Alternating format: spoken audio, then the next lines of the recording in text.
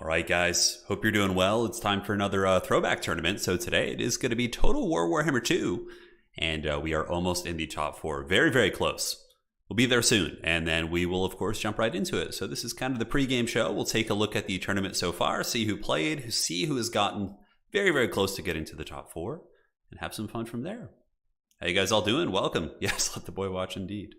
We will let you watch, and it is going to be a good time. So let's go ahead and take a look at the tail of the tape so far.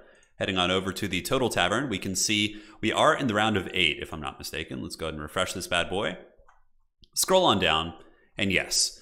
So you have EMS versus Chosen One, Central Scrutinizer versus Alfredino, Papa Palpatine versus Evenstar, and ODM Tretch versus RTK Kiro, I think is how you'd say that. Not sure. Not really good at those type of things, but we try our best. So as soon as one of these matches gets to the top 4, we're going to be starting the casting, and it's very, very close. I think some of these matches have been going on for quite some time, so they should be very close within like 15, 20 minutes or so. So no worries, my friends.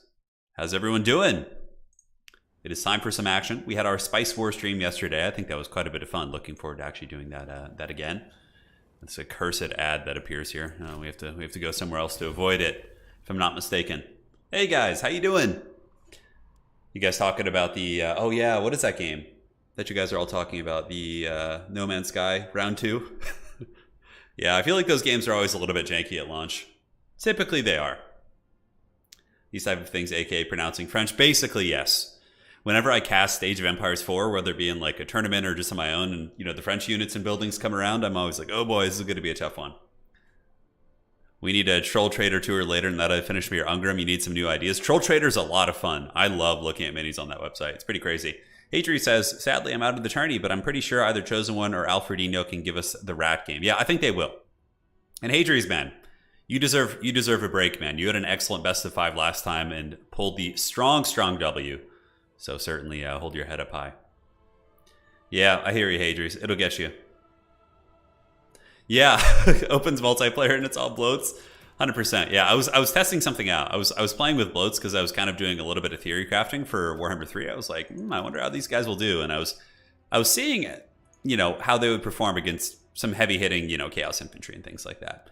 Have you seen the new Starship Troopers RTS? It looks okay, but I only really care about multiplayer. Like, I like playing with my friends. Single player is cool and all, but that's my social life, man. Playing all those multiplayer games. We could talk a little bit about Warhammer 3 while we're kind of chilling here, waiting for the top 4. I think we still have some time. Probably another 15 or 20 minutes or so. Rusty, no worries. We'll get you back. Don't stress it.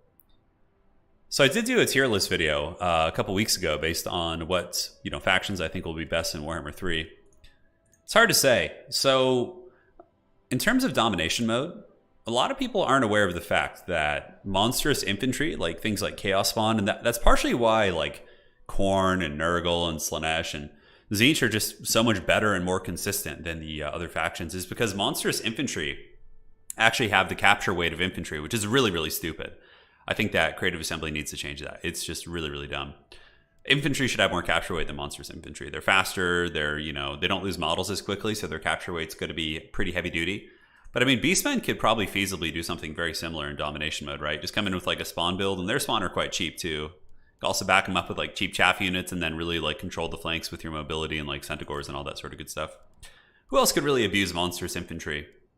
I mean, of course, like people might say like, well, why aren't ogres better? Well, the ogres, monstrous infantry, like aren't these unbreakable hellspawn demons? They can be broken off objectives, so it's a little bit different. Yeah, Tzeentch is very good. Tzeentch is very, very good. Greenskins might be able to do something like that too with trolls, like coming in with like a troll soul build, like river trolls, all the stone trolls, all that kind of stuff. You never know. Capture weight should be based off model count. It's tricky. Like I like the idea of like a footlord, like someone like a Sigvald, like having the capture weight of infantry. I think that's fine. Like, because I like seeing like infantry based characters be rewarded for not having a mount per se, because the mount gives you more utility, being able to bounce between objectives. It's a really tricky thing to bounce for sure. When land battles in ranked is coming, I have no idea what they're going to be doing with land battles in Warhammer 3, but I'll do land battle tournaments too. I'll do both. Domination, I think, is a little bit more user-friendly and easier for new people to get into, for sure. But we'll have to see. Yeah, my concern with Domination is that infantry-based factions, not infantry-based factions, excuse me, but ranged-focused factions are always going to be at a bit of a deficit. I feel like factions like Empire, factions like Dwarves, Vampire Coast. I mean, Coast can play more Brawl, though. Coast can come in with, like, you could bring, like, a Luther Harkin, like, Crabs, and, like, you know, Sirens. So they can go up and brawl on objectives, but I'm just concerned that, like, shooting factions overall are just going to be weaker. Like the Empire and these type of factions. I always feel like it takes longer to take a good player off the objectives while you're being pressured than it does to like get the value that you need to win. Trogdor says, yo, Papa T was watching your last Warhammer 2 stream and Summer Championships, and I gotta say, it seems so small, but the Blood DLC really makes the game. Yeah, no, it is. It is. It really is. But yeah, I don't know. Vampire, like, I think Vampire Coast will have some tools. Like, I can see an opening Vampire Coast build like this. So you just go with like Luther, then you go with a Goose. Like, imagine this. Okay, let's theorycraft a build against Nurgle. So what is your starting build in Domination Mode? Funds, custom, I think it's 9,400. Yeah. So if you're theory crafting a build there, say you go with like a couple deck droppers and the Salt Lord Scuttlers, okay? And this is against Nurgle. And if Nurgle wants to go Air Force against you, so what do you, the cap is what, 6 flying units, I think? Yeah, I'll put on unit caps just to be safe. I'm pretty sure they're the same. And then, yeah, is that going to limit us on flying units? Really? Is it because of missile units? I always thought flying units had a, I guess the cap is 5. I could have sworn it was 6. But you could totally do something like this. Maybe, but you need a bat to kind of protect him. So you open up with that, then you have 3,400 left. And you know, I feel like Depth Guard will actually be really, really good against Nurgle. Like, Depth Guard will absolutely dominate, like, Plague Bearers. They'll dominate pretty much, you know, all the tools that Nurgle has in terms of infantry. It's hard to say. You know, but the thing that's really hopeful about Domination Mode is that Creative Assembly is, like, really, really communicating heavily with folks to implement, like, changes and feedback. Like, I'm very certain, I've been complaining about the comeback mechanic, like, every day, and I'm pretty sure it's gonna be gone. Yeah, so with Coast, you could do something like this, where you have, like, a really cheesy Air Force build. And maybe you need to bring another bombardment bat. Yeah, so like you're just like hammering the Nurgle infantry in the beginning, and they won't really be able to hide from you, right? So as far as your starting army goes, yeah, then you could go like you could even go like double Morngul. Morngul's will most likely have the capture weight of infantry. So their stock, they have high capture weight. It's going to be super strong. So this could be your starting army to go harass Nurgle and like cheese things. You have breath attacks. You have double breath attack from the Gooses. So if they have like a slow Lord, you can take them out. You should be fine against the Air Force here. It's a little bit scary if they go like. If they go with like 4 Furies or something like that, but overall I think it could actually be pretty good. So that's your starting army, and then for your reinforcements you just get like 2 more Morngul's. Sirens are still good, even though Nurgle does have some magic damage. You know, I still think they're fast and they're furious. And like that's the thing though, shooting against any of the demon factions is probably going to be kind of crappy. You could do Lamprey's Revenge. You're going to need some deckhand mobs just to like grab objectives. You could just go for the basic variants. Bombers, maybe. I might just like throw in 1 or 2 deck gunners just to keep it honest. If they have like a really big stationary target. And you're going to need the Scurvy Doggos as well. They're just so strong. So something like this, maybe just 1 Siren. And then we can get like Shade Wraith gunners with a Halberd. Like that feels decent for Coast. That feels decent for Coast. What would my High Elf build be in Domination? I need to know the matchup though. I need to know the matchup. But this would be like the reinforcing army I would maybe bring. I feel like that could be pretty good because Luther and the Goose are going to be able to goon things like super hard. Like pure shooting armies in Domination against the demon factions just feel stupid, I think. Because like they're just going to come in with 4 Furies and Corn Dogs and you're not going to be able to protect your shit. And if you are, you're stuffed in your deployment zone and you're taking very inefficient trades. We'll have to see. I do think that they should get rid of monstrous infantry having the same capture weight as infantry because they're faster, they're more durable usually. Like you should be rewarded for your crappy infantry, I think. Yeah, I also think they should remove the 3-minute timer in the beginning and maybe have it like objectives open up after 1 minute. I feel like 3 minutes is too long. There's just this weird phase of like people not doing anything in a lot of matches. Yeah, we're theory crafting right now while we wait for the next round for people to get to top 4. Now, I wanted to start and just chat with you guys and we can hang tight here. Okay, so yeah, looks like they're not quite in the top 4 yet. We should be there soon. High Elves, now High Elves, if you guys give me a matchup, I can give you like a sample build, but man, High Elves are going to be rough, dude. It's like looking at everything. I mean, you could go with like, I don't know, a Lothern Sea Guard spam could be okay. But I mean, Kislev can already do that. Kislev does that with Kossars, which are cheaper and also become unbreakable, so they're actually more durable than Lothern Seaguard, I think, aside from the silver shields, of course.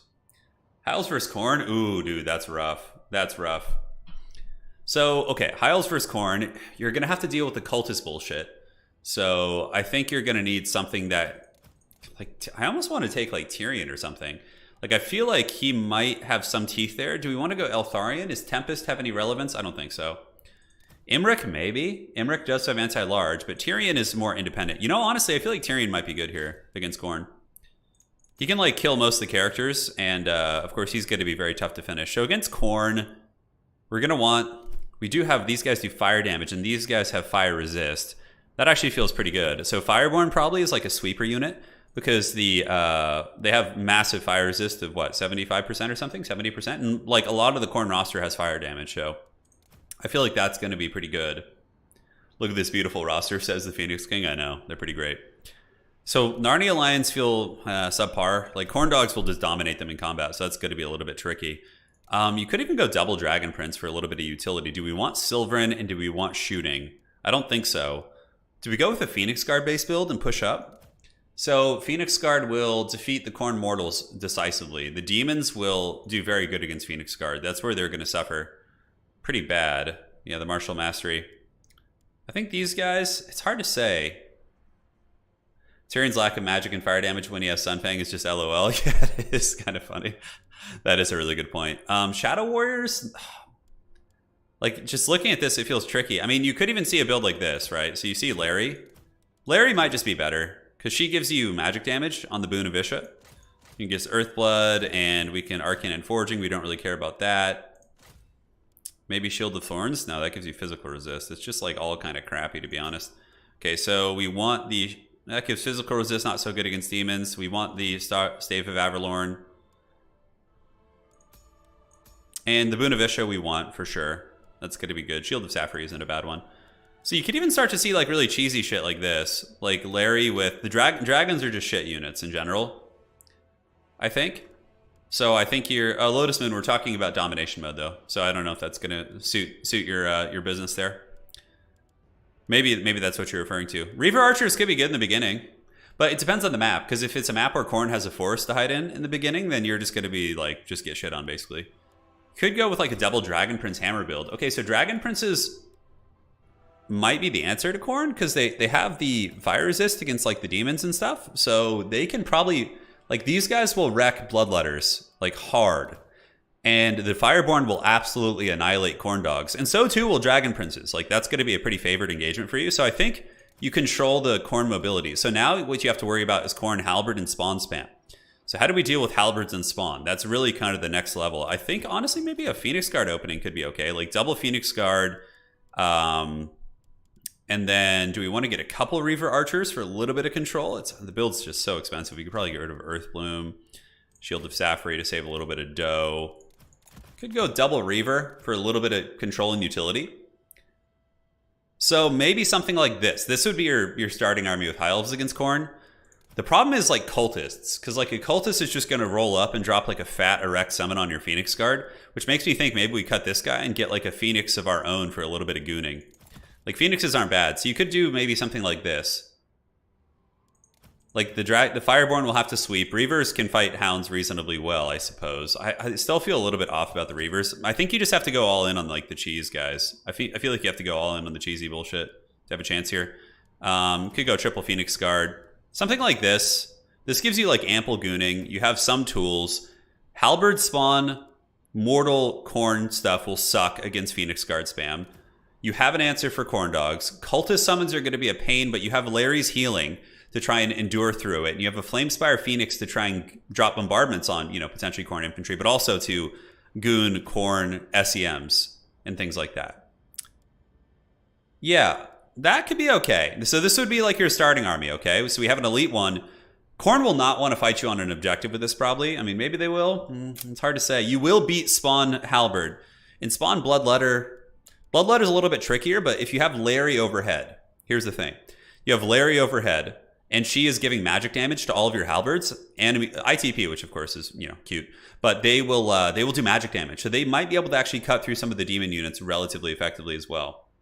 I wouldn't go with sword masters. Yeah, I wouldn't. I think the halberds are better because corn dogs #1 are large and spawn are large too.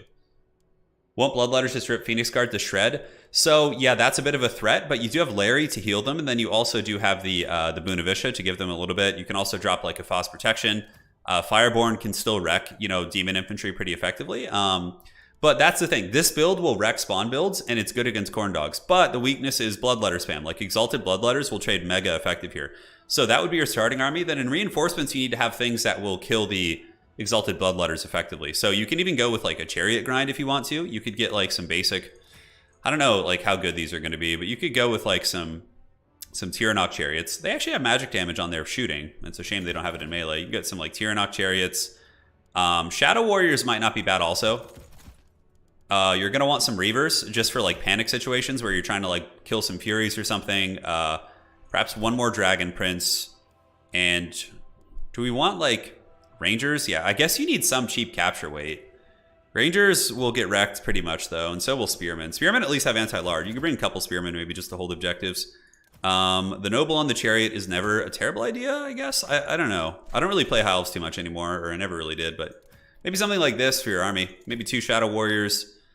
Do we want another gooning piece? We have the Chariots, we have the Reavers. Like, I don't like too much shooting against, like, demon factions. Like, very little minimal shooting. Very minimal. The Shadow Warriors, I mean, Sisters of Avalorn will thump, in theory. Like, they potentially counter. You could come in with 2 of them, but it's just so hard to protect. It's so hard to protect, man. Maybe we need Silver Helms to, like... You just have to kill the Furies. The Chariots will be very useful, though, I suppose. And these are the cheaper ones, so I'm just going for, like, cheapness. So, in terms of, like, anti-infantry, we have the Tyrannok Chariots plus the Noble, okay? That's a lot of anti-infantry that could potentially deal with Bloodletters. We have answers for the Dogs with the Double Dragon Prince plus the Fireborn and the Halberds. Sisters of Avalorn are, in theory, really, really good if you can protect them from Furies and things like that. Well, yeah, so these guys have magic resist, the Silver and Guard, but I would imagine in Warhammer 3 that's going to get changed to spell resist. They've done that with most units. So I don't think the magic resist is actually going to help. It's going to get changed to spell resist, I would imagine. Yeah, so that won't help you against demons. What about Tempest to kill Furies? Yeah, that's kind of the thing. Like, you could maybe go with, like, Eltharion for that reason, but Tempest is kind of janky. And now, like, they can land their Furies as soon as you target them, and then they won't take damage from the Tempest in Warhammer 3. So it's very different. You know what? Oh, you know what actually might be good? Here's the thing. Okay, check it out. So instead of Reavers, you go with double Narnia Lion. Narnia Lions have bonus versus infantry, which will be applied to Furies. So they will rip Furies to shreds. And they have a little bit of utility against Khorne infantry, too, with their AP. That actually seems like it might be a good build. Because as soon as they summon Furies, you can summon in the War Lines of Grace to just cut them to pieces. You can also use your Tyrannok Chariots, which have a bonus versus infantry. Yeah, okay, I kind of like this build, actually. I think it could be worth a shot. You have, like, decent SEM gooning. You have good stopping power. You have good objective holding, too, with the triple Phoenix Guard that we have in the main army. Oh, we can actually even do this. We can, like, build the armies, like, side by side. We can do the reinforcements. Okay, that's actually pretty rad. Yeah, see, this is like, Narnia Lions will tear apart Furies very quickly. Very, very quickly. 100%. Hold on, guys. Let me check on the tournament. Make sure there's no drama. All right. Perfect. And I think we are not quite in the top 4 yet. Okay, somebody made it to top 4, but they need their opponent. So we got a little bit more time to just kind of theory craft. I didn't want to keep you guys waiting until like 1 p.m., so we're here. We're theory crafting. So let's see what we want to do for other. So what are some other matchups that you guys want to see? I'll actually put it to a vote. We can do a poll here while we're waiting for the matches to start. So we can do Empire versus Nurgle. We can do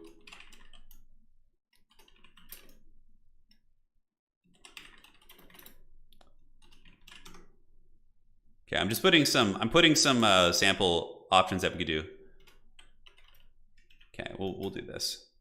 It's hard to theory craft because obviously there's going to be new stuff coming, down the road, so it's tricky. Empire, you guys want Empire versus each? Okay, we could do that, actually. Seems like a lot of you guys want to see some Empire theory crafting. So for Empire, let's grab you guys and let's grab you guys. Perfect. Do you think Imrit can beat Skarbrand? No, it's hard to say. Skarbrand hits really hard. Empire versus Cathay, that's, I don't think that's super exciting. Yeah, that's just going to be like Empire versus Dwarves, basically, with slight variance. So we're going to do Empire versus Tzeentch. So Tzeentch has really good gooning, so you're probably going to want like a Volkmar the Grim type character. He can clear out Forsaken, he can clear out blues and pinks, and he also has missile resist and regeneration. I think that's a Volkmar game. I honestly think Franz is going to be better against Khorne. He's going to be better against like a lot of the different options, but this is Volkmar. This is... So yeah, we have our starting build and we have our side build for Domination Mode, okay? So if we're playing against Tzeentch, in terms of magic, what do we want to bring? Casters are very vulnerable. They can get gooned super easily, so we have to be careful with that. We'll get to the bottom of it. First, I think we go with an infantry wall with Sigmar Sons. Spearmen with shields, we'll get wrecked by most of the demons, but in general, they'll be pretty good. Against like the spawn, and they're also shielded against some of the Tzeentchian shooting as well. So Huntsman I think will be very good here. I think we can go with like a triple Huntsman opening. Huntsman will wreck spawn. They're really quite good against like most of the squishy demons, I would imagine, as well. They'll struggle a little bit against armor. Like the weakness of this build so far is armor, okay? So now we need Knights of the Blazing Sun. So Knights of the Blazing Sun will peel Furies, protect the Huntsman, and Knights of the Blazing Sun will annihilate Forsaken. Like, Forsaken have armor, but it doesn't matter. Their melee defense is super low, and a full shock charge with the charge bonus of 78 will get the job done. So now we need to decide on a caster. Casters are tricky here. Maybe a Light Wizard actually would be good on horseback. We cut this, and we just get, like, these two spells. So we want to get Nets and maybe Shem's Burning Gaze. Or do we want Foss Protection? Probably not. Barona's Time Warp isn't bad either, but these two spells I think are the direction I would probably go. You can go with double Huntsman in the beginning, just get like a Spearman as well. Okay. So we have this. We can chevron up this bad boy. This is our opening build against Tzeentch. We push up. Huntsman will focus the spawn down. We control the flanks with the Knights of the Blazing Sun. Volkmar the Grim just disrupts, rolls through the formation. Beastcaster on a Griffin? No, that's a little bit ambitious. It's a little bit ambitious, I think. But the Netcaster is great because you can net down like a Flying Lord, and if they screw up, you can hammer them with the Huntsman. But then, guys, we go to the rest of the build, and let's assume this is Battle for Itza. We have Sterling's Revenge, or Silver Bullets. And then we get 2 Free Company Militia. Now, Free Company Militia actually won't trade terribly against cheap demon infantry, but a lot of things people aren't really taking into account for the Empire is the fact that Free Company Militia have Vanguard deployment. So they can get up on the points really quickly. And they have good capture weight, right? So you sneak up with Free Company Militia. So you have Silver Bullets here. Then you're going to want some Unbreakable support. You're going to want probably like 2 Flagellants, I think would be good. You're going to want Grenade Launchers. Grenade Launchers are going to be one of the best units, I think, for Empire. So good. I would even consider maybe 2. The only reason why 1 against Tzeentch is because Tzeentch has shooting and they can repel them pretty well. Now, I think 1 artillery piece is warranted. Once you're able to secure the battlefield a little bit, we want a Hellblaster Volley Gun. Pistoliers are a really good counter against Furies. They can shoot them out of the sky, and they can also give you some utility around the map and everything like that, right? So a single Hellblaster Volley Gun is just kind of an insurance piece there. Demogryph Knight's not really great, I don't think. Another Knight of the Blazing Sun, I think, is an excellent choice. They feel like they're good against like the entire roster, right? So the one weakness we still have with this build is armor piercing. We can mix in, because Forsaken and like things like that will probably not be great against greatswords. So we just whip out 2 greatswords here, and I think we're good. So check it out. We got greatswords, get Knights of the Blazing Sun. We have Free Company for the objective. Silver Bullets will give us armor piercing. Grenade Launchers can kill armor. Hellblaster Volley Gun. Triple Pistoliers to rotate around and control the map a little bit. I don't know. I think Free Company Militia would maybe lose to Blues in combat because the Blues might get a volley off first. It'd be close.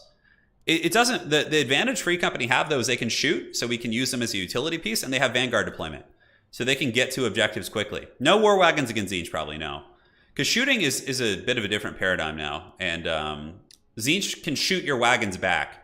Like, War Wagons would have more a place against slower factions, I think. Would a Steam Tank be good against Big Bird? Now. Against the Big Bird, you net him down with a Light Wizard. You can shoot him with Huntsman if need be, or you can summon in silver bullets to shoot him. You have pistoliers to shoot him. You have a lot of ways to deal with the chicken. And I think the netcaster is just so valuable for like locking people into getting charged. Shem's Burning Gaze is the one thing I'm kind of on the fence about. I'm like, do we go with this? Or do we want to go with some other magic? I mean, we could go with a Barona's Time Warp to get like huge shock value. Could go for like a Banishment for some objective clearing. Halberds are a little bit vulnerable. So the thing is, Marine Carmine, why I would not bring Halberds against Tzeentch is because they have low armor and they have no shields. So Tzeentch will probably just see a Halberd and they'll just target it with the blues or pinks and it's going to die in like 2 seconds. At least the shielded spearmen have shields and they're cheaper. Yes, you missed out on armor piercing, but typically Tzeentch's armor is what? Forsaken? Yeah, it's Forsaken basically. So if they come in with Forsaken, you have Knights of the Blazing Sun, which can wreck them. You have silver bullets, you have great swords in reserve. Great swords do beat Forsaken head to head, at least in this game. And yeah, you can grenade launch them on the back as well. Sterling's Revenge, you could totally mix them in. Like, Sterling's Revenge are a really good unit. And they also give you more armor piercing. So you could totally, like, throw them in here. And then you would just have to, like, maybe cut one of the Pistoliers or something like that. And then, like, adjust the money elsewhere. We're waiting for the top 4 right now. This is like the pregame show right now. So we're just hanging out. It'll be starting very soon. Yeah, we have one player in the top 4. I don't know who this is. EMS? He just defeated Chosen One. Who is this player? Who is this mystery man? Is it a mighty Smurf who's hiding from us? Anyways, yeah. So that feels pretty good in terms of that matchup. I love theory crafting. It's really fun. Doom Knights are somewhat problematic here, but like I'm not too concerned about it. Like Doom Knights, I think you could just shoot with Sterling's Revenge, silver bullets. You could even switch your lord if you want to. Like you could go for like a Franz, right? Or you could do something funny like this against Tzeentch. Go for like Marcus and get like all the sniping abilities and then give Tzeentch like a taste of his own medicine. You get Marcus. Let's cut the chevrons down. And then obviously in Domination we don't have the same restrictions you do in land battle, so you could go for like a net cheese build. You could give Tzeentch a taste of their own cheese. Get like a blasting scroll. So you have 2 nets, right? So you net him down and you just give him the dirty. And then in the starting army, you could start with silver bullets like in reserve, right? So like if the Tzeentch player screws up for even a second, they're just straight dead here. Like, that chicken comes close to your army, Marcus nets, you snipe the shit out of him with your huntsman, your silver bullets, and then as soon as that net's about to wear off, you net him again. Like, Empire has a very diverse playstyle for sure. Chosen One! Yeah, Chosen One did lose, unfortunately. He did. Well, you know, I don't know who the other guy is, but I'm sure he's great. So, yeah. Like, I think that could be pretty good. So somebody says Weston wants to see Vampire Counts versus Khorne. So I think Vampire Counts are going to be the strongest faction of the game, like hands down. So let's do Vampire Counts here. So starting army for Vampire Counts. This is going to be the meta. You guys ready for this? You heard it here first. The Boomer Lord Turin. He's still got some tricks up his sleeve.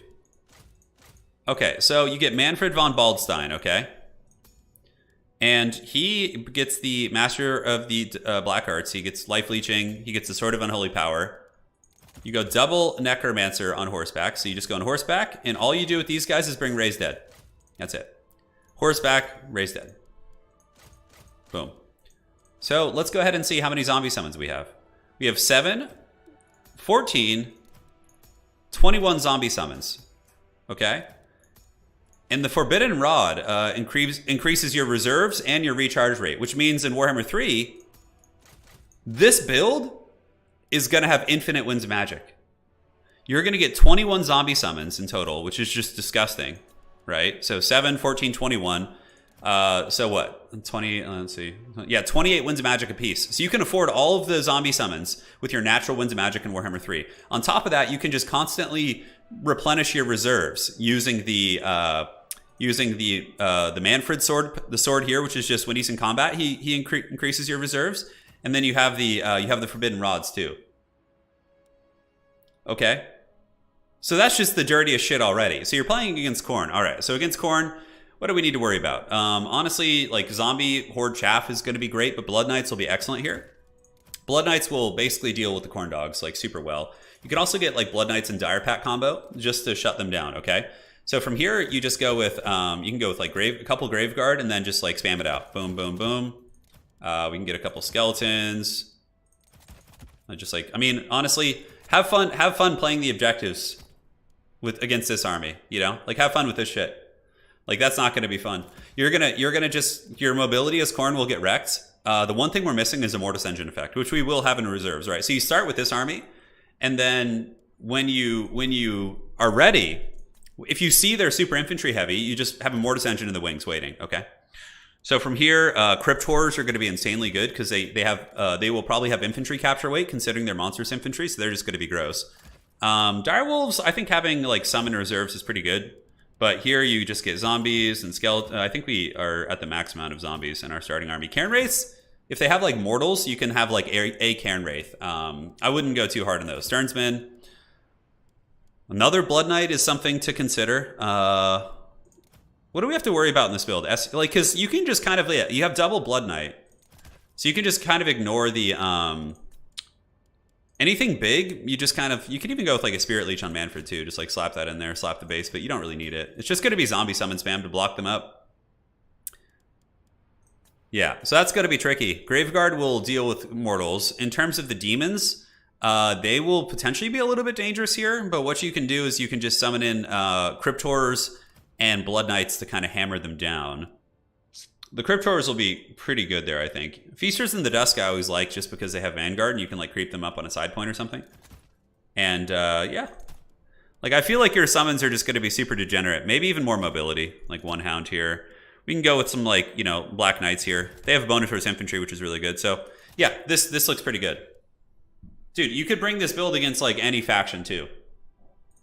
Like this is going to be good against everyone. Nurgle, great. Tzeentch, I'd maybe switch it up a little bit against Tzeentch, but this, I was actually going to make a video on this, like this power combo. I'm letting all my secrets out, my schemes. I don't like playing Vampire Count, so you guys can have this one. But it's basically double Necromancer on horse. You have 21 zombie summons. You can literally just fly over to their spawn zone and summon 3 zombies on their face right away. Like as soon as the objectives open up, you're just like blocking them everywhere. The tournament's starting in probably like 10 minutes, I would say. Yeah, 10 minutes, Clover. The Mortis Engine's in the second army. So we have a Mortis Engine in reserves. That would probably be your first summon you bring in. Vargheists for the air. Like, what do you need to worry about in the Air Force? Like, you don't need to control the skies. Manfred is going to be... Manfred would want to be on a Hellsteed, so you would want to change your army up a little bit. Yeah, like, Furies are pretty crap against you. Like, they might be able to kill your zombies and skeletons and stuff, but... Yeah, you got mobility to deal with them. Black Knights will kill them. Mortis Engine, Crypt Horrors, whatever. Yeah. Interested in Tomb Kings? Lizardmen versus Khorne. Well, we talked about Khorne a little bit. We talked about Khorne. Let's do a Tomb Kings build. So Tomb Kings against... I'll put it to a poll so you guys can vote on what you want to theorycraft on. Like, Khorne might be able to beat that for sure. I just think it'll be very strong. So Tomb Kings versus Nurgle or... So Ogres, Khorne, Nurgle, or... Yeah, I guess Living Catharon is fun to theorycraft, I don't think.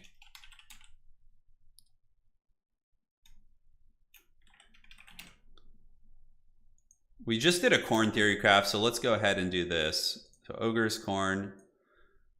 Yeah, Blood Knights are going to be super good there, though. Can you see? Norska is probably going to be like the least played faction, I bet, unless they get some sort of a magical update. I'm super excited for the Immortal Empires. I just want to play Empire versus everyone. Ogres, Tzeentch. All right, you guys can vote on this. Yeah, we are almost in the top 4, so let me go ahead and update one of the scorecards.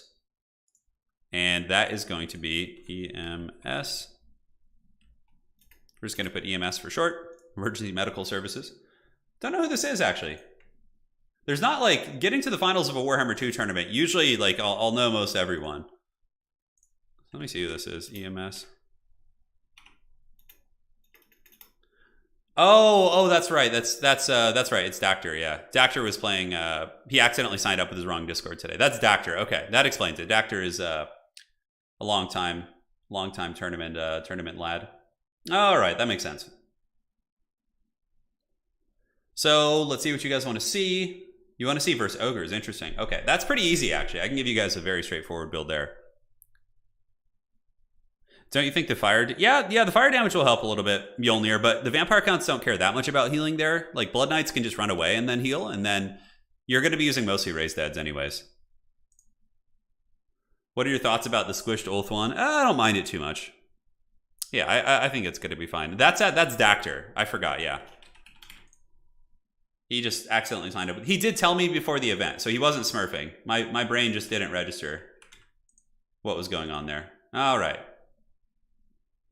So you guys want to see ogres. So, okay, Tzeentch versus, or excuse me, these guys versus ogres. So a little bit of a tricksy hobbit. Ark in the Black is just always good. So I'd probably go with Arkin on horseback. And for spells, I'd go Doom and Darkness to break them off objectives and Aspect of the Dread Knight. Would probably be my kit. Go with his 2 items. That's your lord. Now, for your main army, Tomb Guard with halberds are going to be reasonably good. Tomb Guard in general will be very scary, but against the Chungus Kingdoms, I think they'll be very good. So I would honestly open something like this. Okay. For the starting army, you can even cut down a little bit and just get like cheap spear units to make your starting army a little bit more potent. So aside from that, you have Saber Tusks, which will threaten your flanks. Nehekar Horsemen are going to be excellent at clearing out Noblars. Like, excellent.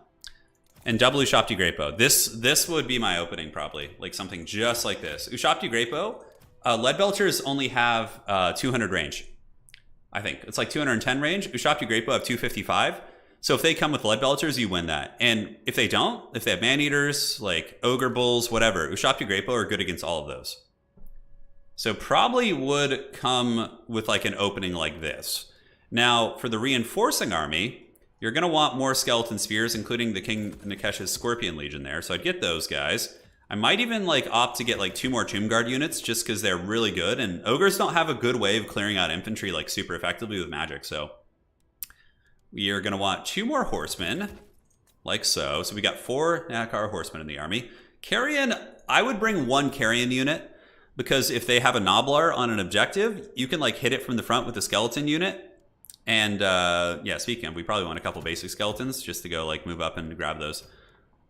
Perfect. So that looks like a pretty good little army for me here. I don't think you need more Ushapti Greatbows. You could get a Sneaky Snake. You could bring Eye of the Desert. Because if they come in with like a Stonehorn, you're going to have a little bit of it. Yeah, there's a caster in this build because we have Ark in the Black. We're doing Domination Theory Crafting right now. Yeah. So killing Noblars fast, Nehekar Horseman can do that pretty well. Plus, we can also use Ark in the Black. We can even put Arkin in his chariot. And then we could just cut some of the lore passive stuff. Yeah, that's fine. All right, we're going to have to just get rid of the chevrons. Get rid of one of the skeleton spears, I guess. Oh, wrong way. All right, and no problem. So we could do something like this, I guess. Cut you, and then we could start with the Scorpion Legion in the starting army. Yeah, that seems pretty good. And cut them from this pool here. So Arkin's on the chariot. He can kill Noblars. We have the double horseman. We have the double Ushapti Greatbow. The weakness is Noblar killing power. Like, we don't have a ton of great tools for killing Noblars, but we shielded Tomb Guard and Nehekar Horseman for sure can.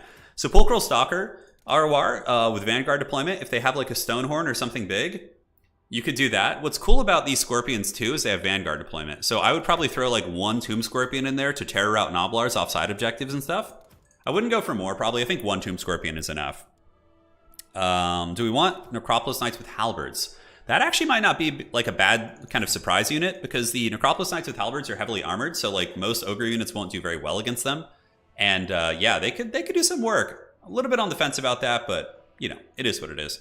Do we want any chariots? I don't think so. I think we just basically go for Tomb Prince, Necrotect. We might need a little bit of shooting, actually. So we got our force here. We have our Tomb Guard Legion. Yeah, we have the Horsemen. Maybe cut 1 spear unit, and then we could get like 2 skeleton archers. I would just have to find a way to cut that cost, or save that cost somewhere here. Yeah, the basic skeletons. Yeah, that's not enough. This is always the tricky part when you get into this conundrum here. Yeah, just got the Carrion, whatever. Carrion are kind of shit anyways.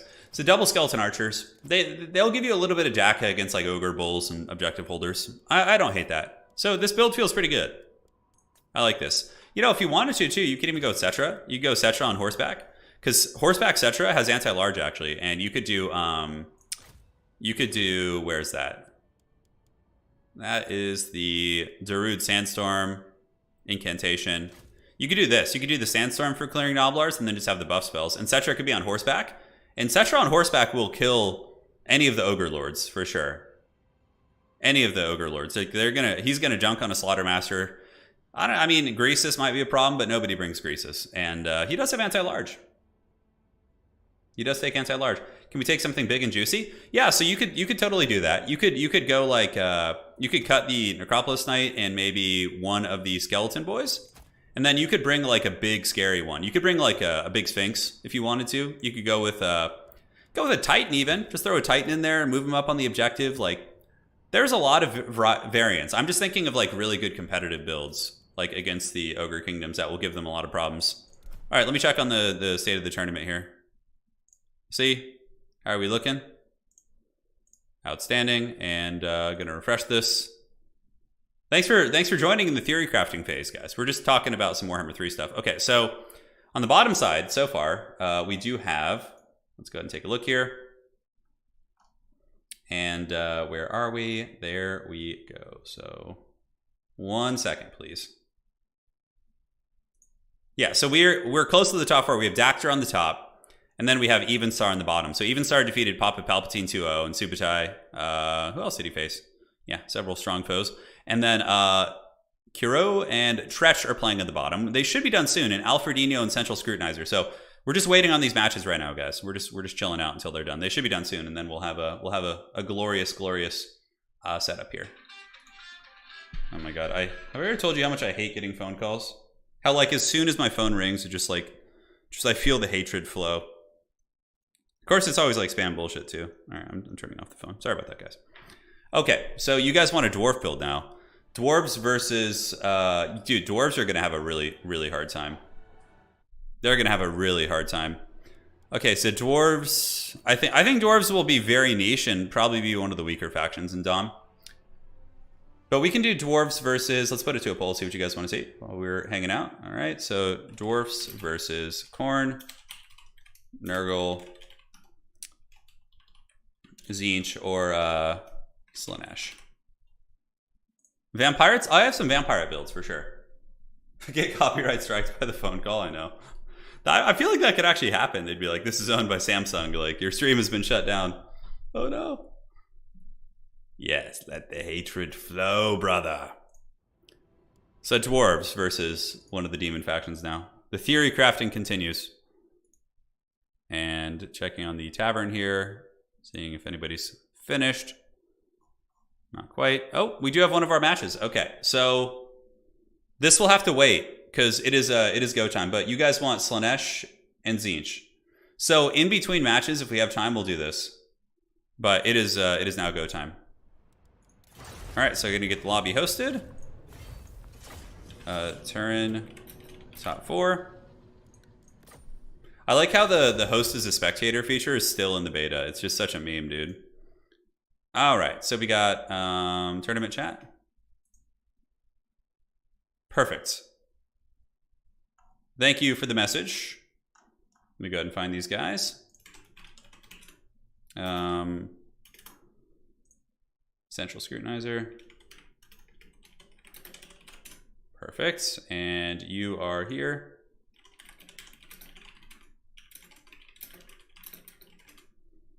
And great. So they'll be joining in just a second. So I believe it's going to be Central Scrutinizer versus Dactyr on our first top 4. And Central Scrutinizer. Perfect. We are all set. Oh my god, look how powerful his name is. Jeez, I'm gonna have to like shrink that bad boy down to the ant size so we can all see it. Hey Drees, that's pretty funny, dude. It's the Morbin time memes will flow for sure. They will happen. So I think what better way to kick off our Warhammer 2 tournament than the Pillar of Bone. So I'm gonna give them the maps right now. Just give them all the details. Pillar of Bone, Oak and Hammer, and Swamp Marshes. What the hell is that map called? Like something marshes. I used to have like literally every map memorized here, but the times are changing. And River Amazon, a classic map. Please let me know your picks and bans. Outstanding. So we got the maps there. Got the maps here. And they are ready to party. So Pillar of Bone is going to be the first map. Welcome to the Bone Zone, ladies and gentlemen. It is time. The chat DLC, unfortunately, is not here, so the players just cannot communicate, which would be super useful if I could actually see that. But, you know, that's why we can't have nice things. So, Dactyr versus Central Scrutinizer. I think I spelled it right. There's a lot of stuff going on there. And perfect. So we'll see what the picks and ban are going to be. As usual, of course, we do have our little pick and ban interface, so you guys are going to be able to see all that goodness. And we'll see what they do. Perfect.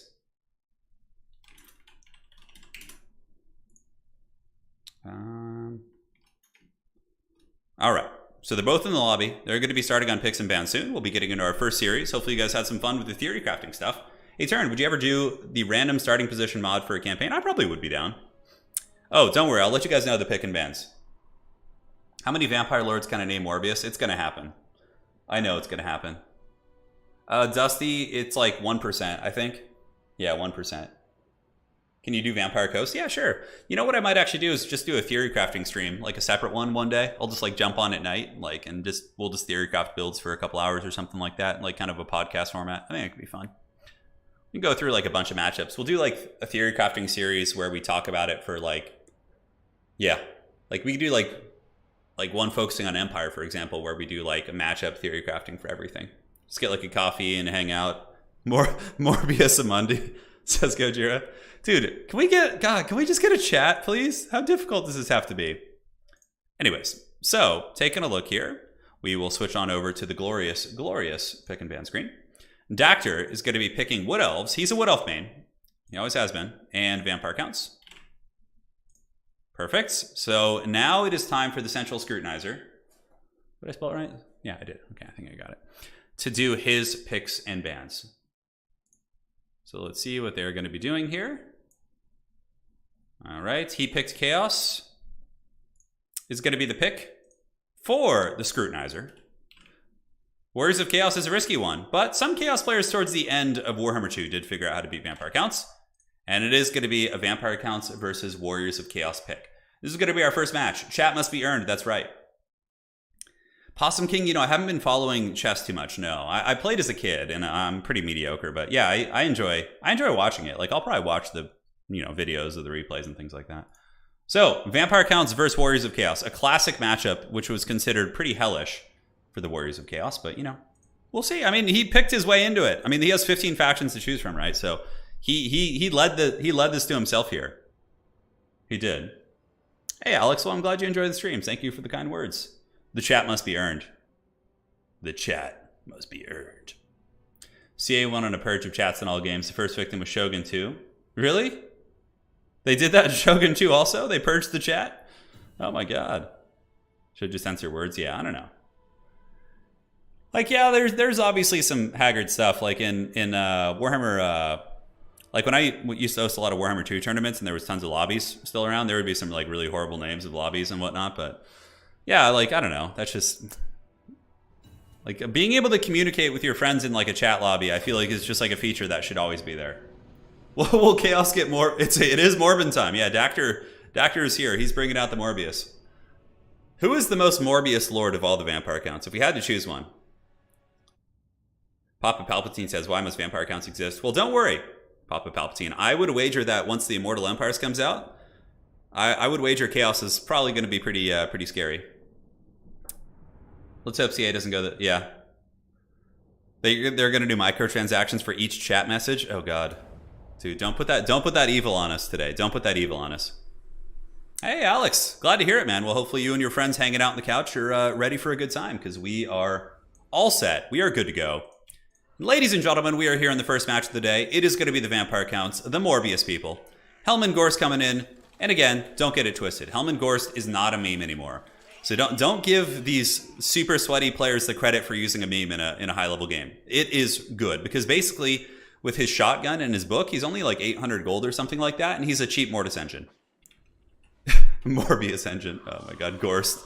Yeah, so Gorst is not a meme. And then there's going to be a Necromancer on the cart who has Raised Dead and all the other goodies. Double Vargulf, Black Knights. Black Knights are pretty good against Chaos. They can, you know, run down Marauders and, you know, rear charge infantry and have a good mass. they bring some utility to the battlefield for sure. The rest of the front line is going to be Graveguard Great Weapons, very cost effective in general. A good unbreakable unit with a bonus for his infantry. And that is it. Now, looking at the armies here of the Central Scrutinizer, he's got Chaos Marauder Great Weapons, basic Chaos Marauders, Sigvald the Magnificent. Okay. Sigvald's pretty cool here, man. I mean, he is super hard to kill, and he is extra fabulous. We do also have a Chaos Sorcerer of Fire. So the Chaos Sorcerer of Fire is going to be casting the OP Burning Head. So this is ancient history, when the Burning Heads are still very good and very powerful indeed. So that's a very interesting build. I mean, he's got like the one spawn. There is a Mortis Engine, though. I mean, like, Helman Gorst could counter a lot of this army on his own.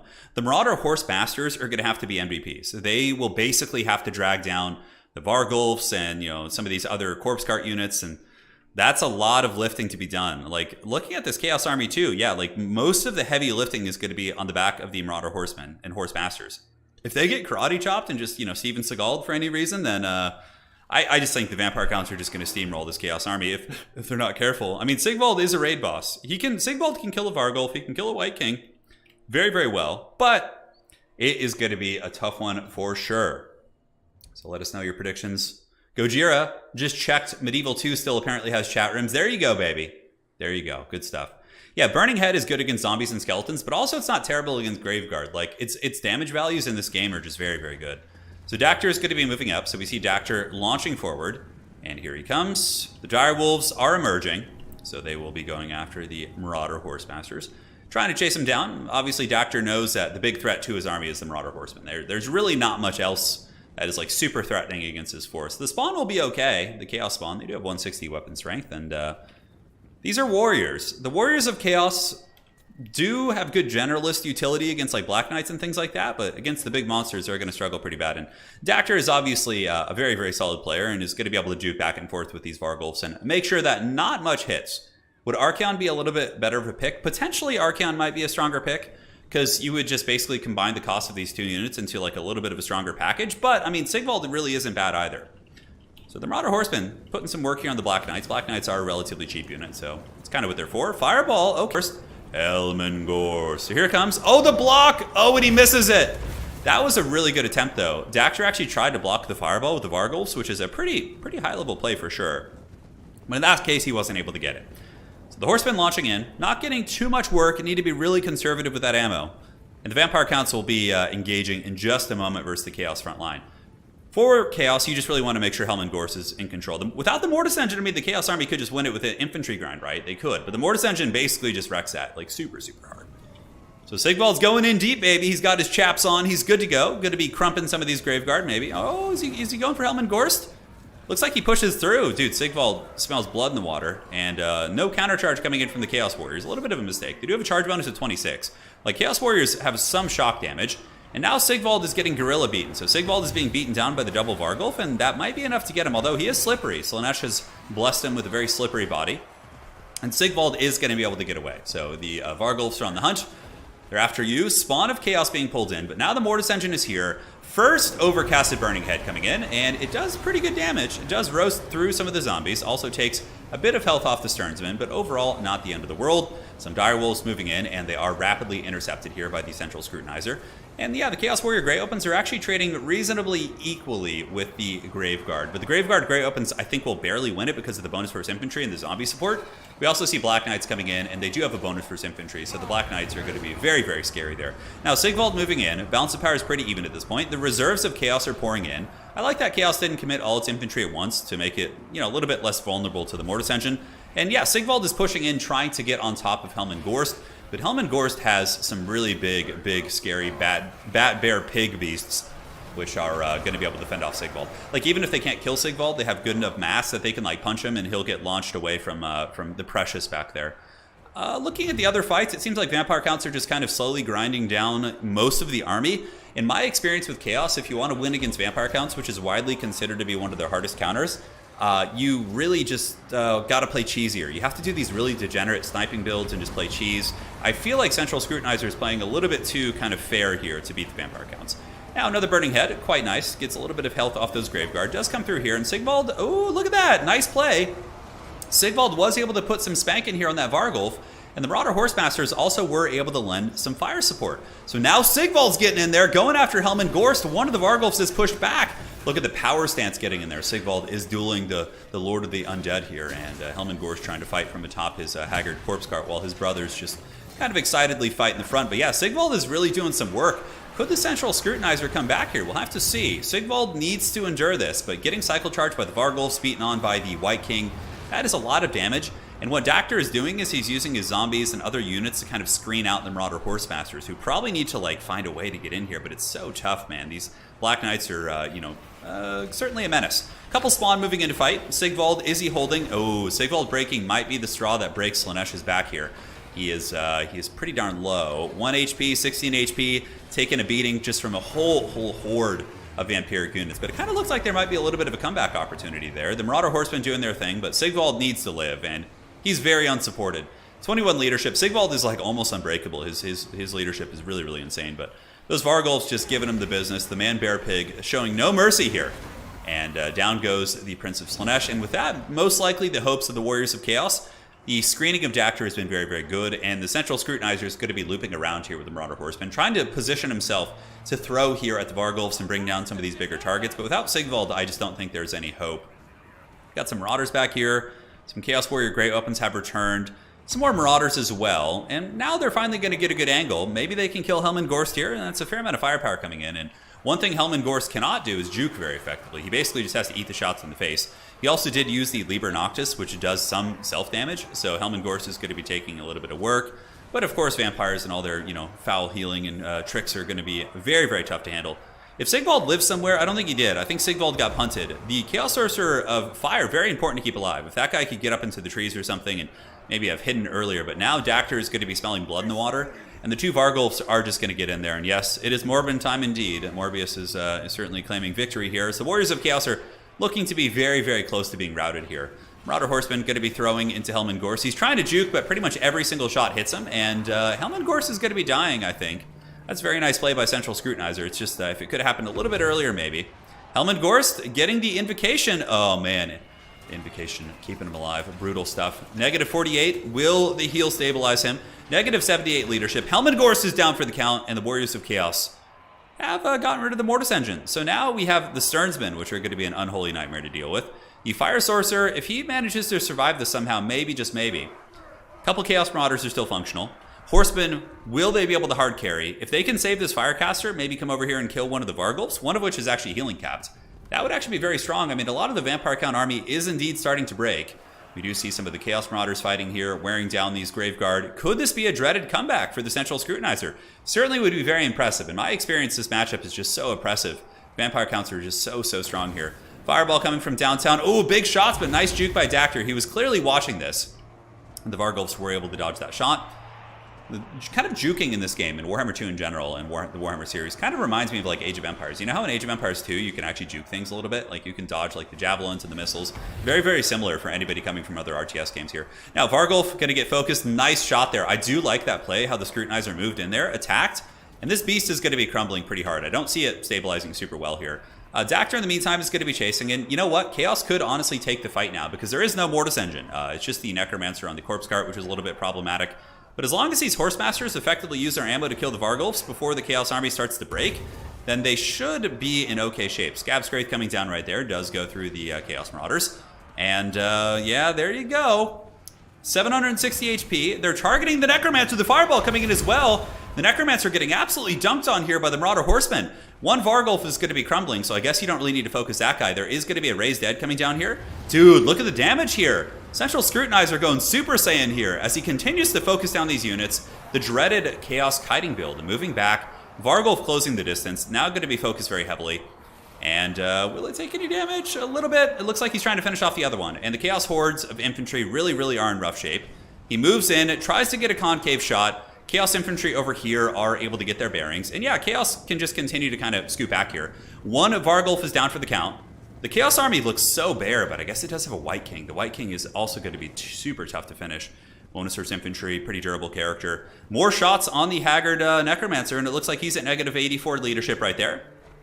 And down he goes. So now it's just the other Vargulf versus the world.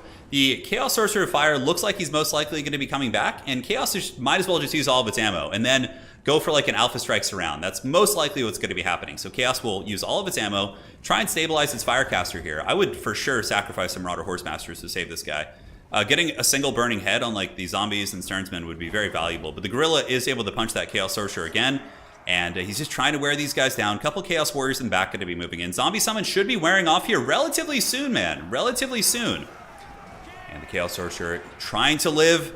It looks like he was close to stabilizing. You got to be careful about getting too close to the edge of the map with the Chaos Army because the terror routes could be very strong. You can see the terror route coming in from the Horsemen here. And that Vargulf is so low. It is so incredibly low. The Graveguard here intercepted by these zombie summons, which will be disappearing in a couple seconds.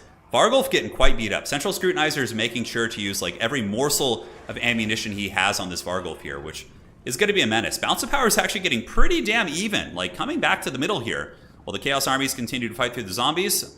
Oh, that's right. They have the second tier of degeneration there. Nice volleys with the last of these shots here.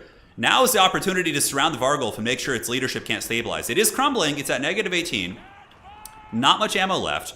Looks like there's a couple shots right there. The Chaos Warriors are hunting down the Undead, and the Marauders pushing it.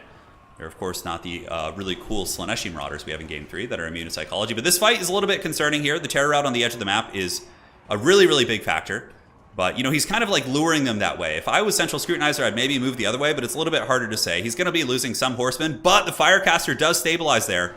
Horsemen move in. They pin in the Sternsmen here, and some of the Marauder Horsemen do come back, and it looks like they had a little bit of ammo left somehow. I'm not really sure. These guys got to get terrified off the back of the map, which is very, very unfortunate that he ended up fighting over here. So, but, you know, it's part of the game. You got to kind of be cognizant of that. He could have lured, you know, the vampires the other direction. And in this case, he's going to want to make sure to keep these horsemen for cycle charging. The Vargulf here is starting to crumble, but the terror routes have just been so impactful. If that Vargulf were to crumble down, it would just make the world of difference. So some Marauders do break here. Chaos Sorcerer is coming back. If that Sorcerer can get like a single fireball, that might win the game for the Warriors of Chaos. It might just do it. So he's at -2 leadership, crumbling down. Fire Sorcerer's back. Fireball coming. Oh, but there's a giant rock here. Oh, man. Does Dactyr see this? The fireball might be able to come in and... Oh, it's going after the White King. Interesting. It hits the White King there, but I really thought he would go after the Vargulf. Nice rear charge into the Sternsmen there. 10 leadership. Keeping these Marauder Horsemen on the battlefield is going to be super important here. The terror routes, of course, very, very scary. But... pulling back the Marauder Horsemen before they get terror routed is going to be mega, mega big. Unfortunately, the Firecaster does shatter for Chaos, which is going to be incredibly unfortunate. Chaos Warriors here are exhausted, and Marauder Horsemen are going to continue cycle charging. I think it's a little bit too much that the Vampires have left. I think that the White King and the Sternsmen and the Vargulf is just too much durability. I mean, their core of units are just so tattered here. And wavering Marauder Horsemen, terror route coming in. A little bit of damage, but the Vargulf is stabilized, and that bad boy is healing right now. Crazy attempted to come back. Yeah, Sternsmen are just so hard to kill, guys. 2,000 HP. The Sternsmen might have been able to solo all that on their own. But really good attempted to come back there. That was a great game. Would the game have been different without the units routing off the edge of the map? Maybe. I don't think so. I still think Vampires would have had that in the bag. It certainly hurts, but in the end, Dactyr is going to be claiming victory here in the first game. So GG, well played. Great match. Sigvald with decent value. Horsemen, really big. And just like we talked about in the beginning, guys, we talked about how important the Marauder Horsemen would be. They were really the only thing that was good against this Vampire army. Sigvald did okay, but he kind of got his butt kicked. He had a rough run there. Yeah, and the Vampires, obviously, you know, classic Vampire stuff. Vargulf's really good. Mortis Engine, you know, always a pretty big threat. And yeah, GG, well played. That was a great match. So let us go ahead and go to the Oakenhammer, I believe, which is what I have as the next map. All right.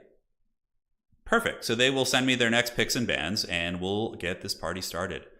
So taking a look at the tavern, let us see if we have our finalists on the bottom side. We do not yet. We do not indeed. The Central Scrutinizer looking to come back here. He kind of picked himself into a bit of a tough situation there in the beginning. That is for sure. Hey, Bubba's Big Blast. Dude, you've been a member for 34 months, dude. That is almost 3 years. It was an amazing game, but you can't unhorse the Gorst, baby. Well, Gorst did get taken out, to be completely fair, though. I don't know. I think I would have liked Archaon better. Yeah, because Archaon would have been able to get away, like, after he got caught. Yeah, Archaon might have been better. He's pretty solid, man. He's pretty solid. I thought the Vamps were going to win it easily, but Central Scrutinizer went pretty Super Saiyan there. All right, so going on over to the picks and ban screen. Let's take a look. Let's clear up these, update the score. Central Scrutinizer is going to go Empire and Tomb Kings. Hell yeah, man after my own heart. Those are two of my favorite factions to play. He's playing two Empires, essentially. An old Empire and a newer one. Yes, perfect. So now we need to see what the Dactyr is going to be doing in response. It's his best of 3. And apologies, we don't have the maps in the pool here on this tool. Because, you know, we're playing on game 2. It's designed for game 3. But if you guys haven't seen this little pick and ban feature, like, we're going to have the maps implemented, right? So eventually we'll be able to kind of do stuff like this where you can see like all the maps that are being picked, which is pretty neat. All right. Dactyr, what will his response be? Wood Elves, maybe? Is he going to go Wood Elves? I bet you he's going to go Wood Elves. Wood Elves are pretty good against Empire. It's actually, that's not true. Empire's good against Wood Elves. Yeah, I was thinking of a really old meta. Although I would say really, really hardcore Wood Elf mains can do fine there. With, you know, the really, really nasty stuff. Let's see. High Elves. Oh my god, you guys are getting a High Elf pick. The question has been answered. Dude, I can't believe it's happening. Is this real life or is this just fantasy? Caught in a landslide. All right, so High Elves are the pick. And now it will be either Empire or Tomb Kings. Which, Empire versus High Elves is like a dead even matchup. And Tomb Kings versus High Elves, I don't really know. I feel like maybe High Elves might actually have a good time there. Because they have Burning Head and they have like Phoenixes and all this like gooning that they can do. And yeah, I don't know. We'll have to see. Dude, High Elves are coming, man. Can you believe it? Can you dig it? Hey, we got a new member. Thank you, thank you. I said we have a new member. I don't see where it is, but thank you. Whoever just became a member, thank you. It didn't appear in my feed. I don't know why that is. Let me scroll up here. Thank you so much. Dude, High Elves, it's time. In the grand finals of a very competitive tournament, we have the number 1 and 2 players from Warhammer 2 World Championship playing in today's tournament. One of them was eliminated, but Evenstar is still here. I think he's on the bottom side. And it looks like it's going to be Empire, I think, based on what I'm seeing. So hang tight for a second. He's sitting on the Empire. I think that's what it's going to be. So Scrutinizer maybe just kind of exploring his options a little bit, which is fine. The call has been answered. Yes, it has, Goji. Yes, it has, my friend. The legends were true. They were. Yeah, they were true. Time for Narnia and Pigeons. I don't know what you... Yeah, it depends on the matchup. Like, Bolt Throwers would probably be pretty common against Empire. I'm hoping for some Karl Franz. Karl Franz is just the coolest character in Warhammer Fantasy, dude. He's just so rad. The thumbnail was prophetic. That's right.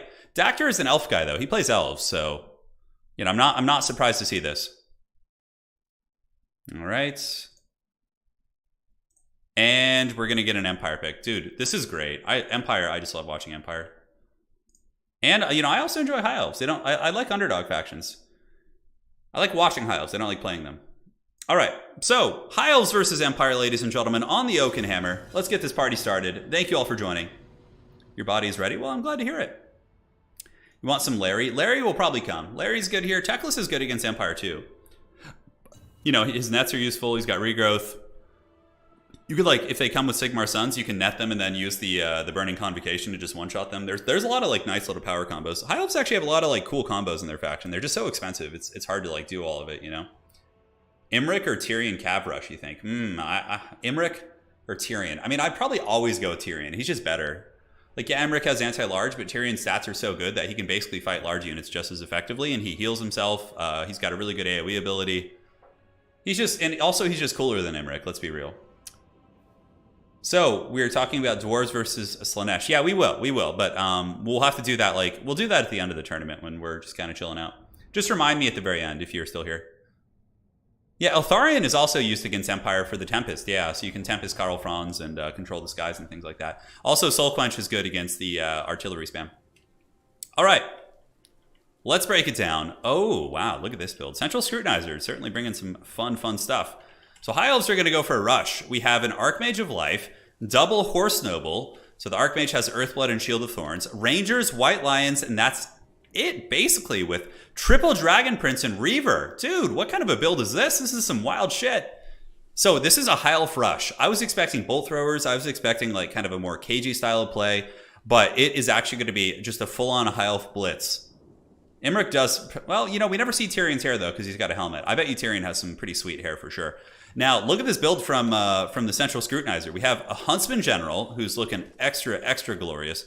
Dude, I love the Empire aesthetic, dude. They're so cool looking. And it's going to be Mass Huntsman or these basic archers? Yeah, Huntsman, decent utility here, not like amazing. They will do okay against some of the cav, but there's a lot of armor. So, State Troopers, Spearmen, Sigmar Sons, you know, just the usual chaff probably. Yeah, it's just Swordsmen, actually. A single Hammer of the Witches, which is hands down going to be the most valuable asset. Shadowcaster with Pendulum, Enfeebling Foe. Empire Knights into the Sunset, Silver Bullets, and Huntsman General. Okay. The one thing this build might struggle with is dealing with all the armor, like the White Lions and the Dragon Princes. The Hammer of the Witches is here for it. Huntsman General can do some work. Pendulums will also be very nice, but really, that is a lot of armor, man. A very aggressive High Elf build. That one is going to be going deep.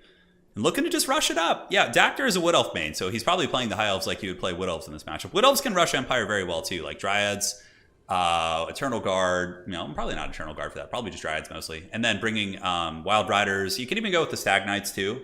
They have a ton of AP, and they can really wreck some of the Empire heavy cav and whatnot. So, should be fun. Should be fun indeed. So, once again, thank you guys all for joining. It's time to party. And let us know in chat, who do you guys want to win? Rooting for the Empire, rooting for the Sons of Sigmar, or are you looking to see a High Elf victory? A rare sighting indeed. So this is the this is actually the paint scheme I have for my tabletop army. The red and white. Pretty easy one to do.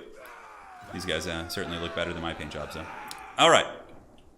So what's it going to be? Volkmar would be super good here. But the only issue with Volkmar is that Dactyr came relatively prepared. Dactyr did bring the double noble, so there's going to be 2 nobles here, right? And those 2 nobles will be able to get those big old shanks for sure. Hammer of the Witches, going straight up Rob Zombie in this battle. Going to be hammering in, and immediately 4 Dragon Princes are taken down. Pretty rough losses, but not the end of the world. I would imagine the Hammer of the Witches will probably start shooting into some of the nobles here. Look at the Huntsman General. Oh, I like this. Huntsman General popping out with his anti-large, going after the Archmage of Life. Not a bad idea. Just sit on the Archmage of Life the whole game and see if Dactyr is going to be juking. Nice shot right there. Archmage does get hit, and more Dragon Princes do fall to the Hammer of the Witches, which does have 450 range and also does do magic damage. So it can surpass the physical resist of the Dragon Princes, certainly quite helpful. Does not do fire damage, so not going to be worrying too much about that. But the High Elves will buckle the State Troop front line. I mean, the Empire Knights will help a lot. Empire Knights will do pretty good damage against Rangers. Rangers have light armor, and even though Empire Knights aren't like amazing shot cav, they still have a charge bonus of almost 50. So the Huntsman shooting in the back, State Troopers getting ready as the Knights of Sigmar do lance through. It looks like there's going to be a little Earthblood going down. I don't know what he did with that charge. It looks like a little bit of a lapse there in his micro.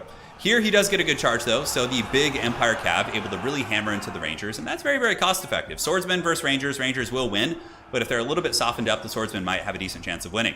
On the other side, the Empire Knights do get caught up by the Dragon Princes and are going to be serving as a glorified roadblock. Pendulum coming down as well. Ooh, nice Pendulum. Does some work against the Rangers. Would have liked to have seen one over here on the Dragon Princes. I think that's really where you need to be using that. On the far side, Reavers are pushed back by the Empire Knights. And where are the Silver Bullets? That really is the important question. Silver Bullets are up on the hill on the far side. They need to be shooting at Dragon Princes and other high-value targets. But the Rangers were able to kind of slip past some of the defenders on the flanks, and now are going to be kind of permeating here into the back line, as the Huntsmen are going to get pursued pretty heavily. Dactyr coming in very aggressive here with this this High Elf Rush build, which I think is quite cool for sure. Overall, very even trading. Empire may have gotten some early value, but I think that's going to start changing quite a bit as the Empire backline is being pushed very bad. And also, yeah, look at this beautiful Dragon Prince play. The Dragon Princes do get into the back line, and these Huntsmen are in massive danger. They're getting in there with their swords, fighting against some of the most elite cavalry that the old world has to offer. The entire Empire front line buckling. These guys, 69 models. These Sigmarites know how to live, but the rest of them, 61 and wavering on death's bed, and these guys holding okay with a little bit of support. Another Pendulum coming down does hit the Princes. Only really tickles the pickle, though. It looks like Dactyr was able to mostly dodge that by moving forward. And the Hammer of the Witches is heavily obstructed. Huntsman General not really doing anything. Just kind of sitting back here and, yeah, trying his best. The Balance Power still says the battle's even, but for me, I just feel like the High Elves are in a very good position here. I don't know what this Huntsman General is doing. Okay, it looks like he's trying to snipe the Archmage of Life, which is a good call, but Huntsmen are just running in all directions. Taking a look at the High Elf Infantry Corps, they still have White Lions. White Lions have always been very good against Empire. They can fight the Cav and the Infantry, which makes them a very valuable asset. Now, Dragon Prince is coming back here. Lance is couched for Wolf 1, and they are able to run down the cannon crew. So the Empire cannon teams are going to be in massive danger as they are getting lanced and absolutely hammered. The Sigmarite Cav standing by, being intercepted by another unit of princes. So I think the entire Empire position here is going to be compromised. Nobles are going to kill the Huntsman General, like 1,000%. And that probably will be, in the words of Chappelle, game blouses here. Archmage of Life, fleeing the scene. Enfeebling foes active, -24, -24. But relatively safe. Not going to be in danger. And the Empire is in shambles. We have some Empire Knights here fighting. We do have Silver Bullets on the far side. Okay, maybe there could be some sort of a hope with Silver Bullets still being active. You're able to get some gooning, but another unit of Empire Knights, a healthy one, mind you, being pursued very, very heavily here by the Dragon Princes. Yeah, Franz would have been better, but it's easy to say that. Like, once you see the builds, right? It's like, oh, of course, like, yeah, he'd be better, but you never know what your opponent's going to bring, right? Like, Franz can be a liability if Tempest is on the field, so Eltharion and all that sort of stuff like that. Silver Bullets, heavily obstructed by line of sight. You have to be careful in maps like this. You can see if you like really go down to the level of the rifles here, they can't really get good line of sight. They're able to pick off a couple units, but if the Silver Bullets were like up on this hill, they'd have exponentially better line of sight. So the Empire is going to try and get its bearings and stabilize on the Silver Bullets, and the Grey Wizard is going to take over the command of the army here. Some of the White Lions are going to be fleeing the scene. Double Nobles on the other side, able to take out the Lord. So the Huntsman General is he's down and certainly out. Yeah, he's not going to be coming back anytime soon, as he does get the ceremonial execution there from the Double Nobles. Looking around, a couple Narnia infantry. The White Lions of Krace going to be scurrying away from the missiles. Basically, Dactyr is going to be waiting for these forces to posture up here and get the rest of his army engaged. Archmage of Life is still alive too. Despite some of the sniping attempts, the Archmage of Life has survived, and Dactyr has a very solid stranglehold on this game, and showing that the High Elves can win games. Granted, the Empire is considered to be a bit of a lower tier faction, so it's not necessarily like them beating the Greenskins or one of these Warhammer 2 powerhouse factions, but it still is a very, very nice victory and a very fun game. Empire vs. High Elves has always been a fun matchup. Very even, I think, depending on how the armies are built. Dragon Princes basically going to be killing the last vestiges here of the Empire, although they turn around and a couple of them do get Last Samurai for no reason. I'm not sure why he didn't go in there for the kill. I think if he had just charged, it would have just triggered army losses, basically, if the Silver Bullets had gotten shut down. Empire Knights road blocking into the White Lines of Krace here. Very scrappy battle. This has been a good duel between these two mighty players. But in the end, Dactyr is going to be winning and advancing to the Grand Finals 2-0 to face the victors on the bottom side of the bracket. GG, well played. Yeah, that was a good game. That was a good game indeed. No sequel for that guy, that's true. Yeah, he's got no plot armor. He's not a named character, so he's not going to get, he's not going to get the glory there.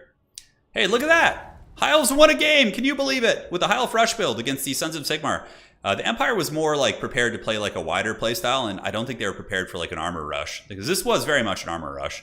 A lot of armor. So Dactyr is going to be claiming that series 2-0. Congratulations to him.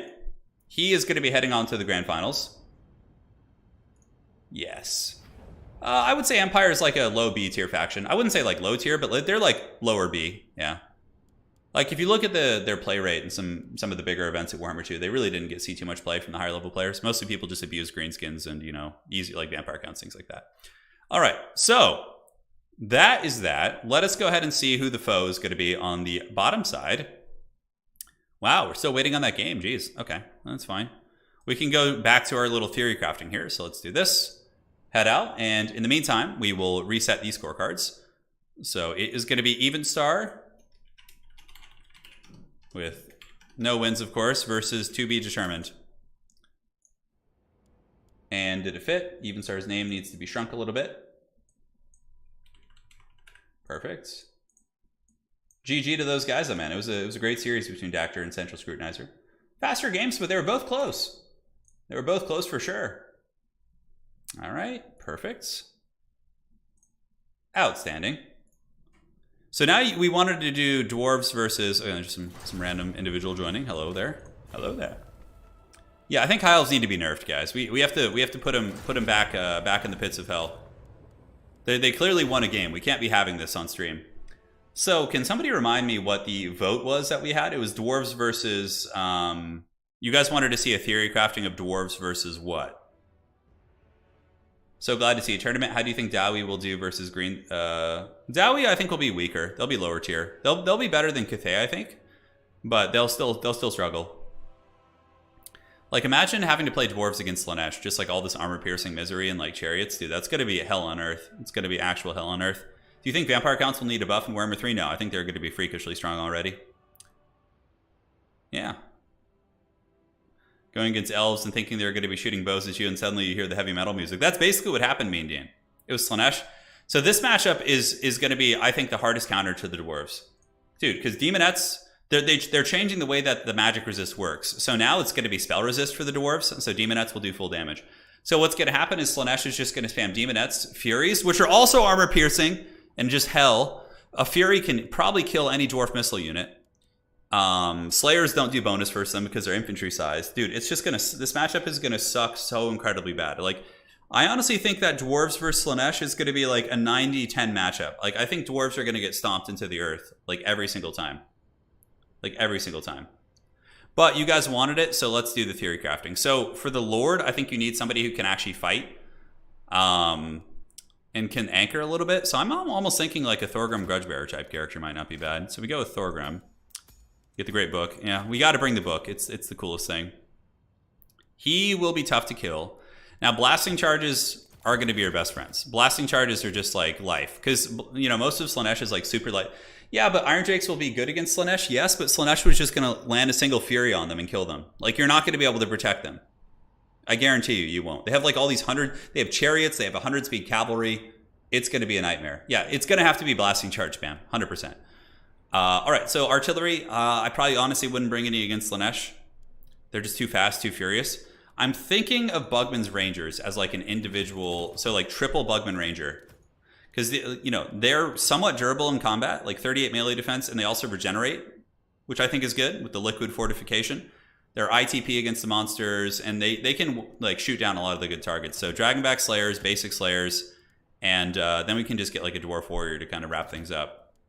So this is like how my opening build would probably be. Something like this. Because, dude, Slaanesh is just gonna, you have to get the blasting charges off. The Slayers are there to deal with like Fiends and Seekers, and no, well, because Gyros are gonna be trash, because the Furies will just kill them. You can't effectively protect Gyros with missile-based ground units. You can't. A single Gyros are just going to be trash because they're just going to get chased by Furies all day. You're going to pay what, 700? They'll pay 550, and they'll kill you, and you'll get like no value. Organ guns won't kill Furies well. No, Furies are too fast and they can maneuver too much. Like, you could go with a Gyro, but like the thing is, you're peeling like Slayers won't even kill Furies that quick. Because they're infantry size. Slayers, you know, it's going to take some time. I still think Furies will like make it so you don't want to go with the Air Force. I think you could still bring like a steam cannon in reserve, like if you want, just in case they don't play that way. But aside from that, you could bring I don't know, I'm trying to think like how we trade effectively here. Probably Longbeards would be good, like shielded Longbeards, just for the decent stats. We get like 4 of you guys. We could bring like, do we want to bring a single Iron Drake maybe? I would probably bring Norgrimlings, Ironbreakers, just because they have blasting charges, they're really durable, and they have Vanguard. So I would probably use them on my side objective to kind of hold the ground. I would bring maybe 1 organ gun in reserve, so that when the fighting does like calm and the Furies have been killed and dealt with, I can like do that. So Slayers are going to be super essential here too, because they're fast. So I'd probably go 2 more Slayers. And then we can get a couple of Dwarven minor infantry just to Vanguard up on points. You can land Gyros, but like I still feel like it's going to be really tough to protect them. But yeah, you could do something like this. If you want to have Gyro play, I think this is okay. You have like a decent infantry wall. You have the Gyros if they don't really bring Furies. You can do that. You have an organ gun, something like this. Slayers, Bugman's Rangers for a little bit of poke. I still think that matchup is going to be cursed, and I would honestly just never want to play that matchup. Like, if I was Dwarves, I would just avoid Slaanesh like the plague. The other demons feel a little bit better, but overall, I think it is a tricky one. All right, so it looks like we are ready. Let's get this going. Turin top 4. Let's do it. All right, so it is going to be Evenstar versus Tretch. Versus Tretch. Lobby's up. Password is 123, I think. Maps are... So let me go ahead and get the maps for these fine players. It's going to be Mosquito Swamps. Mosquito Swamps, Altdorf, Outskirts. and Engui. Great. So they're going to be joining in just a moment. And it is going to be Evenstar versus Tretch. Tretch, of course, a member of the ODM clan. And he's looking to test himself here against Evenstar. How could you lose with the name Tretch, though? Clearly that is going to be too strong to beat. So yeah, here we are. You can see in the finals, we have Dactyr. And then on the bottom side, we have Evenstar versus Tretch. Which is going to be fun. Which is going to be fun indeed. You know we're going to make you play that matchup? Dude, somebody would have to really donate a lot to make me play that matchup. I mean, it's just pure suffering. If I'm playing an equally skilled player, or even a slightly worse player, like, who's still good, I would probably lose that. Yeah, it's just not good. Not good. Cool. So the die is cast. Players should be joining any moment. Tretch is on the way. The Craven Tail. We'll see who gets into the lobby first. We'll switch it. I think he's probably going to get here first. And Mosquito Swamps. I actually really like that map. I think it's good. Underrated. Didn't get a lot of play back in the days of Warhammer 2, but we'll find out. What tools do Dwarves need to be added to the roster to make that match better? Oh, man, I don't know. They need some... Dude, it's such a complex issue. The problem is Slaanesh just has so much cost-effective armor piercing.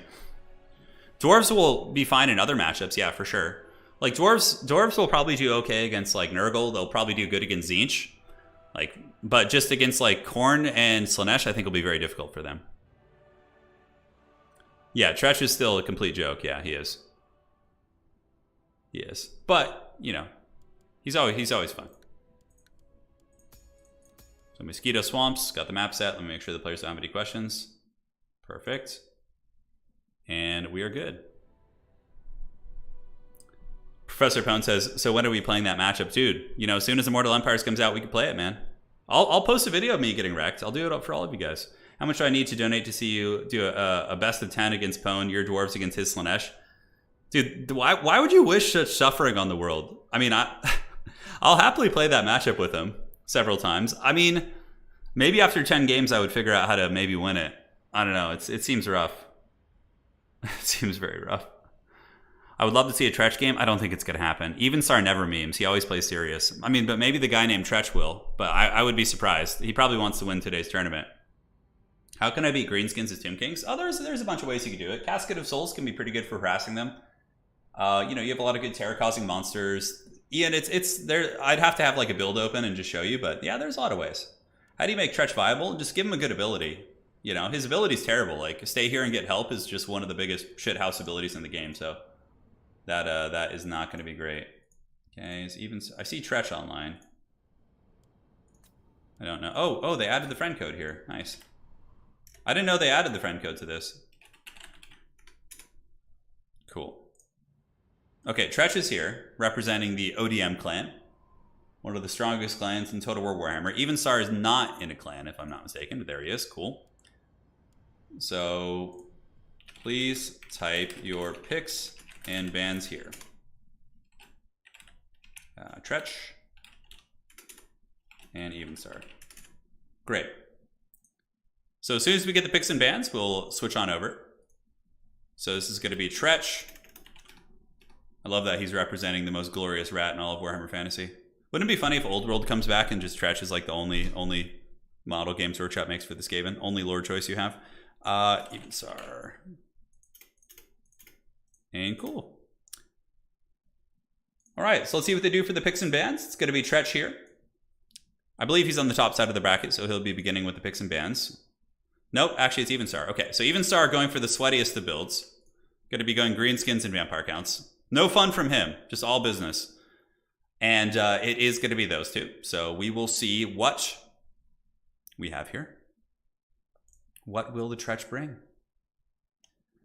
It's got some choices. I mean, these are two of the strongest factions in the game. They really don't have too many weaknesses. I mean, even really good Vampire Count players, they just have so many degenerate, annoying mechanics that they've found ways to beat their hardest matchups. It's like SEM gooning, like just magic cheese. Like, there's just so much. So much. I feel like Vampire Counts are really the villain faction in Warhammer in general. Just like, they're just not fun to play against usually. And they just like, they're just so... Like, usually the more sweaty players play them too. It's just like, they're like in Age of Empires 4, we have the Mongols. I would say they're like the closest thing. They just have like some mechanics that are like slightly broken, you know? Yeah, it's a pain. It's such a pain, dude. We haven't seen a single ban. No, so in this Simon, in this particular pick and ban format or pick format, we don't have any bans. Bans don't happen until the rubber match. How it works is a player will pick 2 factions they want to play. The opponent then has the opportunity to pick 1 faction which plays against the previous 2 factions which were selected. Then he picks one of his remaining 2 against that one. So it's different. Vampires truly are the greatest evil. Yeah, they certainly are villainous. So we'll see what Tretch is going to pick here. Just got to wait on that. Oh my god, Vampire Count Mirror Match. It could happen. It could happen. Who's good against... I mean, I think Dark Elves and High Elves were considered to be counters against the Vampire Counts. For sure. Vampire Counts beat Tomb Kings. They beat Coast. They're favored against Beastmen, although Beastmen have some tools against them now. They're favored against Skaven. Like I don't know too many factions that really trade super well into Vampire Counts outside of those 2. Has Coast fallen from grace? They're okay, Dusty. Yeah, they're okay. They're not bad. We'll see, Christos. Yeah, so you're saying Vamps are hard countered by High Elves and Wood Elves. I think Wood Elves are a little bit tricky, but yeah, maybe Wood Elves. I wouldn't even say hard counter though, because really good. Like, I don't know if you've watched Evenstar play Vampire Counts, like him and Fistek and like several other players. The way they used to play Vampire Counts, they could beat Dark Elves pretty consistently. And Wood Elves, I don't remember seeing that one too often. Don't do it. Don't do the mirror match. Yeah, we're waiting for Tretch. Let's go into the lobby and see. Is he on Beastmen? Okay. And it looks like his pick is going to be Beastmen. Ooh. Beastmen after their buffs had some tools. And the final pick is going to be Vampire Counts. Outstanding. All right, guys. So we got Beastmen versus Vampire Counts here. A fun matchup for sure. For sure. So let's go ahead and switch and get this party started. And we're on the Mosquito Swamps. We will see who claims victory this day. Vampire Counts got seriously competitive around the time their Graveguard got a solid buff. Yeah. Will Empire perform well against new factions? I think Empire will do fine against Nurgle. I think they'll do fine against Tzeentch. I think Slaanesh and Khorne might be a little bit hard for them. Usually Empire struggles with like armor spam too. So like, yeah, Khorne armor spam might be a little bit hard for them to deal with. Because like your armor piercing options as Empire are kind of like great swords, handgunners, and Demogryph Knights with lances. You know, it's kind of like they're not like super easy to use units. So I think that'll be tough. Yeah, Jabberslythe is good here. I mean, they can both Mortis Engine each other. It really comes down to the leadership of the Beastmen and Vampire Count's effective gooning. And Evenstar is very good at that playstyle. Like, very, very good at it. So we'll have to see what he does here. Hadri says, I know for a fact that Evenstar has this matchup very well practiced. That's true, but that was a long time ago. This is, you know, most people have kind of been playing Warhammer 3 for the past couple months. So we'll see if he still got it. Hadri says, I expect some sad cow noises. Probably based on his history, I would say the same thing. But you can never underestimate a guy named Tretch. Where's the Shredder of Lustria when we need him? Yeah, so Evenstar last week had a really, really intense game against Hadri's, where Hadri's came and was able to win the series with the Shredder of Lustria just crushing his Vampire Counts. We saw that. I'm surprised, yeah. Depends on what people play, though. Like, there's 15 factions in game 2, so people aren't going to be good at every single faction, right? Like, most people are like good at like 3 to 5 factions, I would say. Hey, Christos, thank you for the 48. Greatly appreciate it. Hell yeah. What currency is that, by the way? Let me look that up. Dude, thank you. Dude, the YouTube emojis are so haggard. Oh my god. Thank you so much, Christos. CHF. Yeah, what currency is that? Ah, Swiss. There you go. Okay. Thank you, man. Really, really appreciate that. That's super generous of you. Hopefully you're enjoying the tournament so far. Beastman versus Vampire Counts, man. That's wild. Tournament man, when is the dreaded ambush tournament? Dude, that's so dumb. I love the idea of it, but it's just not as fun to watch. It's just like usually just the person getting ambushed, getting stomped. Yes, but many of us are rusty now. That's true. Hey, thank you so much, man. Christos, I greatly appreciate that, my friend. And yeah, good times are coming. What will the Vampire Counts do? Dude, what if Evenstar just pulled like a full 360 and just like pulled up with a meme build, dude? He just like rolls in with just like the memeiest, most haggard build. Wouldn't that just be the weirdest thing? Says, keep up the great work. Really enjoying the content for several years. Hey, I'm glad to hear that, dude. It's been fun. It has been a lot of fun for sure. Even Star just rolls up with the ultimate troll build. Just comes in with like, who would be the memeiest lord he could pick here? It'd probably be one of the Bloodline lords, because honestly, all the legendary vampire lords are good.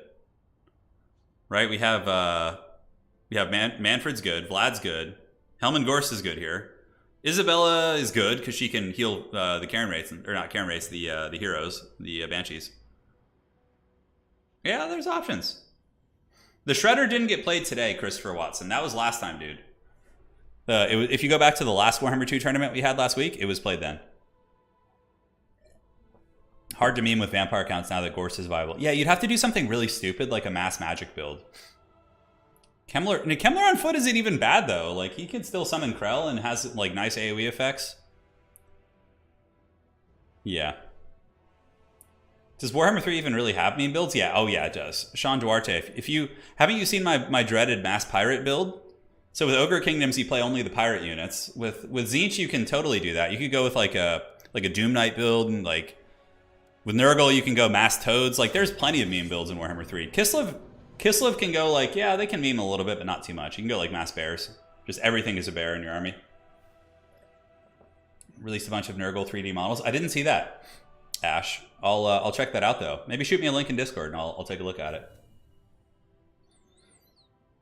My Empire tabletop army is drawing closer to completion. I've I just finished my swordsman, and now I just have to paint 9 Demogryph Knights, which I don't have where I'm at right now. They're being one of my friends is helping me strip the paint off them. So then I'll do an army video with the full Sigmarites when I finish it. Yeah, the Master Necromancer might be the closest to a meme you can get. Mass Corpse Carts, yeah, but that actually became a little bit of a thing at one point, believe it or not. A foot Strigoi Lord, that would be a weird pick. I agree, yeah. I agree indeed. All right, so we are on the swamps. It is going to be the Beastmen versus Vampire Counts. Well, you know, yeah. Well, it's going to be interesting. It's just going to be 2 armies grinding against one another. Not too many tactics. Maybe some cav flanks. Like Blood Knights, I think are pretty good here. I played in a couple tournaments and had some success with Blood Knights as Vampire Counts. Like I don't play them well, but I used to use them as a counterpick against Beastmen. So we'll have to see. All right, so looking at the Beastmen army, it is going to be Ungor Spears with some Gores. Okay, so pretty chaff front line with triple Raider. Interesting. Missiles are often a little bit risky. Vampire Counts can shut them down very well. But we have Torox, the Brass Bull, baby, backed up by the Blood Brute Behemoth. Anti-large healing. I mean, yeah. If even Star is sloppy with his micro and gets caught by these 2 big beasties, that is going to be a tricky one. Koroks Man Rippers and Traderkin Caster. Now, looking here at the Vampire Count army, it's going to be the classic zombies backed by skeletons and skeleton spears. So basically no good infantry. That's not where he's going to be trying to win the fight. Rather, dire wolves and crypt horrors and double Vargulf. Okay, interesting. I like crypt horrors. They have good mass. Can certainly block up some of the Beastmen SEMs. Crypt horrors are often used in matchups where Vampire Counts are worried about big SEMs. Like against Tomb Kings, you'll see them because like they can just like tar pit like, you know, Sphinxes and things like that all day. And with their poison and their mass, they're very annoying to deal with. Going to be a Necromancer on a Corpse Cart and Helmengorst Mortis Engine. The Gortys Engine is back, so like that's one of the problems for the Beastmen is that their infantry are going to get wrecked by Helmengorst, and you can't really get to Helmengorst because he's bodyguarded by Crypt Horrors and Vargulfs. It's really tricky. Granted, there are missiles coming in for the Beastmen. There are triple of the Ungor Raiders, right? But even still, it's very, very tough to protect those type of units. Tough one. Even Star's build is very good. It's very, very good, and it's going to be a tough one for the Beastmen. Although Traderkin is very punishing. You get like a fat Traderkin on the blob of vampires, and if you get their SEMs and some of those other units, you can certainly do well. So Agent in chat asking, what is an SEM? So by SEM, I mean single entity model. You'll notice that in a unit of Ungor Spears, they have 120 models, whereas the Bloodbrute Behemoth and Torox here are individual models. Therefore, they are a single entity model. So SEMs usually is a term to describe like big, powerful dragons and beasts and all sorts of that kind of stuff. So hopefully that's a helpful explanation for you, my friend. Oh, I do like the Grog Hooves here. I like having the single throwing axe unit just to kind of keep Evenstar honest, make him sweat a little bit so he can't just like move up completely freely. And going after Crypt Horrors isn't bad. Helmengorst, dude, the Gorst shotgun. Blasting Torox the Brass Bull right in his face. Oh my god. Yeah, Gaze of Nagash is just such a strong ability if you're overcasting it. But the only problem about overcasting Gaze of Nagash is that you're probably going to run out of Winds of Magic. If I were Tretch, I would probably hide the Brass Bull somewhere. I would just like set him back here and leave the Bloodroot Behemoth up here and just play very, very carefully. So Necromancer getting popped a little bit. We do see a little bit of a raiding coming out from the Ungors, so they're shooting into what appears to be the Crypt Horrors, but that's why Vampire counts have screening. Just like in Tabletop, they are going to be moving up here with these guys and screening with the zombies and skeletons, keeping the juicy, valuable stuff behind those, and very, very tough. Direwolves up in the trees too, so we see some of the doggos of the of Sylvania waiting in the bushes, looking to feast 100% on the Ungor Raiders. The Ungor Raiders are going to be the big target, but yeah, they need to flee the scene. They're actually getting a little bit dangerous close to these Crypt Horrors here. Nice volley there. It's going to do some decent damage against the Crypt Horrors, but yeah, they better start running for sure, or else they are going to have a very, very bad time. And where is the Brass Bull? Where did he flee to? Yep, Helmengor shotgun round 2. Oh my god, Torox is just getting gooned so badly, man. So badly. Maybe that's why Malagor has got to be the pick here, because he's flying and can juke those a little bit. But a slightly sloppy engagement here with the Ungor Raiders getting popped in the face. They did not need to get caught by this Vampire Count army. Granted, they will rally, but they've lost a lot of models there. And overall, it's a very dominant start so far here for Evenstar. So now we see the Brass Bull who's going to be jumping in, and he does pop the Brass Body. Going to be attacking one of the Vargulfs, and look, that Vargulf is getting its butt kicked by the Bloodroot Behemoth pretty badly. Like a couple attacks from the Behemoth, just doing huge, huge damage. Massive, massive damage. Crazy stuff. So looking around, we do see the old Traderkin going. So the Traderkin going to be punishing the Vampire Count blob a little bit there. The throwing axes lurking on the side, not really doing too much. Tretch needs to get those guys like up front and center here. Torox does pull back, and the Raiders are getting good fire there. So honestly, not a bad recovery at all here from Tretch. Tretch is able to kind of stabilize a little bit. Moving in the Koroks Manrippers. Koroks Manrippers, the big thing is to make sure they stay away from Helmengorst. Helmengorst will use his Mortis Engine effect, and it is going to be very, very tough. Very, very tough indeed. Somebody saying that is the magic cheese Turin mentioned earlier. It is indeed. So, big man, Torox is now like entrenched in fighting. He's going to be a little bit safer here. And honestly, the SCMs, the big goons of the Beastmen, the monsters, are effectively dueling pretty well against Vampire Counts. But Evenstar is very, very good at managing these single entity models. And now Torox is getting attacked in the back. It looks like he's trying to get away. Bloodroot Behemoth maybe wants to stay and cover Torox's retreat. 2 missile pieces shooting here. Helmengorst maybe going to get focused a little bit. And the Koroks Manrippers are going to be pulling back from the Mortis Engine while, oh, there's going to be some witchcraft here. Helmengorst overcasted Raised Dead there. And look at that, nice overcasted Traderkin as well. That's going to be nailing that Vampire Count blob. Beautiful play. As Tretch does get the Brass Bull back. The Bloodroot Behemoth still fighting there, but that was a really, really good Traderkin. Now, as far as this goes, the Zombie Summon or Skeleton Summon, pretty effective. Good to be tar pitting those missile pieces. And look at the back, we do get the Direwolves coming in. Direwolves get a big flank on the Grog Hooves of Wolf's Run. They might be able to fight the Direwolves. They have good stats. I mean, they are RORs, and they also have some spears supporting them nearby. So yeah, look at that. The Grog Hooves actually taking those Direwolves to town pretty hard. Helmengorst misses the shotgun. That is huge. If you know, Torox had eaten another one of those shotgun blasts right to the face, that would have been disastrous. Bloodroot Behemoth is still confident. Vampire's healing pretty well, trying to goon Torox for sure. And here you can see the big Bloodroot Behemoth a little bit trapped up in spears. Like, this whole area here is a little bit precarious for the Beastmen, because Helmengorst is just draining down these Koroks Manrippers. One Vargulf here does get taken a little bit. Looks like the Bloodroot Behemoth and Torox both trying to push through, but you'll notice that they're getting stuck on the Crypt Horrors. And that's exactly what I was telling you guys earlier, in that the Crypt Horrors are very good roadblock units. Granted, it looks like Evenstar might be losing one of the Vargulfs here. This thing is certainly in the danger zone, and this balance of power is very, very even, my friends. Look at this, critical binding, Bloodroot Behemoth going Super Saiyan. Torox just rolling through, man, straight wrecking ball. 500 leadership, -47, Invocation comes down. The big steel chair slap coming in from the Bloodroot Behemoth, and suddenly the Beastmen are, and this is really how Vampire Count matchups go. Like, it's just kind of like who wins the little weird SEM fights. That's going to be the biggest determining factor, right? Couple spears coming into support. Torox needs to avoid another one of those Helmengorst shotguns. Although Helmengorst did just cast an Invocation, an overcasted one, so he's probably a little bit tight on Winds of Magic, and he might not have enough for more of those. The Necromancer and the Corpse Cart would also be a very, very good one to go after. Although Helmengorst is not using the shotgun. No, it's actually the Necromancer on the cart here who is doing that. More shots coming in. You can see the Ungor Raiders generating some pretty solid value. Battle's pretty even at this point. Both players have taken substantial damage. Raised Dead going to be going down on top of these bad boys. And where is Torox going? Is he going to get... Yeah, they're going after the Necromancer. Necromancer trying to get the shotgun, but it looks like he got staggered there. Bloodroot Behemoth coming in as well. Spears are all over this guy. And yeah, the Necromancer could potentially die, but good response from Evenstar. He pulls in the Crypt Horrors. But there's a lot of spears here, and these little Ungor spears, even though they don't do a ton of damage, they can get some anti-large shanks going. And Torok's pulling back, being very, very safe. Centigor's the Grog Hooves, trying to focus that bad boy down as well. He's still eager, now weak binding, so it looks like that's changing up a little bit. Helman Gorst, not really sure where he is. Raiders are being feasted on, so Evenstar in the back was able to get the Direwolves to feast on the Ungor Raiders. Ooh, that's not good. That is not good. It looks like the Brave Shaman here could get caught by the Direwolves as well. That would be a beautiful pick by Evenstar for sure. But Torox is going pretty deep. Crypt Horrors here are crumbling from the spears. Yeah, Torox very, very low. He's got to survive, man. Torox has got to find a way to just kind of like work in the backfield and somehow endure this. Goreherd's trading pretty well against Skeleton Spears. Mortis Engine over here doing some work, yeah. I don't think it's hitting the Koroks Mana Rippers at the moment. Torox does get pushed back. He's got 900 HP. Bloodroot Behemoth is going after the Vargulf right now. I think going after the Necromancer was a good idea, but I suppose going after the Behemoth isn't a terrible idea either. Trying to get away. We do get the Grog Hooves getting in. The Grog Hooves do knock back the Vargulf, and they knock them into Big Daddy. So Bloodroot Behemoth going once again.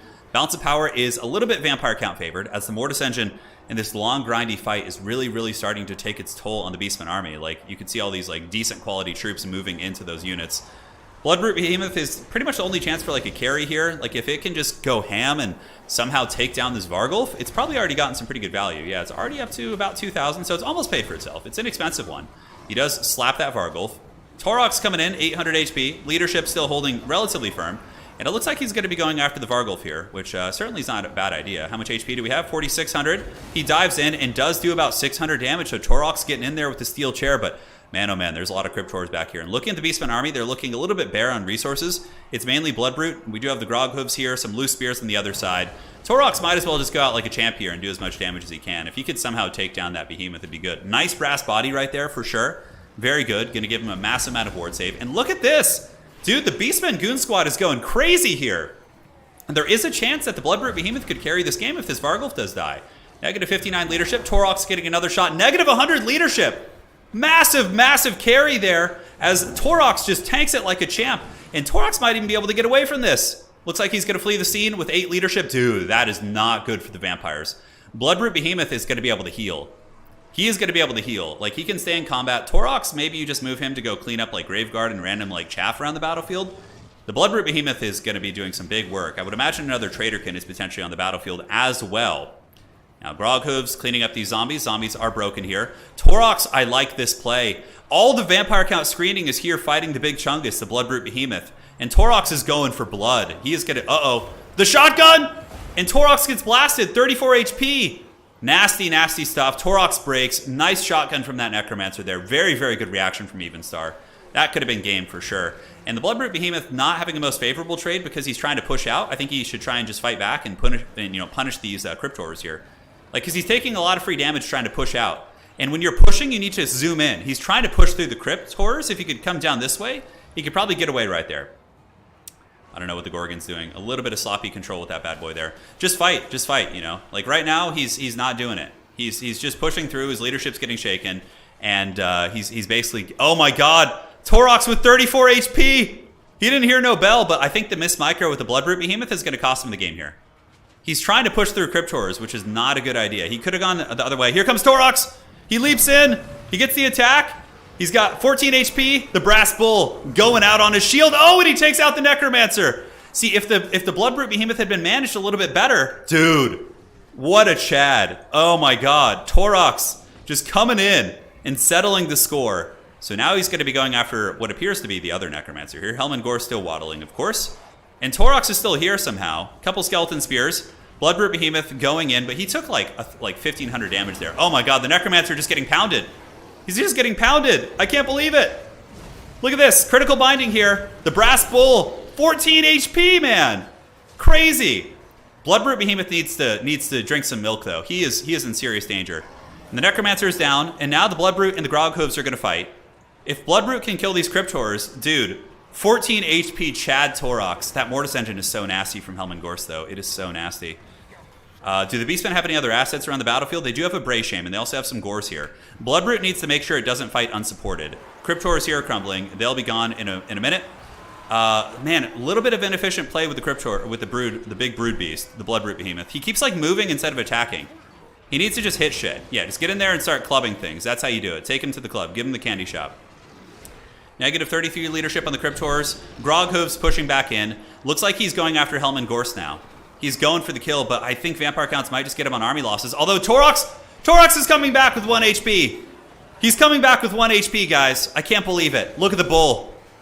And the Bloodroot Behemoth still getting in there. Some nice attacks, healing, but he is being worn down. Just heavy Vampire Count attrition. Helman Gorst Mortis Engine.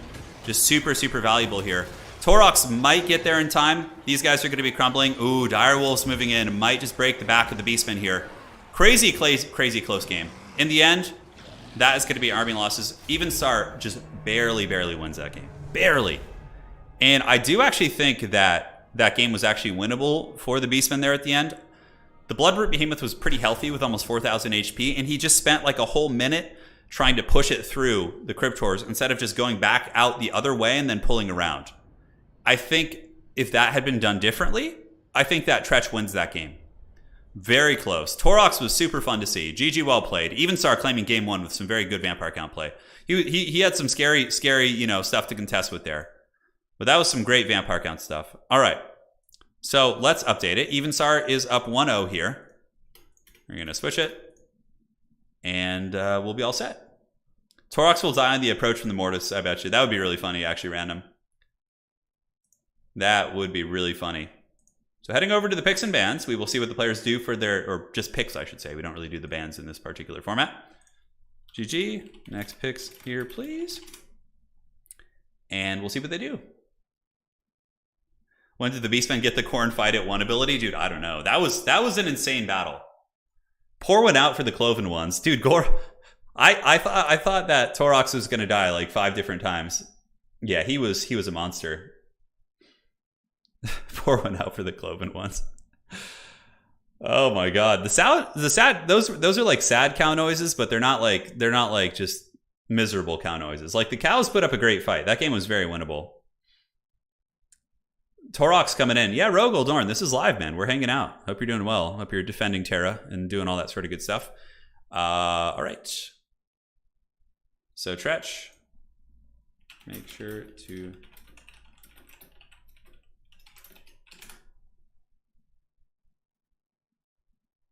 great.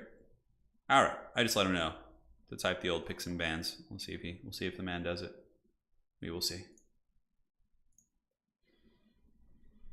It is live. Those are, yeah, proud. I would say more like proud cow noises for sure. It was a good fight. He didn't actually die. Torox is still out there somewhere. He is. That's true. He got away with 1 HP. He got away with 1 HP. So not the absolute worst case situation. Not the absolute worst case. Should have went with the Shredder of Lustria. Yeah, they should have like corrupted it with Chaos and brought it. And I don't think there's, maybe somebody in lore can tell me, have Lizardmen ever been corrupted by Chaos, or are they just like kind of impervious to it? Curious about that. All right, so Tretch is coming up with the picks and bans.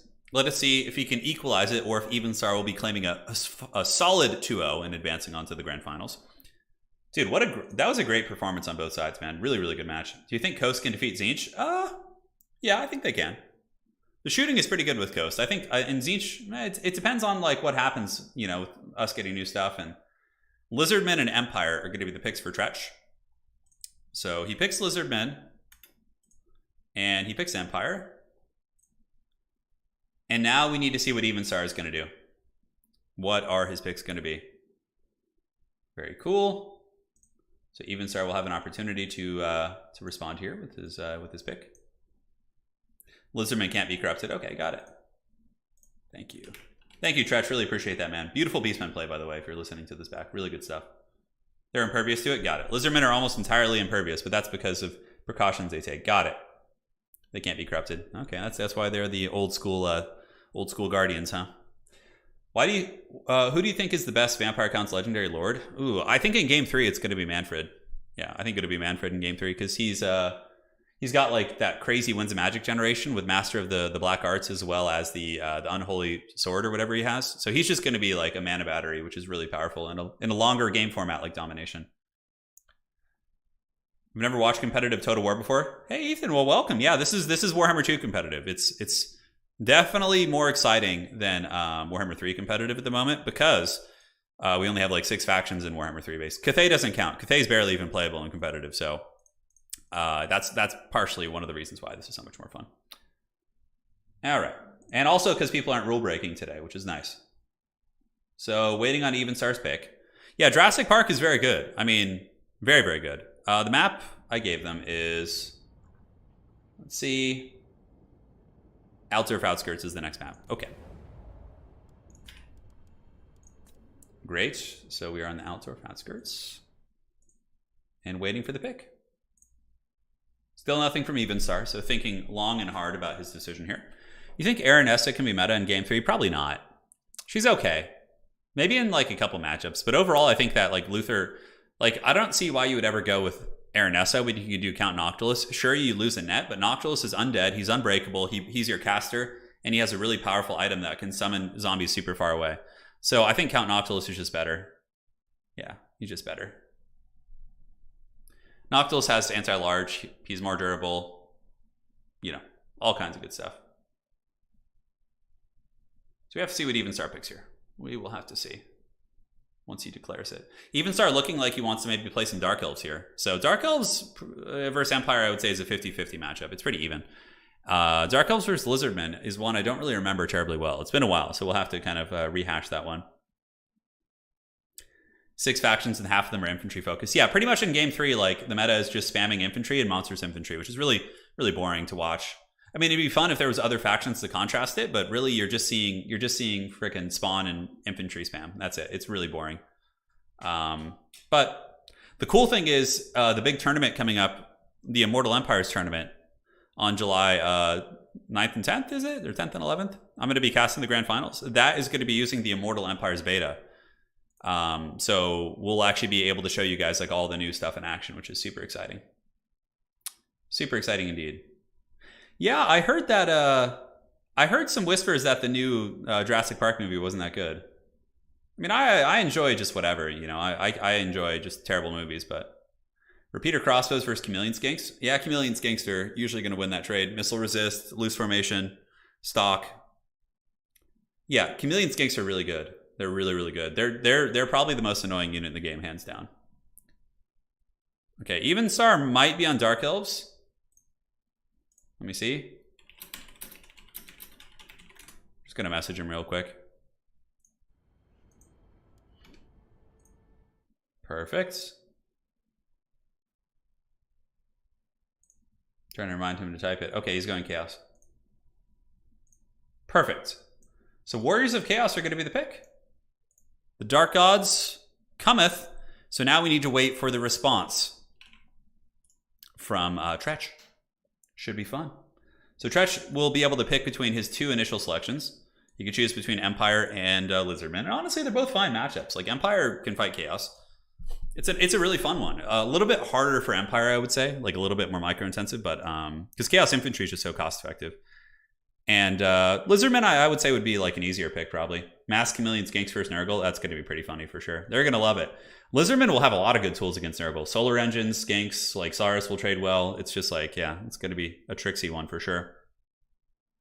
A tricksy one indeed. So Tretch has to decide now. How could Domination be improved besides removing the comeback mechanic? I think you remove the comeback mechanic. You make it so...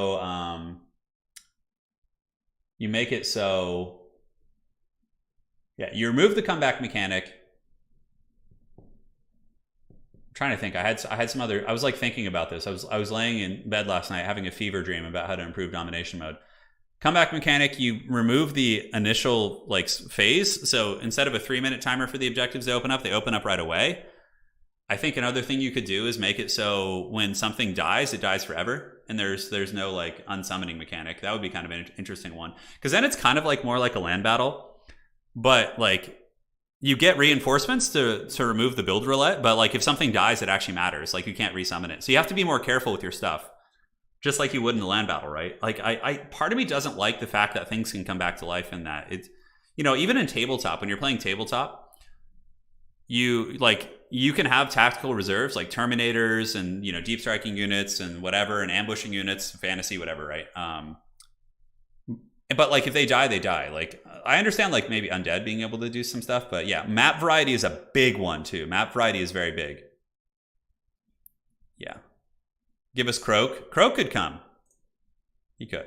Lizardmen. All right, so it is going to be the Lizards. Lizardmen versus Chaos. Classic duel. These guys love it. And yeah, should be good. Because yeah, that's the thing. Like, you know what's going to feel really bad?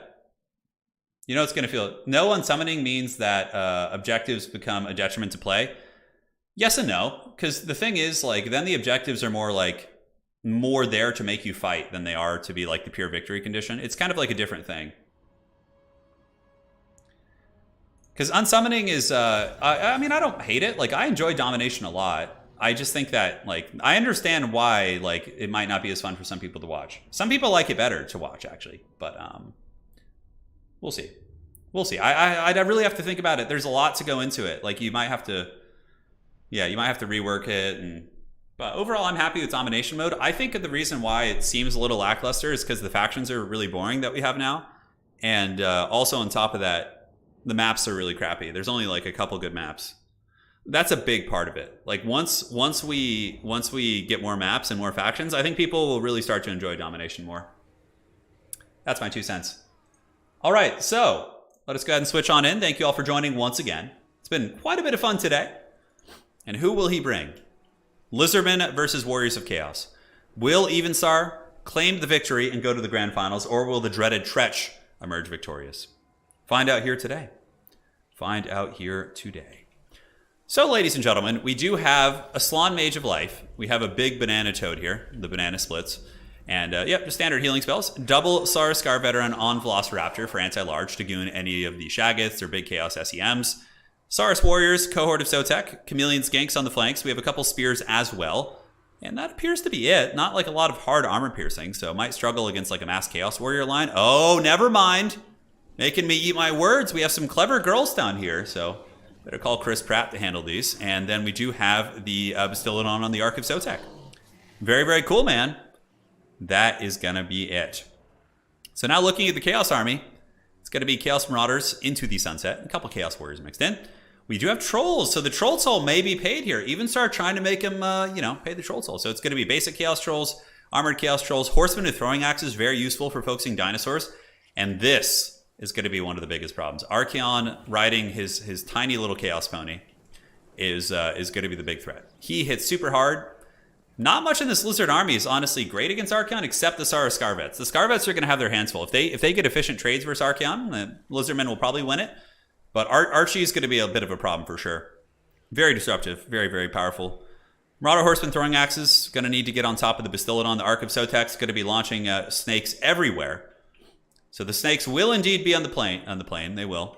A couple hounds waiting in the bushes over here. I like this. Chaos Warhounds. If you break a Saurus unit or something, you know, you can just like chase them off the battlefield, make sure the Lizardmen can't like rally in the late game. Because Lizardmen do have insane leadership. Like really, really good. Like 82 on these Saurus. But they can still be broken. So having a single hound unit in land battles in general is just super valuable. Even in domination mode, it's like chasing a unit off the edge of the map can be good. Although in domination, sometimes you just, if somebody's forgotten a unit, you want to like leave it there so it doesn't go back into the respawn pool. Bit of an interesting one there. His horse looks so ridiculous. I know, it does. I haven't seen the new Jurassic Park Warhammer. I've not. All right, so on the far side, Marauder Horsemen going to be circling about. Lizardmen looking to be the aggressor, so they're marching. Probably don't want to march too fast. You can see Evenstar is like walking his formation, so his units don't get tired. Just the little things can add up. Look at the dreaded Chameleon Skinks in the bushes. So annoying. Pushing back the Marauder Horsemen, wasting some of their ammunition as well. Yeah, Lizard's just kind of forming ranks. Chaos is going to be advancing. You can see Chaos coming with a little bit of an envelopment over here. So they do have the old Marauder Horsemen. So there's going to be 2 of those bad boys. In the meantime, Chaos advancing in the front. Chaos Marauders and Trolls looking to make their opponents pay ye old Troll Toll. We'll have to find out, see how it all goes. Yeah, I love Archaon just riding a tiny horse. I hope that's something that Creative Assembly fixes someday, just like the mount sizes. Because like for some factions, it's fine. If you look at like the Velociraptor cav, it looks reasonable. But when you see like these like mighty Chaos Knights riding like, you know, tiny little show ponies, it's just like the most ridiculous thing ever. Pretty funny.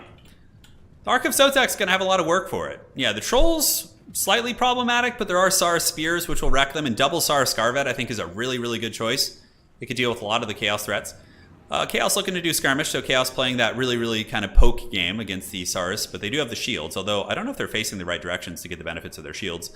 And even Sar, yeah, with the dreaded 6 horseman build. So 1, 2, yeah, he's got throwing axes. I think he's got 2 axes and a couple basic variants as well.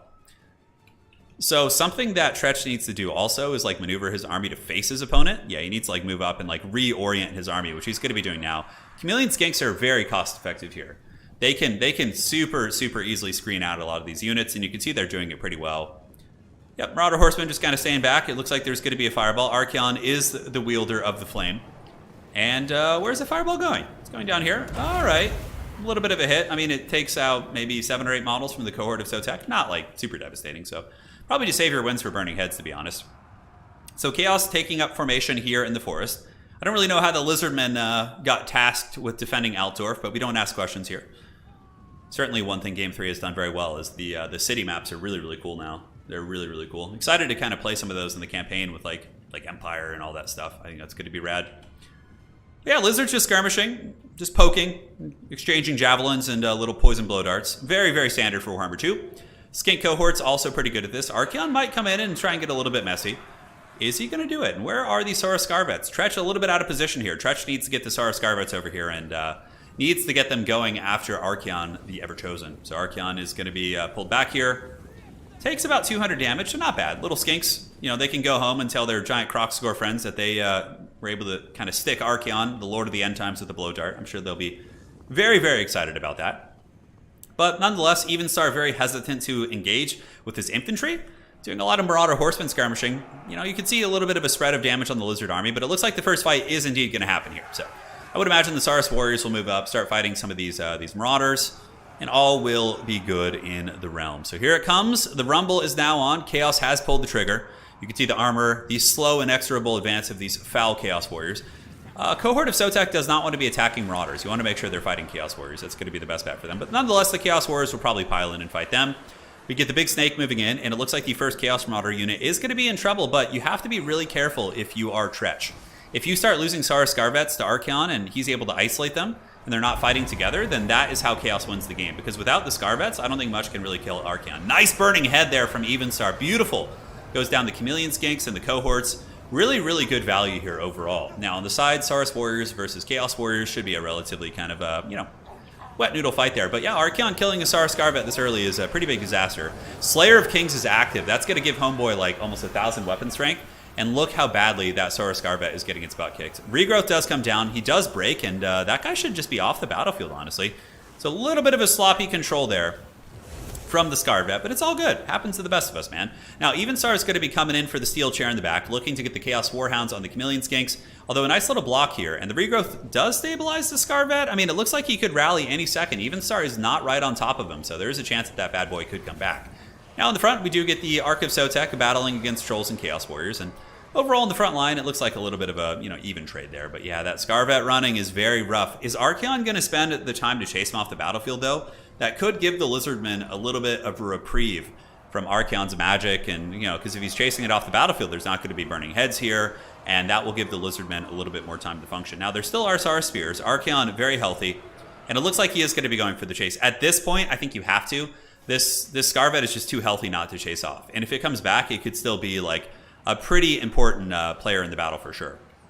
How are the Trolls doing? Is the Troll Toll being paid? Is Danny DeVito enjoying this? It looks like some of the Trolls are going to be terror-routed by the Ark of Sotek. Big, scary Bastillodon, which I actually think Lizardman Monster Mash is going to be crazy good in Domination Mode. I think just like Bastillodons with like Crocsagores and shit, just like rushing up on the points is going to be very tough for people to stop. So yeah, it looks like the Trolls do pay the Troll Toll. They're pretty healthy though. They'll come back. Trolls are, known for breaking. As far as the rest of the battle goes, it's a pretty even bounce of power. Archaon has almost fully chased that guy off, so Archaon has slayed that unit. Banishment coming in, might as well sacrifice the remaining Saurus to the old ones, and if it drags a couple screaming heretics to the warp, I think that is gonna be worth it for sure. Looking around in the front, Trolls have moved back in. The Saurus Spears moving on up, so here comes the Saurus.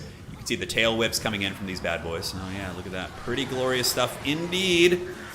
Look at the glorious Velociraptors. I really like the Clever Girls. They actually wouldn't do bad against Archaon either, and they're chasing the Trolls down. If Evenstar does get his Trolls routed off by the Clever Girls, that's going to be unfortunate. And yeah, Chaos is losing the infantry fight pretty bad. The only thing they were really dominating in, of course, is the leadership situation.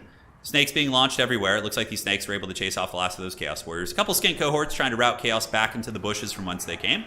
But these Feral Cold ones, one downside of them is they do Rampage, but they're very cheap, so that's not a huge deal. Dude, Chaos Trolls are so scary looking. I feel like that'd be one of the scariest things to fight in the old world, for sure. Like, screw that, man. They could, like, pull you apart and just, like, are just massive and terrifying. Like, imagine being, like, an Empire State Trooper having to fight that shit. God damn. That would suck pretty bad. So, yeah, Chaos has got a lot of its horsemen. Lizardmen won the infantry fight and the troll fight pretty decisively. Chaos is probably going to kind of devolve into a little bit of a kiting game now. They still have a lot of their horsemen, right? So we got 2 horsemen here for Chaos, 3 actually, 4 and 5, all of whom actually have a little bit of ammo left. So Chaos is a little ahead on the bounce of power, I think. They of course still have Archaon, who is an absolute world beater. On the back side of the map, we do have someone who's come back. Nope, it looks like Chameleon Skink's getting chased down. So very good stuff here. Little tiny Chaos Warhounds generating massive value. And that's the thing. You break something, like a Hound can accrue thousands of value for you by chasing down, you know, retreating units, essentially. But if you're Even Star here, you use all of your ammo. Like, you don't engage the Lizards. You just try and kill the cohort of Sotek. You try and kill whatever source you can, and just live your best life. Trolls, and that also is really good for Even Star because it buys time for his trolls to heal, right? Check it out. So Chaos Trolls, there's 12 of those. Chaos Trolls here, we have 8. We do also have 8 here, and there's a lot of healing they can still do. So this is great for Even Star, dude. This is really good. He could just sit back, let Archaon take a little bit of a breather. Archaon's a little out of shape, so, you know, you see he's winded, so. I can't really, like, see the Lord of the End Times, like, huffing and puffing and actually being winded. I feel like if, like, Chaos really was helping him out, he just wouldn't, like, have cardio issues, right? Yeah, I mean, I guess you kind of see that reflected more in the Slaanesh units. They have, like, you know, a lot of them, you know, sometimes have, like, perfect vigor, like, you know, all that kind of stuff. But yeah, if you're Even Star here, you just poke. You just poke and buy time for your trolls. That's it. And that's exactly what he's doing, and he's doing a good job of it. So a couple of the skink cohorts from Tretch are moving out. It looks like here we do see Tretch going to be trying to face the trolls. The trolls are healing very, very happily here, so here they come. They're moving on up. They're moving on up. Trolls hanging back. Marauder Horsemen, a little bit of raiding. Archaon going to be dropping a burning head on probably the Scar Veteran. Okay, going after the skinks there. Did a little bit of damage. I still feel like saving Winds for a burning head would be better, but I don't know how the Winds of Magic are right now. Obviously, in Game 2, Winds of Magic works differently. You have, like, the recharge rate is different. In Game 3, it's much better. Game 3 does do some things better, and that is one of them. Winds of Magic, it recharges at a very steady rate, and it's much more clear how it works. In Game 2, it's a little bit tricky. Your recharge rate can get very, very slow at certain points, but Even Star just harassing, trying to wear him down as much as you can. Still got to put some respect on the Lizards, though. Like Arc of Sotek, healing, spears, you know, launching snakes when they come in. Terror routes on the trolls are big. Oh, but does Archaon have the Crown of Domination? Oh, that's so good. That is so good. So check it out. Archaon, guys, has the Crown of Domination, which gives an AoE aura of immune to psychology. That is really good. That is really good. So that's going to be giving the trolls immune to psychology. So they will not be running. So right now, Even Star just kind of harassing with his horsemen, which is exactly what you could do. He actually forces Tretch to overextend with one unit, and it looks like one of these skink skirmishers might get caught out here. For sure, get some horsemen and ride them down, although, nah, they might be able to get back, and Chameleon Skinks of Tretch are more or less out of ammo. So here, Lizards are trying to chase Chaos. You can see the Star Scarvet is going to be trying to kill some of the Chaos Trolls, and some of the warriors are sacrificed, so some of the Chaos Warriors are moved in there. Oh no, not again! That Scarvet needs to get back. He overextended in once again. Archaon comes in with a huge cleaving hit, and Shield of the Old Ones goes down, which does give ward save against all damage types. And the spears are doing good, mind you. They do have anti-large for Archaon as well, who's on his horse, but you're going to need some milk here. Burning head coming in, that's going to be big. These Saurs just get absolutely roasted by the fire of Archaon. Archaon is certainly such a metal character here. And yeah, the Scarvet's putting up a good fight. He's getting those anti-large attacks. Slayer of Kings is active, but the Bastillodon comes in. He's not going to let his friend go down. And I would imagine Snakes will be launched relatively soon, but the ITP on the Trolls is really, really good for sure. Hadri says he's going to go fight Chaos with cardio. Hey, good luck, man. Treat yourself. Nice banishment coming down from the Lizards. Look at this. That might actually be square right on the face, and okay, not bad. It actually does tear through some of the Chaos Marauders and the Horsemen here. But overall, this is kind of the last stand of the Lizards here. Are they going to be able to hold back the tides of chaos? Marauder Horsemen swarming in, but as soon as the Horsemen move in, the Snake Launcher launches its snakes. Trolls coming after the Giant Battletoad, and the Sara Scarvet really possessed by the Old Ones here, putting up a great fight against Archaon. Largely due to the fact that he did get a regrowth, but the Sara Spears are now gone, which is going to be very problematic for the Lizards, because now they could potentially be surrounded, and it seems that Evenstar has the tools to chase down any unit that routes. So basically, he can hunt down any of the spears, any of those wild units, and it's going to be very tough. But again, Sara Scarvet, if the Scarvet somehow manages to beat Archaon with the Bastillodon, then yeah, like Lizardmen do win this game probably. Oh, look, we have some Saurus Warriors waddling back in the distance as well. Very, very scrappy fight. Looking at what Chaos has left. Their Trolls are still healing here, so chasing the routing units of the Trolls is pretty cost effective. But Archaon stands alone, man. Sara Scarvet is cold-blooded. It's Rick James up in here, man. And that is going to be stopping Rampage. And Archaon getting attacked by the Battletoad as well. So Trolls piling in from all sides. Trolls will hit pretty hard. Might be able to put some hurt on these guys. I wonder how much longer we have on the Snake Launcher, and if we have more heals, and that answers my question. So there is going to be a regrowth going down on the Ark of Sotek that is so incredibly strong. And now that Archaon is moving away from this blob, the Crown of Domination there is going to be able to not going to be able to help these guys. So there's potentially going to be terror outs on these Trolls right here, which is going to be pretty scary. That regrowth is super clutch though, man. Healing up the big Bastillodon, helping its vigor, shield of the old ones coming down, snakes being launched, horsemen being broken, terror route going down. If Trolls get terror routed too many times, they can actually just shatter. I can't remember the count. I think it's 3. If there's three routes, I think a unit just like straight up shatters. It's hard to say.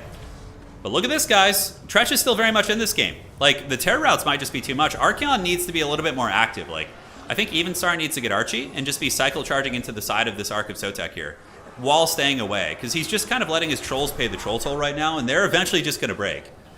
This is a very, very tight one, but honestly, I think Tretch might be able to win this.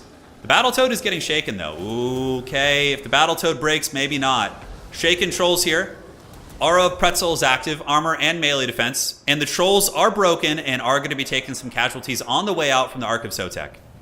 Now we get Marauders moving in, so Evenstar just kind of sending in sacrificial units to obey the attacking rules, essentially. And yeah, he's got some units kind of recovering back here. The Armored Chaos Trolls are healing. And many of the Trolls have returned. The Battletoad, if there's another Earthblood in here, dude, that is going to be very, very tough. Everyone shatters on the 4th route. That's what I thought, yeah. But the Trolls are back in. Cascading Fire Cloak active, very nice. Going to be giving them extra armor-piercing damage. The Scarvet, got to be careful. A little bit surrounded by Trolls now. Ark of Sotek hasn't gotten the terror out on these guys quite yet. No snakes to be launched. This is, I think, a pretty big blunder from Evenstar. Like, Evenstar could be way more active with Archaon here. I know it's slightly risky, but I think if you just charge into the back of, like, you watch where the Scar Veteran is hanging out, and then you just, like, attack the side of the Bastillodon, because the Bastillodons cannot turn fast enough to deal with that. And the snakes have been launched again, so the snake launchers are out. These Trolls are wavering, negative 14, and they are going to be breaking and running for the hills. So down you go, my sweet prince. The other Chaos Armored Trolls trying to fight here as well, but the snakes once again are launching all over their faces, and they will probably break in a moment as well. The Trolls are getting a lot of value from the healing though, and finally Evenstar comes in with Archaon. I don't know what was taking so long with that, but it seems that Tretch was kind of ready for it. He was waiting with the shield of the old ones. He does pop that. He gets a nice little leadership up. Trolls are very close to wavering. Is the Sara Scarvet going to be able to get in there? The Bastillodon breaking is bad because it gets rid of the terror route for the lizards. Its leadership is at 2. It's very close. Archaon is getting attacked by the Scarvet. He took a little bit of damage, but I think Chaos is just barely going to win this one. And you see what I'm saying about Archaon being a little passive there? I think if he had just done that earlier, it would have changed the dynamic. And now that the Snake Launcher is gone, the Chaos Chaff can basically move in there and really punish the Battletoad. Army losses kicking in. Very, very well-played series here by your boy Tretch, but in the end, Evenstar showing why he was the Warhammer 2 World Champ. Well played. Great game, man. Great game. Scrappy as hell. And honestly, if Tretch didn't lose his other Scarvet in the beginning to that like kind of misplay, I think he wins that game. There was, you know, in his Beastmen game, he almost won it, and here he almost won it too. Just a couple small mistakes, but if you make those type of mistakes against, you know, very high-level players, it is going to cost you. So Evenstar will advance on with a 2-0 victory, and now we have our grand final here. So let's get this party started. Evenstar, if you're listening, stay in the lobby. So Evenstar, stay in lobby, please. And let's go ahead and grab your boy, Dactor. You're up in finals, best of 5. Alrighty. Perfect. Boom, boom, boom, boom. And we'll be starting with the picks and bans here in just a minute. Alright. Should be fun. Should be fun. You never had the makings of a varsity athlete. That's right, man. Good old Tony Soprano. Great game. Let's look at the value a little bit. Archaon with 3,200. Crazy stuff. Horsemen probably didn't do bad. How'd the Trolls do? 1,200, 600, 1,200. Trolls, they paid the troll toll, man. One Scarvet did great. One got karate chopped. Ark of Sotek with about 1,800. Yeah, we had a high elf game, and they actually won, too. It was in the previous best of 3. Yeah, crazy stuff. All right, Tretch, well played. Hope to see you back. Let us go ahead and do. So we did the Bone Zone, which is always fun. Let's do a little Summer Song. Is Summer Song the good one? Man, I can't remember all these maps. I remember a lot of them. I know the classic staples, but there's always a couple niche ones that are. Yeah, we can do Troll Country for the first map. That should be fine. All right. So he is up. I'm just typing out the maps to the players. We can go ahead and do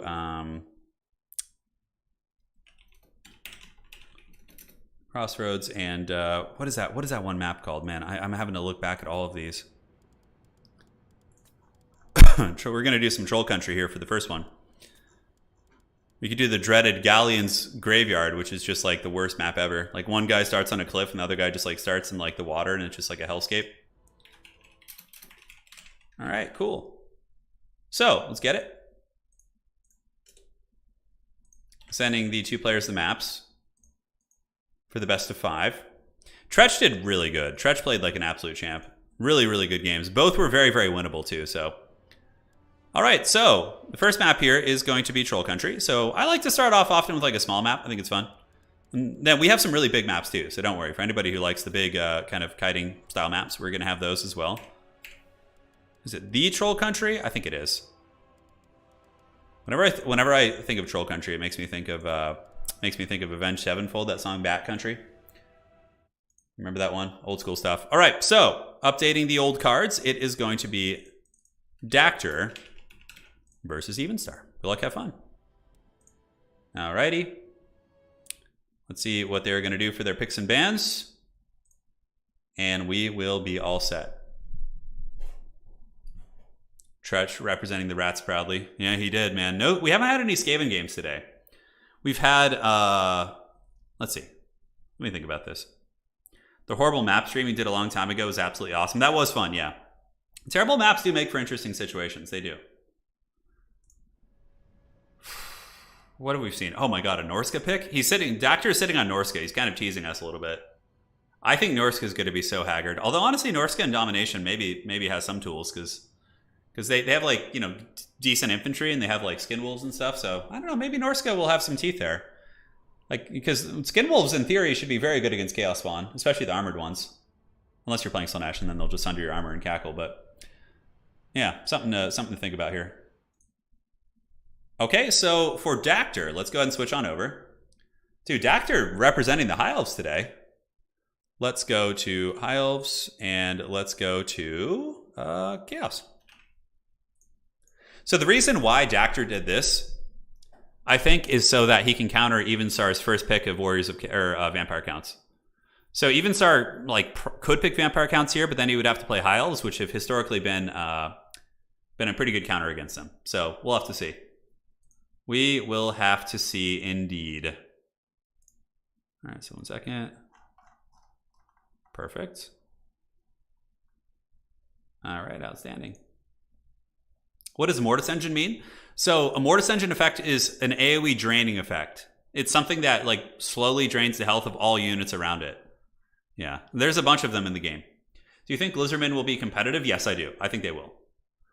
I think Lizardmen will be super competitive. And do you think that Archaon could beat Abaddon in a fight? Definitely not. Abaddon is literally like 9 or 10 feet tall. Like has like futuristic power armor.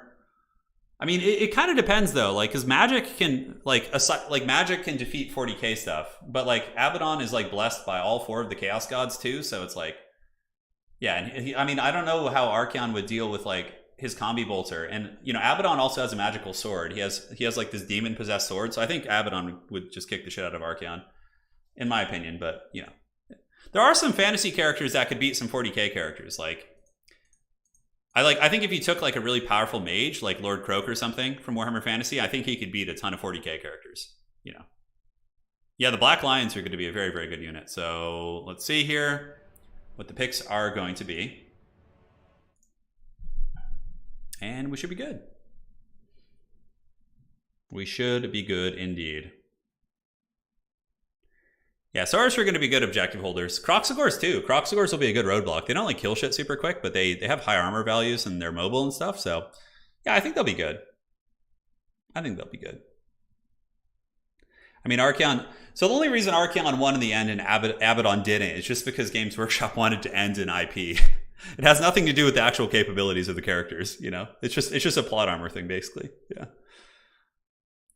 I play Black Legion in tabletop. What fantasy characters could beat Primarchs? Like, I don't know, maybe some of the ancient Slann mages could, right? Because Slann's literally, like, if you read the lore on them, they have the ability to, like, the really old, powerful ones can, like, literally move mountains and shit. So, like, what is someone like, you know, what is someone like Perturabo or Lorgar gonna do when, like, a Slann just picks up a piece of mountain and drops it on their head, you know? It's like... Yeah, so they're but like it's all like ridiculous because like everybody in their own lore is like freakishly strong, right? But yeah, like ancient Slann were very powerful in the lore, but like they've gotten weaker and weaker as the generations have gone down, as far as I know. So all right, so we're gonna have a high elf pick from Dactyr, and Even Star. What will he pick? Got to go into the game and see. Oh, high elves versus dark elves. This is actually exciting. Cool. All right, so. Dactyr picked High Elves and Chaos. Evenstar responded with a Dark Elf pick. And then the final pick is going to be the High Elves here. Very exciting stuff. Very exciting stuff indeed. All right, so let's take a look and go to the tournament. Perfect. You know, but on that same note, we're talking about Slann being able to defeat Primarchs. Well, you know what a Primarch could do to a Slann? They could just literally sit in orbit in like their giant, you know, Space Hulk or whatever the hell they fly around in, the Vengeful Spirit, and they could just glass the entire planet. And the Slann could probably not do much about it. You know? Yeah, I think Magnus the Red could fight Lord Croak. He's like, there's scenes in the lore where Magnus the Red with his psychic powers just goes ham. Yeah. Kislev versus High Elves. What are your thoughts? Ooh, that's gonna be an interesting one. I think Kislev favored though. Yeah, the Snow Leopards will counter all the High Elf SCM cheese, and then I think like Kislev units in general are just better. Yeah. All right, so we have High Elves versus Dark Elves. Good luck, have fun to these two players. This is game one. I'm quite excited for this. This is fun. Bolt throwers probably going to be here for both sides, maybe, or is it just going to be a rush?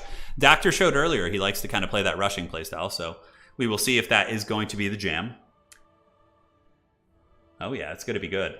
Yeah, I was painting some Black Legion last night. I painted a couple Chaos Raptors. Like, the thing about my Black Legion army is, like, I just can't paint black power armor well, and it really frustrates me. So every time I finish a model, I'm unhappy.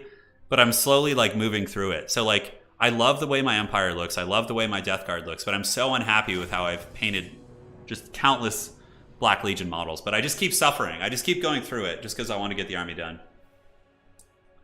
In AOS, Seraphon or Aliens, I think they changed that lore. I think that lore got retconned. I think that's how it was, and then it got changed. I don't know if that's still the case. So Troll Country is a fun map. I love Troll Country. I like the small brawler maps, honestly. You know, it brings out the inner mouth breather in me. You know, just like breathing heavily out of my mouth with excitement as armies just clash. We don't need none of them Marauder horsemen around here. Just get these cool infantry and let them battle. Yeah, Dactyr is a very good player. He's very good. So is Evenstar. They're both top tier players from Warhammer 2. Dactyr I don't think has had put the same effort into Warhammer 3, but Evenstar is also a top Warhammer 3 player, so yeah. Yeah, it's only fitting that I suffer painting my Black Legion army. It's only fitting. I really don't have much of a pile of shame. I am a machine. I go through my minis and just get them painted.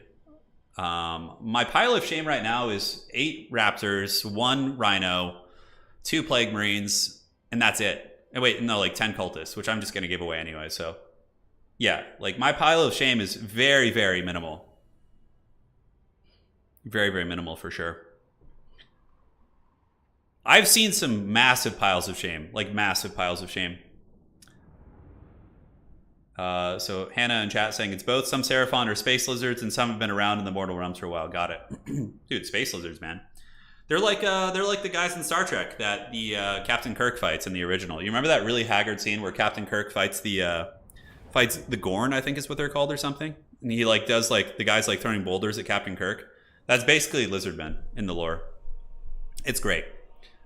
All right, guys, taking a look at the armies here. I'm really curious to see how this plays out. So for Dactyr, it's going to be an entire front line. Rangers, Pure Main Company. So a Ranger, dude, Dactyr just loves these high elf rushes, dude. He just loves it. Really, really clean stuff. Storm, no, I haven't. I have not seen that, but perhaps it's something I'll check out someday. But in the front, Rangers, Pure Main Company should dominate the Dark Elf Infantry pretty well. But the Dark Elves are certainly going to have advantages in other areas. It's going to be a mage of final transmutation. White Lion Chariots mixed in to give infantry stopping power. And it looks like triple Dragon Prince. Yep, going to be triple Dragon Prince. So Plague of Rust is really good with Dragon Princes. They lack armor piercing. But if you Plague of Rust like a Cold One Knight or a Dread Knight and then charge them with Dragon Princes, you're going to be having a great time. Dude, oh yeah, old Star Trek is amazing. I love Star Trek in general. Not like all the new shows. I've heard the Strange New Worlds is really good, but Deep Space Nine and TNG are my favorite. Those ones are just classic. All right, Bleak Swords in the front, backed up by Scourge Runners, I think, or Cold One Chariots. Interesting. We got Witch Elves to rampage the big boys, Cold One Dread Knights, a High Beastmaster on a chariot with a Tormentor sword. These are some really, really weird builds. Really strange builds. Cyrus, thank you for the donation. Just got your first Death Corps of Kree army. Forge World is so expensive, but they're so cool, I have no regrets. Yeah, you know, the thing about Death Corps is they're never going to make new units for them. So, hey, once you get them once, you'll never have to buy them again, right? So, it is what it is. So, over here we do have a little bit of a flank. Dread Knights coming in. Dragon Princes looking to countercharge them, but the Dread Knights pull back. Good micro there from Evenstar as the High Beastmaster attempts to get some harass. White Lions are somewhat durable against this. I mean, they can fight back if the Cold One Dread Knights overstay their welcome. But so far, I would say Evenstar getting the slight better of some of these charges. Although these Dragon Princes, they need to countercharge. They need to countercharge. Dactyr needs to get him in, and it looks like he does. So they're going to get a big charge here. Evenstar kiting back with most of his army right here. But many of these Cold One Dread Knights are going to get hammered here. And if they get a little bit too low, they might start to rampage. Dactyr does get the surround here. Whiplash and Cascading Firecloak will help. Burning Head going to be coming down from the Druchii there. Does tear through some of these bad boys. But the other Dragon Princes, with a thunderous charge here into the Witch Elves, getting some big, big damage. So both sides taking heavy casualties. Granted, Dactyr's pick on the Cold One Dread Knights here, I think, is a little bit of a stronger play. He's able to pull back. High Beastmaster now engaging, and Dactyr is going to be retreating right there. But for the most part, Witch Elves really, really got crumped pretty heavily too. Lion Chariots of Grace surrounded by Cold One Dread Knights. Pretty unfortunate there for Dactyr. Nice play by Evenstar. He's able to kind of surround those guys. White Lions trading very effectively, and Dactyr is going to be mobilizing his Dragon Prince squad. So now the Dragon Princes come out, and they are able to get a nice hammering charge into the Cold One Chariots. Granted, they do kind of lack armor piercing for those guys, for sure. They do. So Archmage of Metal, we're going to see a final transmutation coming down. That's going to be a big one. Bleak Swords, Witch Elves, and Cold One Dread Knights. That is overcasted. That is fully erect. And that one is going to be getting some huge, huge value damage for Dactyr, as it also hits a Cold One Chariot that just kind of decides to randomly move through there. But that was a really good cast. He should have cast the primary cast on the Cold One Dread Knights to maximize its effectiveness. But again, in the heat of the moment, it's not really the worst situation in the world. So very close fights, very, very close fights here. I would say the game is pretty much dead even. Both players have traded kind of sides of their formations. The High Beastmaster pulling back here. A little bit beat up. Archmage of Metal going to be saving up for another final transmutation, most likely. Dragon Princes outgrinding the Cold One Knights here just due to their numerical advantage. Granted, more Cold One Knights have been pulled in, but I think a big deciding factor, too, is going to be the effectiveness of the White Lions. They're ubiquitously good here. The only weakness they have is really against the Chariots, which if they can stack with the Dragon Princes, maybe they're going to be able to trade well. Granted, the Dark Elves are starting to push this fight back as they do get some Bleak Swords moving in. Witch Elves do rampage these Dragon Princes. And yeah, these guys need to get in there and support. This is a very, very close, razor-thin fight. Druchii may be pulling a little bit of an edge here in these like later grinding engagements. Obviously, the Murderous Mastery did kick in, so the Dark Elves did get an army-wide buff for a period of time. But here comes the Dragon Princes charging back into the Cold One Dread Knights. I love the Whiplash here from Evenstar, using the High Beastmaster to buff them up and just make them into steroid users. Beautiful stuff. Tormentor Sword, nice Tormentor Sword by Evenstar, really clean. He locks down the Dragon Princes in place and prevents them from getting a good charge on the Cold One Dread Knights, and then the Cold One Dread Knights return the favor by charging out into the Dragon Princes. Beautiful, beautiful stuff. Balance of Power, getting a little bit Druchii favored here. White Lions of Grace grinding it down. Rangers, as well as the 58 White Lions, pretty much going to be the last backbone that the High Elves have here. That Tormentor Sword play there was very, very clean, man. Very, very clean. Those Dragon Princes had a little bit of, fight left in them, but getting locked down there was very brutal. And here we have a Chariot Duel of Fates. We have Chariot bumper cars being fought, but the Narnia Lions are just so much more beat up. Plus, they're at a huge disadvantage because the Cold One Chariots do have repeater crossbows in the back, which can basically shoot them in the face with armor piercing. And it looks like the High Elf army at this point is kind of falling apart a little bit. They have the lions. They have some chariots left. Looks like a fat burning head here. Might be a little bit of collateral damage, although that actually does primarily hit the white lions of Trace and tickles the edge of these bleak swords here. Leadership is wavering, and army losses appears to be imminent for the High Elves. I actually thought High Elves looked like they had more favorable engagements, but the armor-piercing advantage for the Druchii was big. I think the long-term fighting was good for the Dark Elves because of the armor-piercing they have, but that is a game for Evenstar, for sure. GG, well played. That is game 1, and the Dark Elves have won the Elvish Grudge match. High Beastmaster was a cool choice. I really like that. I really like that. And I guess, did we have Dread Knights, or were those just basic Knights? Oh, those are just basic Knights. Oh, no, we had 2 Dread Knights, too. Okay, I'm blind. Yeah. How the Dread Knights do? 800 and 2100. Dragon Princes, 1100, 1500, and 1000. So the Cap did good on both sides. Maybe the Chariots were the weak link, the Narnia Chariots. They didn't seem to do as well as the Dark Elf ones, I guess. Well, the Dark Elf ones did a little better, but GG, well played. That is game 1, going to Evenstar. So now the next map, ladies and gentlemen, is going to be Galbaraz, which is a classic one. So Galbaraz is here. Now let's get the picks and bans from these guys. We'll go from there. The dreaded cough of doom is here. Just always lurking. Always lurking indeed. Chariot duels, yeah, the chariot duels are pretty ridiculous. Yeah, that map is always quick. That map is made for like fast fights, which is one of the reasons why I like it so much. It's very fun. All right, so do we have the right map? We are on Galbaraz. Let's see what the picks and bans are going to be for the next one as we alternate. Will Evenstar claim victory this day? Professor Pone says, sad High Elf noises. Yeah, but, you know, the High Elves won today. They had a great win earlier, so there's no... They were 50-50, which is better than, you know, many other factions can say. That is for damn sure. That is for damn sure. I'm thinking about organizing a faction war, too, in the next couple weeks for Warhammer 2. I think it'd be a lot of fun to kind of get back to the classics. Kind of hype up the Immortal Empires event, which is going to be happening on 9th and 10th. You need to just give us that, Precious. Just give it to us already. Just stop teasing us. Okay, yeah, Evenstar going to his classic picks now. Evenstar's got like his safety picks here. So Evenstar's up 1. Let's clear these bad boys. Evenstar going with his greenskins and vampire counts. Now that High Elves are off the table, it certainly takes away some options from Dactyr. I would say Dactyr goes Wood Elves here maybe, but greenskins are pretty good against Wood Elves. It's tricky. It's a tricky one, 100%. Would Martial Mastery ending at lower health make High Elves more viable? Yeah, probably. Yeah, I would say so. It would help them, but it wouldn't make them like the Terminators, but it would help a lot. Who's playing in these tournaments? It's open for anyone to sign up, Cash. Anyone can sign up. You just have to join the Discord and head to TotalTavern.com, which is my Total War Warhammer competitive website, where we host tournaments and have leaderboards. Let me go ahead and show you guys. So, you guys are a little bit newer to the party. Let me switch on over to this. So this is Total Tavern. If you guys haven't seen it, it's if you're interested, you can join our Discord here. So up in the top right, we have our Discord. We have Hall of Fames if you want to go see the champions from previous games. But yeah, you can see right now we have the Warhammer 2 IE waiting room tournament. Dob Plays has his summer championship qualifier, and all you have to do is just log in from Discord, and then you can sign up for any of these events. You know, so it's pretty easy. You just check in, you sign up, very intuitive. So it's your one-stop shop for all things Total War multiplayer, man. And this is our leaderboard right now. The leaderboard only takes into account Game 3 domination games. I'm going to update it so that's the case. But you can see who the best players in Warhammer 3 are at the moment, and we are going to be resetting the leaderboard when Immortal Empires comes out. So it'll be a fresh start for everyone. We'll catalog the winners of the previous seasons, and yeah, it's great, man. So that's pretty much it. We only have one faction guide at the moment because we're waiting for the game to actually launch technically and properly, but yeah, should be fine. So let's go back to the picks and bans here, and boom. All right, so what is the pick going to be? It's going to be Lizardmen for Dactyr. And it's going to be greenskins for Evenstar. More Lizardmen today. Lizardmen making a pretty strong appearance for sure. Alrighty. There you go. So Galbaraz, pretty open map. So obviously Doom Divers, that would be pretty funny to see them, but probably not. Oh yeah, that's good stuff there. Some good water. Some good water right there. Dactyr on the Lizards, Evenstar on the greenskins.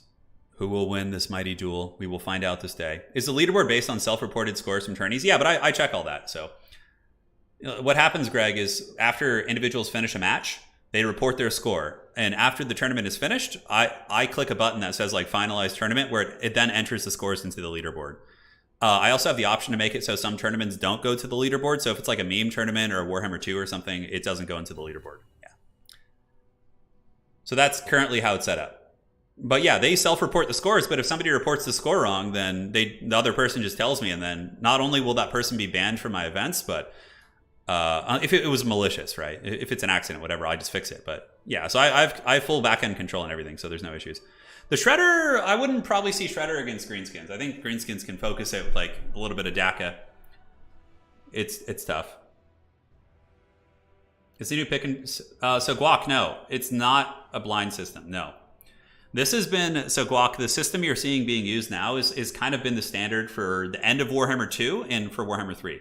How it works, Guac, is you would come into a tournament and be like, okay, I'm picking first. I will pick Bretonnia, and I'll pick Bretonnia, and I'll pick Wood Elves, okay? So then your opponent can pick from any of the other factions in the game to play against your two factions, right?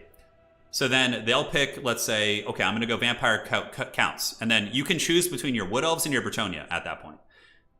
So you want to essentially have two factions picked so that don't have the same weaknesses, like that cover a range of matchups. That's really what you want to do. And that's why Greenskins and Vampire Counts are like just really good. Really, really good at that, right? Would you ever be interested in making a video series where you talk about every faction's matchups? Yeah, I'll probably do something like that, Cash, once we get the Immortal Empires in. It's hard because, like, you know, land battles and domination are a very different beast. Speaking of meme tourneys, have you considered a no-holds-barred tourney where the foulest rule breaks can succeed? No, because that would just be like infinite. What, is somebody just going to draw kite? There has to be some rules. There have to be some rules for sure. Are there any Warhammer characters that look like Steven Seagal?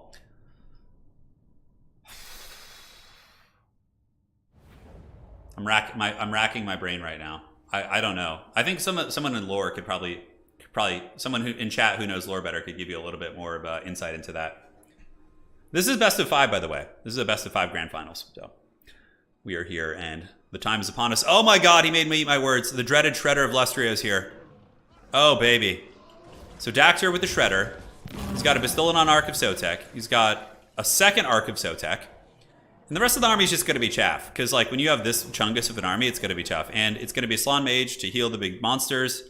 And that's it. So this is basically like an endurance build. It's just like regrowths, Earthbloods, Rev Crystal. No Rev Crystal, sorry. But just heal the Dread Saurian, and hopefully the Greenskins waste all their efforts on it.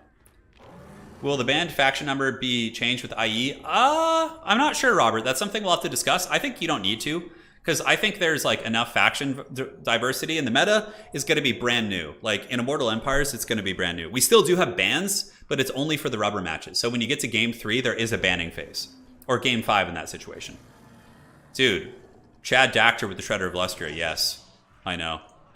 Yeah, so, I mean, the Shredder and the Arcs of Sotek will wreck Greenskin Infantry super hard. And the Shredder is pretty good, but we'll see what the Greenskins brought to deal with it. So Orc Biggins do have anti-large, not the most AP though, so they're going to struggle against the 100 armor of the Shredder. We do have a Goblin Big Boss, Giant River Troll Hag, Grom the Punch. This looks like a very meta, like end of Warhammer 2 type build.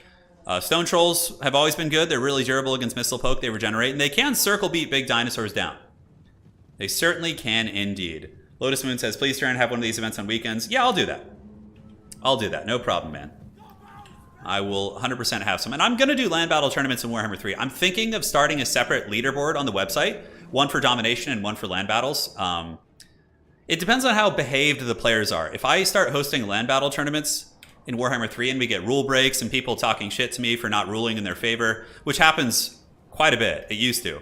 I'm just not going to do it. But if people behave and are like respectful, and you know, that's the tricky thing about land battles, man.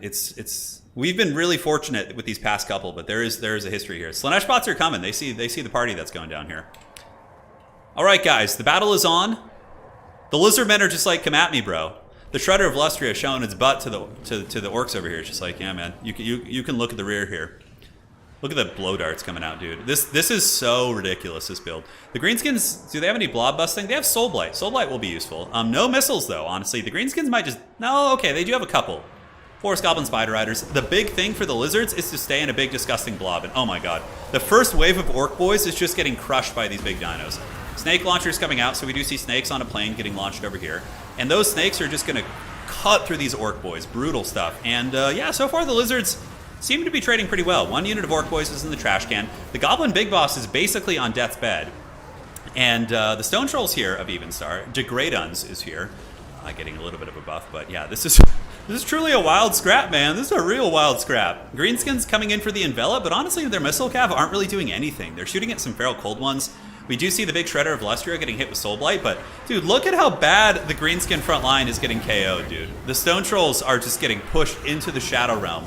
Oh my god, this is look at the hag. She just got like punted out of there, dude. That shredder of Lestria is not taking any prisoners. Oh my god, and a fat, erect, overcasted regrowth. Grom the Paunch is doing nothing also. I feel like Evenstar has probably like already resignated himself to losing this game. He's just like throwing shit in there, like, all right, well, let's see what works.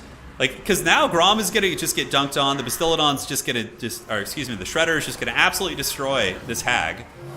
Yep, there she comes. The hag taking a fat 750 weapon strength, although she is poisoned right now, so it's a little bit less. But yeah, overall, very dominant engagement for the lizards. But the greenskins did manage to kill most of the lizardman infantry, which was just skinks, so that's not a surprise. The one way that I would say Dactyr can throw this game is if he spreads out his army and lets Evenstar isolate things. Evenstar might be able to get some picks, some troll surrounds, all that sort of good stuff. This is like everyone's like favorite childhood build. Just like big haggard like T-Rexes and dinosaurs just stomping over a bunch of smaller things. And another snake launcher going down. So the snake launcher here are going to be incredibly effective at clearing out the goblins and the chaff. And yeah, you got the Slan Mage still keeping these guys healed. Shredder of Lestria is only winded despite fighting for a long time. We have some trolls coming back, another snake launcher, as well as the Shield of the Old Ones, going to be giving a massive amount of ward save. But the snakes launching on the ground, very, very effective at cutting through these orc biggins. Incredibly effective. And you can see the snakes are all over the place. Snakes up in this field. And I just don't see any way Evenstar can win this. I mean, even though the balance isn't terrible, like the Dinosaur Goon Squad is still more or less in like perfect health. The only thing that's beat up a little bit is the Slan Mage. And now we see Grom the Paunch, his royal thickness here. He's trying to escape, but the Shredder is able to kind of force him back at that point. So Green's still bumping and grinding here with the Orc Biggins. And the two big Bastiladons ramming into Grom the Paunch, and the Shredder of Lestria are going to be trying to get an attack as well. Looks like over here we have some Chameleon Skanks being chased off the battlefield. So good play by Evenstar, chasing these guys down and doing their thing. Who would win, the Dread Saurian or the Ice Bear? Dread Saurian 100%. Dread Saurian has poison and is just a little bit more of a beast, I think. So I think the Shredder of Lestria would probably win that fight. His weapon strength's higher too. So Evenstar, maybe he has a chance here. It depends on the Winds of Magic situation. The Slan Mage of Life is going to be able to regrowth itself, probably. The Shredder of Lestria is pretty damn healthy. And the thing about these Bastiladons and these monsters is they more or less have infinite ammo. So they can just kind of waddle after and just pick off like these random greenskin units. And Evenstar at this point is going to take a more meticulous approach. He's going to start chasing down anything the lizardmen have on the battlefield, using his missiles and poking, which is smart. He should do that. He should definitely take advantage of the fact that he has missiles and try and squeeze out whatever little value he can. Do we have Earthbloods on the table? There is Earthblood and there is Regrowth. Earthblood would probably be slightly more cost effective here. Orc Biggins being routed and chased. The Hag here does have 46 speed. The Shredder of Lestria has 60. So this is a good play by Dactyr to go after the Hag. The Hag is not going to get away. Spirit Leech going down. Very, very good choice. Taking out the Battle Toad will remove healing, but we have a Regrowth coming in. I figured there would be something like that. And yeah, just chase down the Hag. You know, Evenstar has fast units, but not everything is fast. And this Hag is slower than the Shredder of Lestria by about, now a lot more. -8 leadership, more missiles jumping in. Evenstar trying to raid the Slan Mage. Very, very good stuff. We do get the double Bastiladon Arc of Sotex screening out a little bit. Grom the Paunch looking to do some battle here as the cohort of Sotek stands firm. Here comes Grom. You know, with the Axe of Grom activated, he can do some good work. You can see the big man. Not quite as thick as the Toad, but, you know, dude, look how much more thick that Battle Toad is than Grom. Pretty crazy. But Grom is a goblin, after all. People forget this. He is actually just a bloated goblin. And yeah, immediately the Shredder of Lestria comes in and is going to be trying to feast on the Paunch. Snake launcher is going down. I don't know why he launched the snakes. That feels like a little bit of a blunder. I also feel like just chasing the Hag here might have been the play, just to get it off the battlefield. Because now Evenstar is going to get a couple more of the Spirit Leeches on you, most likely. I would wager he's got a couple, but... yeah, that's you know what? The Greenskin army is looking a little bit scary now. Earthblood going down, healing him up. A lot of trolls have had time to rest, which is very, very problematic. And the Hag is still alive, too. She's a pretty good fighter. Trolls are going to run. They might actually just get routed here. Like, dude, look at this. The Troll's instantly just routing as the Shredder comes in. Oh my god. Just, like, those Trolls, just 1 second of being chased, and they just rout. I was, like, looking at that army. I'm like, you know what? The Greenskins actually have a lot of fighting here in them. But then, like, just a second of the Shredder being there, and they just, like, fold like a piece of paper, which is so funny. Dactor trying to juke with the Slan Mage. You know, trying his best. But eventually the Slan will probably go down. Grom the Paunch will find a way. The Hag will be pretty good. Spirit Leech as well. That's the thing, though, I guess. Chasing the Hag all the way off the battlefield, like, this was the long way, so it would have taken a while, and maybe Grom would have, you know, been able to isolate and punish anything that chased. So, I don't know. We'll see. Banishment coming down from the Toad. We do have the big ends moving into fight. And does he have Snake Launchers? Beautiful Banishment. Oh, my god. That was, like, perfect. That Banishment went right over those guys. And now the Trolls are piling in. Lizardmen need to keep their army together. If they get separated, they get isolated, that's where the Greenskins can get back into this game. So the Shredder of Lustria fighting back-to-back with the Bastillodon here. If Evenstar can isolate the Bastillodons and break them, since their leadership isn't quite as good, maybe that will do the trick. Snake Launcher going down, so some of the Wolf Riders here will be punished ever so slightly. Goblin Big Boss still in the fight, and the Battletoad is down, man. Evenstar with a very, very scrappy play, showing his world champion caliber here for sure. Dactor looking to kind of try and close the game out, even though the Bounce Fire is already even. This is what I'm talking about. He needs to get the big T-Rex or the big Shredder and go over here and free this Bastillodon. If the Bastillodons break, they're gone. They're getting chased off the battlefield by, you know, the Trolls, by the Spider Riders. Dactor really needs to stabilize his beasts, and it looks like he is right now. Shredder of Lustria slowly just kind of routing things. The Trolls being very effective, though, actually. They're just kind of perpetually routing, but every time they come in, they're able to get some good damage. Grom the Paunch wavering as well, fighting next to the big Scary. The Shredder of Lustria taking a little bit of work, but the Greenskins have kind of run out of ammunition a little bit. So now they have to get in there and fight in melee for sure. A very good recovery by Evenstar. See, a lot of people would keep grinding into the big monsters, but he took time, pulled back, let his Trolls regenerate. Hey, Ben! Appreciate that donation. Thank you so much, Ben. We have a clapping hippo here. It's pretty great. YouTube definitely needs to step that up with their emojis there. It's pretty janky. Okay, so one of the Arcs of Sotek is going to be broken. And look at this. Is Evenstar going to pull out the W? The dreaded Wrath of the Greenskins, man. We'll have to see. If Grom the Paunch were to get munched, that would probably be enough. But yeah, the Bastillodons are pretty low leadership, right? They're not the most resilient of units. And the Shredder of Lustria is breaking to army losses. Oh my god, and the Greenskins pull it out. Dude, I don't know how they did that. That's crazy. They got wrecked so hard in the beginning, but the Trolls just keep coming back. And that's why Stone Trolls are just so good. Like, that army looked very ill-equipped to deal with it. But you have to remember, Stone Trolls do have 110 weapon strength. And or even more than that, actually. And they hit really, really hard. So the Trolls can drag down dinos, you know, pending the leadership situation.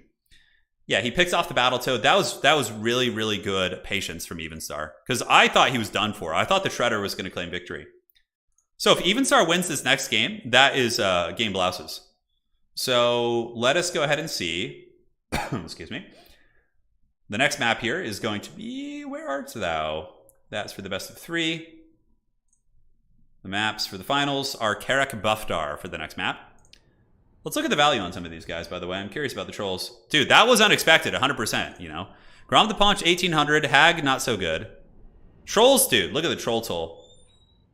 2100, 1200, and 1200. Yeah, so all the Trolls did really good. Arcs of Sotek were great. 1800, 1600, 4200 on the big man. Dude, so yeah, like, that was a close game. Could have gone either way. A very, very close match. Lizardmen are definitely not underpowered. They're a very strong faction. Very, very strong faction. Alrighty, so we're all set here. Let's get this party started, my friends. Thank you all for joining. It's been a fun day of Warhammer 2 action. Seeing all the old factions certainly warms my heart. Hey, don't worry, Wake. Lizardmen will be back, and they'll be back even more powerful than before. The Shredder was great. 4,200 value. I mean, he paid for himself. Yes, Doma, you are correct. You are correct indeed. All right, so what are the picks going to be for the next game? Let us go ahead and set up the picks and the bans screen. Haven't seen it yet? All right. It's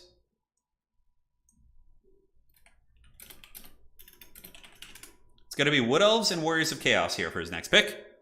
So updating this. Perfect. Let's switch on over. And Evenstar is up 2-0 here. So now it is time for Dactor to do the pick. It only becomes a ban system once we get to the rubber match, like game 5. So Dactor is going to go Wood Elves, and he's going to go Chaos. Perfect. Now, Even Star will pick against these two factions. I would actually like to see some Wood Elf play. I think that'd be a lot of fun. Wood Elves don't get like a ton of play. They kind of did, I guess, at the end of Warhammer 2. Trolls are good. They're good, for sure. But the Stone Trolls especially, because they have armor and they're just really, really tough to kill. Like, a lot of Trolls are lightly armored, so you don't have to worry about it as much. Yeah, regeneration is strong, but they get broken a lot. It does require good control, good positioning. The Big N. I don't know about that. Wise, thank you for the kind words, man. I do appreciate that. Have the Rat Boys? No, they haven't. But John, if you're looking for Skaven, the previous Warhammer 2 tournament, they were played twice, I think. We had 2 really good Skaven games. So it really just depends on the players who make it to the top 4 based on, for what you guys see. Because most people are really good at like 4 or 5 factions. Gallon, we're going to be doing AoE tomorrow. We have an AoE tournament tomorrow. So not tournament, but stream. So don't you worry. And I put up an AoE video today too. Come on, man. I'm not doing you dirty. Okay. What is it going to be? Now it is time for the Even Star to pick. Even Star is sitting on Skaven, which is making me so Skaven against Chaos is a fun one. I feel like it's pretty even. Skaven versus Wood Elves though is pretty Wood Elf favored, so I'd be surprised to see Even Star pick that. At least in my opinion. All right, so what is it going to be? Haven't seen it yet, so we'll just hang out. Yeah, Ash, could you send me those models that you're talking about? I'd love to look at them, but yeah, my brain is too addled to remember all the names and stuff. Who's the best Empire fighting lord in Total War Warhammer 2? Karl Franz. Yeah, Karl Franz is just the Chad. Gal Maraz and Reichel and Runefang are so good, and you just pop a fat regrowth on him, and he's gonna just hammer people down. Yeah, the Age of Empires video today was fun. Yeah, it was fun. That was blast. I personally like land battles, but I think domination with less zones would also be fire. Yeah, they both have their pros and cons. Would you ever consider playing Red Alert 2? I probably wouldn't go back to that. I don't know. Other RTS games, like I might do like a throwback StarCraft 2 stream sometime, or maybe like a Brood War stream, but I'm like really rusty at that. Hey, Goku! Dude, the Mighty Saiyan here, becoming a member. Thank you. Dude, we had a crazy stream the other night. On Age of Empires the other night, we had 11 new members in a stream. That was a record. The most I had ever had before that, I think, was like 4 or 5. Thank you, Goku. The memberships really do help out quite a bit. It just keeps things steady for sure. So thank you so much, Goku. Franz would definitely defeat Volkmar in a one-on-one. Volkmar is more of like a crowd control unit. Like he's really good against hordes of infantry, whereas Franz is more of a sniper / generalist. Like Franz isn't bad against infantry. He's not like a BVI or a bonus versus large character. Like he can fight infantry, but he's still just better against SEMs and cav and things like that. I will cover the new Company of Heroes game when that comes out. When it actually is out and playable, and I'll host tournaments. I'm going to learn it and try and get good at it. It's going to be fun. I will play a couple Darktide streams. It's not going to be regular content on the channel, but I will, since I love Warhammer, I will do a Darktide stream. Yeah. All right. Hey, thank you for the link, by the way, man. Really appreciate that. I got the link to the model, so I'll make sure to check him out afterwards here. Evenstar usually takes a while to pick his factions. He's probably looking through his builds right now. Let me see. Yeah, Evenstar he's looking at Norska. He's looking at Bretonia. He's like taking a little bit of a gander at all the factions there, which is fun. Whoa. Where did that go? Hold on one sec, guys. Okay, my whole menu just like disappeared for a second. Some sort of foul treachery. Your Warcraft 3 streams are somehow the most relaxing ones for me. Yeah, it's the nostalgia. Yeah, I got the link, man. Thank you for sending that. I really do appreciate that. I really, really do appreciate that. Chivalry 2 is pretty awesome right now. Yeah, that's fun. It's fun. I prefer strategy games, but you know what? I really had a lot of fun streaming was the frickin' Dune game yesterday. That was a blast. Like Dune is really fun. Like I love the Dune universe, so being able to play with my friends, and I'm gonna play Smugglers next time though. And get the haggard undercities and people's bases and all that. Yeah, Starway, me too. I'm looking forward to Company of Heroes. Hey, and thank you, Goku, again for becoming a member. I really do appreciate that. Thank you, thank you. All right. Goku says, it's been a pleasure. Been watching your content for years. It's due time to start giving something back. Hey, man. Thank you, thank you. You got the King Lewin giving the cheers, which is great. Would Darth Vader beat a Space Marine? Yeah, probably. Probably. I don't know. It depends if he can, like, if Darth Vader is able to use the Force to stop the bolter rounds, then yes. But if his Force power isn't strong enough to deal with the bolter rounds, then it would just rip him to shreds. Because, like, 40k bolters are just, like, they just rip things apart. And, like, Vader's armor isn't, like... But yeah, like, I think if you took Darth Vader versus, like, a Space Marine in like, melee combat, and the Space Marine had, like, a chain sword, I think Darth Vader would take him out for sure. Yeah. I think so. So, still waiting on the pick from Evenstar here. Hopefully he'll be ready in a second, but we're going to be patient. I never played Total War Arena. No, I didn't play that. Do they still play Line Tower Wars and that? Yes, they do. If you go to Warcraft 3 custom games, they still play all that stuff, dude. I used to just, for hours, sit and play that. Like, when I'm an old man and I'm retired, when I'm like 70, and they have cyborg hands, my hands can work, I'm just going to sit there and play, like, Warcraft 3 custom games and that kind of shit all day. Yeah. Vader could easily stop bolters. Yeah, I mean, in that case, I think Vader could. Vader is a psyker with a power sword. Yeah. I think lightsabers are probably stronger than power swords, though. Like, I would wager. Not sure, though. Yeah, Aledron says in the show he took down... Yeah, he's taken down ships before. Yeah, so there you go. He's basically a psyker, yeah. He's basically a psyker, yeah. 100%. But I think, like, the psychic stuff has... I think people, like, who are psychers in Warhammer... Here's the difference between the Force and... Sorry, I'm just, like, trying to keep an eye on Evenstar's bands here.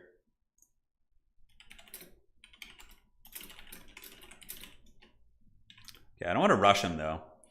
Well, it seems that Force users in Star Wars have a little bit more control over it. Like, Darth Vader can, like, target objects a little bit more efficiently. He can, like, do chokes and, like, manipulate, like, specific things with the Force. Whereas it seems like in 40k, like, Psychers have less control over their power. It's more like a blast or, like, you know, like that type of a thing. So I think that's the advantage that the Force would have. Turin will not technically retire. Yeah, I would stream the rest of my days for sure. I love it. I mean, if people would hang out and chat, you know, I'm down. I'll just be one of those boomer streamers. Let's be like 75 streaming, going hard, talking about the good old days. It'll be fun. Vader versus Primarch. Yeah, Primarchs are pretty OP though in the lore. They're pretty damn OP. Yeah, they are. Psychers are rolling the dice. Yeah, that's the thing too. Like, Psychers, yeah, they're playing with the warp, which is essentially like what wants to kill them. So, yeah, it's a tricky one. It's a tricky one. Let me know your pick, please. Okay, guys, I'll be right back. I'm just gonna go grab some water.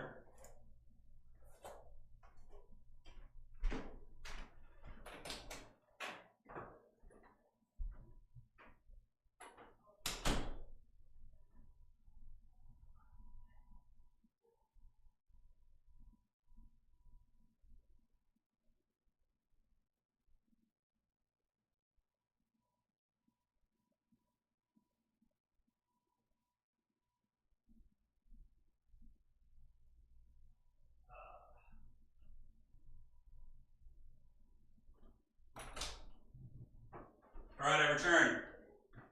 I'm back from outer space. Vader is an AoE for Landsnecht, is he? Yeah, I suppose so. All right, so it's going to be Bretonnia versus Chaos. So for the pick here, we get Bretonnia being picked for Evenstar. Bretonnia, and it is going to be a Chaos pick. Dude, I love this matchup. This is a classic. This is a classic one indeed. Nope. It is upon us. The time is now. Chaos versus Bretonnia, baby. Let's get this party started. Switch on over to the game. Good luck, have fun. Dactyr, this is do or die. Dactyr has to win this one. Evenstar, 100% going to be using Fey Enchantress and double Paladin. I would put a lot of money on that. I would put a lot of money on it. Optimus Pine says, surely in 50 years, old people, retirement homes will have Warcraft 3 instead of bingo. Yeah, they will. They'll be having like Age of Empires and, oh, I remember this game from my childhood. Yeah, it's going to be great, man. It's going to be great. Talk about the good old days when Warhammer had a chat function. That's pretty funny, dude. What about a Wololo versus Space Marine? Ooh, that's tough. I think Space Marines are pretty fanatical when it comes to their devotion to the Emperor, so I think Space Marines would be immune to it. Because in Age of Empires, if you try and woe low low an enemy religious character, it doesn't work. You can't take them. So I think it would be the same with the Space Marine. Yeah. You should look at his models after the stream. I'd love to see your reactions. Yeah, I would. It's just I'd have to check out the website first before I pull it up on stream. So maybe for the next stream I'll do that 100%. But now it's got to be careful here. Yeah, that's certainly something that gets a little bit harder as you get older as micro. It does. It does indeed. LAN parties at old folks' home, dude. That sounds so cool. That sounds so cool. Yeah, it sounds like a fun time. So it looks like Dactyr is ready. Is he going to go for Shaggoths? Is he going to go for a Halberd spam? Halberd spam Hell Cannon. I've always liked that playstyle against Bretonnia. But like the thing is, like Evenstar is probably going to counter that. He'll probably come with trebuchets and some sort of way to snipe the Hell Cannon, I would wager. That's usually what you'll see. But that used to be my go-to for Chaos, was Halberds with a Hell Cannon and some Shaggoths. Seems pretty strong. Seems pretty strong indeed. The AoE FFAs in a retirement home would be amazing, dude. It would for sure. Turin, if you ever get the chance, give the June board game by Gale Force9 a go. It's a pretty cool strategy, backstabbing politics game. I love it. I'm really actually, I've been fiending. We finished that Dune stream yesterday, and ever since then, I've been like just wanting to play it again, because the Haggard schemes, I wasn't playing a scheming faction. You know, the Atreides, like we were playing pretty straight and narrow, but I want to play a scheming faction like the Smugglers and have some fun with that. Vader versus a Grail Knight. Vader would beat a Grail Knight easy. Yeah, for sure. The Force is pretty overpowered, for sure. It's pretty damn overpowered. Yeah. I love how they got James Earl Jones back to do the voice for him, too. I was a little bit worried about that. I thought they were going to, like, you know, try and do something. I mean, I like, you know, I enjoyed the Star Wars prequels, especially in retrospect, looking at, you know, the more recent Star Wars stuff. You know, I'm really happy they brought Hayden back as well. And, you know, he got his time in the sun. That was really fun. But, yeah, like James Earl Jones is Vader. Like that, he's the voice of that. That needs to happen. Not if the Grail Knight had the higher ground, that's true.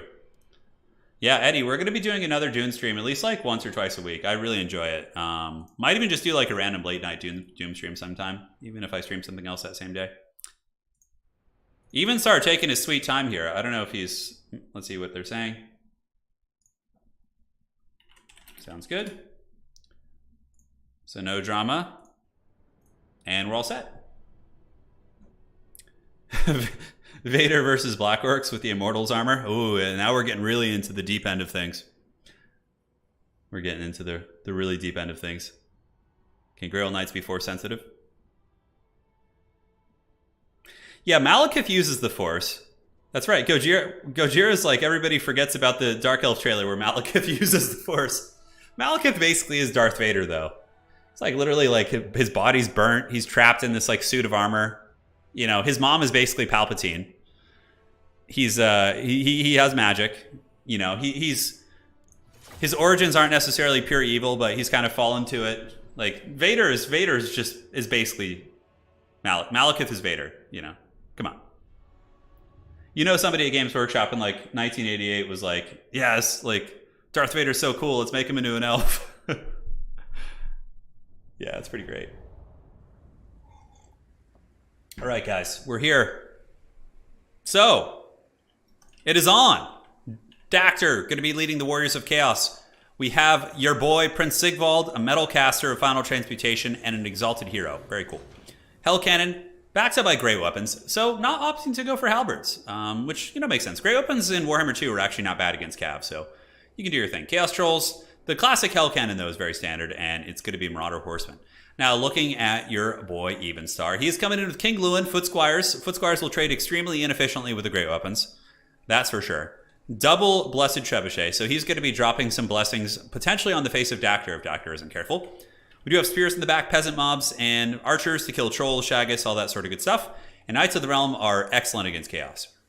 Good enough shock damage to hurt infantry, but on top of that, they have a bonus first large. They can kill Chaos Trolls, they can do work against Shaggoths, all that sort of fun stuff that Chaos likes to bring to the battlefield. So that is that, my friends. Let us know your predictions in chat. We do have a Heaven's Caster, really good choice. Windblast will help clear out the Marauders and Chaos Warriors and all those foul heretics.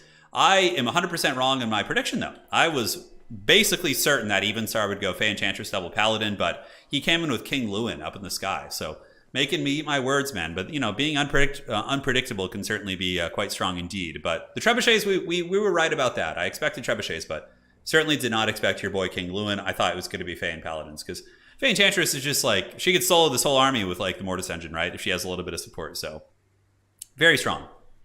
Palpatine versus Marathi. Oh, that's a fun one. Palpatine, I think, is probably, I don't know how cunning Marathi actually is in the lore. Palpatine is a little bit of a mustache twirling villain, but if you really look at his accomplishments, I mean, he went from like being like a senator on what, Naboo or something, and taking over the entire galaxy. I mean, Marathi is basically just hanging out in the cult of pleasure over there. So Palpatine is definitely more successful in terms of his conquest and his machinations. So, and he shoots lightning, which is pretty strong. All right, Blessed Trebuchets. I'm going to be shooting at some of the Marauder Horsemen of Dactyr. Immediately getting some pretty good value. Yeah, look at that. So he pops those Marauder Horsemen, taking out a couple models. But what Evenstar wants to do is probably get the Blessed Trebuchets to go after the Hell Cannon, I would wager. I think eventually the Trebuchets do outtrade it. It's hard to say. Like, the players are just going to, both of them are just going to sit until one of them wins the artillery duel, and then there's going to be someone moving up. We don't know who. Hell Cannon, is that going to go after Lewin? No way. Footsquires are a good target too. Yep, nice. Footsquires get pounded. Maybe that's going to be signaling the attack for Evenstar. Certainly doesn't want to get hammered by that artillery. Those Footsquires are one of his more essential tools. Not that they're great against Chaos Warriors with great weapons. Oh, okay, they'll be good against Chaos Warriors. It's Marauders with great weapons that they don't want to be trading against, because that's like trading downward into something that trades upward into you. But trading into the basic Chaos Warriors, like, at least you're taking out something a little bit more valuable. So now we have the Trebuchets of Bretonnia. The Trebuchets are going to be shooting here at Ye Old Hell Cannon. So the Hell Cannon is going to be getting focused pretty hard. So, oh, lucky so far. I mean, Trebuchets, it's kind of rolling the dice a little bit. The Hell Cannon going to continue generating value by shooting at the Footsquires. Horsemen doing some funny business here, wasting a little bit of the ammo of Evenstar, it would seem. More blessings from Bretonnia. Blessings from the lady. And so far, you know, Hashut has been protecting this Hell Cannon very, very effectively. And here it comes. Downtown we go. Farewell to the sweet Footsquires here. They are going to get nuked into the warp. Probably a pretty terrible way to go, getting blasted by a Hell Cannon. But again, it's probably over immediately, so it's not like a slow, agonizing death at the hands of a demon. It's like, oh well, just a big, powerful explosion. I guess that's that. So, I guess that is that. You know, Balthazar Gelt could probably defeat Lord Vader, because he could just like turn his armor into gold or something. It's like Magneto versus Wolverine. You know, if we're really getting into it, you know, he could transmute Vader's armor into, you know, working against him. So just being like a tomb where he can't move. You never know, man. You never know. That's the funny thing. If you put Magneto in the MCU, like have him fight all these like characters that are like in metal, like Magneto would own Iron Man so hard. You know, Captain America, I don't know what his stuff's made out of, but like, yeah, like all these characters typically have metal gear, right? So kind of a funny one. Nonetheless, Hell Cannon's still trading. Both players just happy to kind of exchange and skirmish. The Blessed Trebuchets will eventually get this Hell Cannon, I would wager. The big thing for Dactyr is to try and get as much value as you possibly can before this thing gets nuked by the lady. Lewin is flying nearby, but he's not going to be committing too heavily. The Marauder Horsemen were able to kind of keep him honest here. Yep, a direct hit on the Hell Cannon, the crew getting hammered down. As far as the damage goes, the value done to the Footsquires here, so that's probably about 200 or 300 value the Hell Cannon's gotten. And if the Hell Cannon dies, that's going to be a pretty big value lead for the forces of Bretonnia. This thing is so phallic, it's just ridiculous. Yeah, 324 value. So our estimation was relatively correct there. Relatively correct. Yep, down to 1800 HP. The Chaos Dwarf crews are getting a little bit thin in terms of their numbers. Maybe Chaos is going to want to press up. Lewin taking a little bit of damage, but yeah, you want to make Chaos advance into you. If you're Bretonnia, you have the Cav, you have the countercharges, you have the Chaff. You don't want to have to be advancing into the Chaos formation. That's going to feel very, very bad for you. That is going to be very, very bad. So archers, peasant archers shooting into the horsemen here. The horsemen could do some work too, but Knights of the Realm are basically just waiting for them. The Knights of the Realm are sitting and just making sure the horsemen behave and that they don't get too naughty here. But Chaos is going to be moving up, which is a good call. I think he sees the writing on the walls. Maybe get the Hell Cannon to start shooting at the peasant bowmen and things like that. Did he destroy it? No, it's still here. Okay, it is shooting. For a second, it seemed to be a little bit of a lapse, for sure. But now it's on, and going after the peasant archers is a very good target. Like, one shot will potentially break it. Look at that. They went to a negative 11 leadership for a second from one Hell Cannon shot. That is pretty much it. So now we have the Chaos Trolls moving across. Going to be taking some of these peasants to Poundland, or Pound Stretcher if you're in the UK. That's my favorite thing.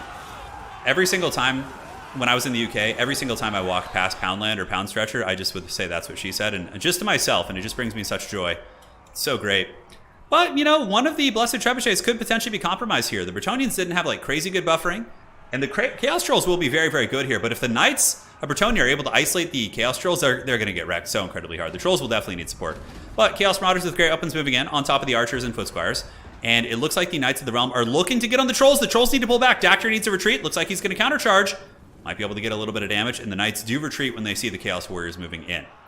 So Dactyr moving up. Chaos Warriors now going to be jumping on top of the Blessed Trebuchet. Big problem for Bretonia is the fact that the Hell Cannon is still online.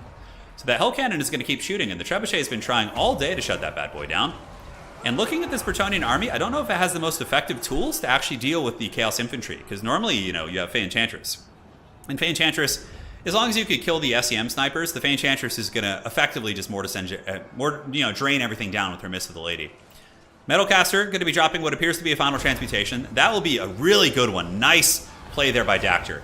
He hits the Foot Squires, he hits the Knights of the Realm, he hits Lewin. I mean, that is about as good as the Final Transmutation is going to get in this game. I think Chaos is certainly trading pretty good. The infantry are moving up. Bretonia being pushed back on many regards. Both of the artillery pieces now shut down. And the Hell Cannon is still going. It's actually been able to use all of its ammo, which is a pretty big deal. Sigvald's around here somewhere. I don't really know where he's gotten. He's very, very slippery, but we did see Prince Sigvald in the beginning. Looking at the Bretonian army, Foot Squires versus Chaos Warriors here. Chaos Warriors might actually lose this, considering Foot Squires do have missile support. There's also a Damsel back here, but they will at the very least put some hurt here on these Foot Squires before they go back to the Chaos Wastes. But Dactyr is for sure ahead in this game, but Dactyr was also ahead in the Lizardman game. And Evenstar was able to really scrap and micro and, pull it all back here. So, Foot Squires being taken out by Chaos Warriors. Halberds rushing in. Halberds will be okay here. You know, Halberds have been used as an armor-piercing tool. You know, even in matchups like this, you got to do what you can. And they do get the rear charge, and the Chaos Warriors not going to enjoy this at all. Might even be taking some casualties. Also having the Peasant Arrows applying poison to them, and of course poison doesn't apply in a friendly manner, as it did once. And, oh, bit of a mistake here from Evenstar, going after the Chaos Sorcerer here, but Sigvald is able to get a couple of free attacks on King Lewin. Slippery and Heroic Killing Blow active. Sigvald up to almost 800 weapons rank. So, yeah, that was a little bit of a mistake. Took a lot of damage there, and you can see that Dactyr is pulling ahead in the Balance of Power. We've seen Evenstar. Have we seen Evenstar on Vampire counts in this series? I don't think so. I think that was the previous series. But now the Peasant Archers are going to be hunted down. And the Hell Cannons basically blew its whole payload here. Oh my god. Are you guys ready for the Chaos Dwarf vs. Bretonian DLC? We'll come back to this one in a second, but the Peasants are going to have a word with these Chaos Dawi. Now back to the battlefield. It looks like Chaos is kind of running away with this one. They still have a big critical mass of Horsemen, Trolls, Great Weapons, Sigvald, Metalcaster, and Exalted Hero. Bretonia is looking very tattered. A couple random archers, some cav kind of cleaning up, but it's going to be tough. And now, guys, we're looking at the future of Warhammer here, guys. Chaos Dwarves versus Peasants. Who will win? Who is stronger? Are the Chaos Dwarves as strong as the Peasants? Well, probably not. Peasants are numerous. They have spent years farming the lands, suffering malnutrition and persecution at the hands of the Bretonian nobility. They are taking out all their pent-up rage. Oh, look at that peasant! She took that Chaos Dwarf's head off there. Brutal stuff. Well, the Peasants have won. Hell Cannon crew is going to be defeated, but that is not going to be enough to turn the tide here. Sorry, I had to focus on the memes for a second, but I think this one's over. I think it's safe to say. We do have some halberds here, but there's a lot of Chaos Warriors and a lot of Trolls. So Dactyr now has the advantage. He can let his Trolls regenerate, and Evenstar is going to kind of want to press him. Looks like Evenstar might be able to get a Trebuchet back online, but, you know, I hesitate to call it over at any point with Evenstar in the game. He's just very, very scrappy, man. He could find a way to pull this back. I mean, Lewin can kill Sigvald with cycle charging, for sure. He really can. Trebuchet's back online. Horsemen are up. Is Dactyr going to move up? I think he should. I think Dactyr needs to press the position, because if he lets that Trebuchet start shooting, I mean, maybe Evenstar could get back in the game by killing some of his infantry. The Chaos Dwarves were smited by the filthy peasants back there. Beautiful stuff. Marauder Horsemen throwing at the spearmen here, and these are unshielded spearmen, so they might actually break. We'll have to see. Trebuchet crew from Evenstar. Dude, Evenstar is very scrappy. He's got these blessed Trebuchets coming back, and he's maybe going to be able to man this piece. I don't know what Dactyr is doing here, why he's not engaging. Like, I guess he's buying time for his Trolls to regenerate, which is very strong. You know, they're going to get a lot of HP back. These Foot Squires get hunted down and broken, and now Dactyr is going to be turning in. I think he sees the writing on the walls. He knows that if he doesn't go, then both Trebuchets will get back online, and that could actually do some hurt to his units, right? Like, you know, these heretics do not want to be blessed by the lady, that's for sure. So they prefer to, you know, suffer the machinations of the dark gods and just live miserable existences. So Men-at-Arms getting javelin down pretty good. That dude had a javelin in his face and he's still going like a champ. One of those like old school war story type things. And now the Troll's moving up. Horsemen running down the foot squires. Going to be able to probably break them potentially, especially with the Exalted Hero here. That's going to lend some nice armor piercing. Excuse me. He does also take down the Blessed Field Trebuchet. So the Blessed Trebuchet is blessed and it's having a little bit of trouble for sure. Big Chaos Trolls, standard die is active. There was a little bit of a mistake by Dactyr. He sent in the Chaos Trolls without the infantry support, and that could maybe lead to somewhat of a throw. Granted, with the final transmutation, he might be able to just make up for it. Oh my god, so big, and so big. That's what she said. That's what she said to myself, but you know, I feel like that was warranted. Spearman coming in, absolute bunker buster. I think the Trolls advancing was a mistake, but Lewin getting spanked by Sigvald and nailed by a final transmutation, I think will trigger the army losses, and it looks like Dactyr is going to be getting on the board. Very, very well played. I mean, that takes a lot of mental calm. When you're down in a best of 5, 2 games, to come back and get a W against a very, very strong player is very good. Evenstar, though, going to be chasing down some of the routing Trolls, but it's just a matter of time before army losses, because Chaos is just going to ravage this battlefield. And Sigvald plus the Exalted Hero, there's basically nothing that can... Lewin can't deal with both of them. Like, he's very strong, and he still has a little bit of room in his healing cap, but army losses are here, for sure. Like, they're going to be here in a moment. When this Trebuchet goes offline, I think that will probably actually trigger the army losses. Evenstar really scrapping, though. I'm surprised he hasn't left the game. I probably would have left the game there. That was total bait. It could have been. It could have been a bait, and if it was, brilliant play by Dactyr. So, does that trigger the army losses as the Trebuchet goes offline? When they waver, obviously, they are a relatively powerful piece of equipment, so they will probably start to change the paradigm a little bit. Damsel of Heavens is running for the hills. Horsemen for sure going to chase that unit down. Sigvald and company just hustling. There's not really anything left for Bretonia that can actually pull this game back. They were bait. It was a trap, it would appear so. Dactyr had it planned out all along. So some Chaos Trolls here, probably going to break. The Knights of the Realm going to be couching their lances for the lady. Trolls do take down a couple of the Knights with them, but overall the Trolls do lose that fight. Pretty solidly. Knights of the Realm are basically born and bred to kill Trolls. The Damsel is down for the count, so she gets chased down by the Marauder Horsemen, and Damsels are not great fighters. Only 22 melee defense, negative 129 leadership. Army losses have kicked in. King Lewin has been driven back by Prince Sigvald. And that, ladies and gentlemen, is going to be a victory for Dactyr and the Warriors of Chaos. All right. Well played to both players. Great game. Really good final transmutation there at the end. That clearly closed the deal out. And the fact that the Hell Cannon lived so long was also a pretty big boon for him. It was able to expunge all of its ammo, which is a pretty big deal. So now we will go on to the next match. Should be fun. Let's see what the old picks and bans will bring. A 2-1, Dactyr is back on the board. These players being taken into deep waters, so we'll certainly be seeing what they are going to be doing with their old faction picks. I think Evenstar still has his vampire counts in the books. I think he does. So we'll probably see those. Yay, game 4. That's right, man. More games. Yeah, it was the game was over for a little while. John, you absolutely could say that. Yes, absolutely. Yep, so will there be a reverse sweep, or will Evenstar come down? Close out the series. We'll certainly have to see. Looking here. They will continue to tell me their picks and bans, hopefully. Got really unlucky with the Treb snipe. Yeah, the Treb didn't get there. That's not why he lost the game. I think if he had sniped it, I think Chaos still would have won. Like, the Hell Cannon only got like 800 or 900 value, so it wasn't a ton.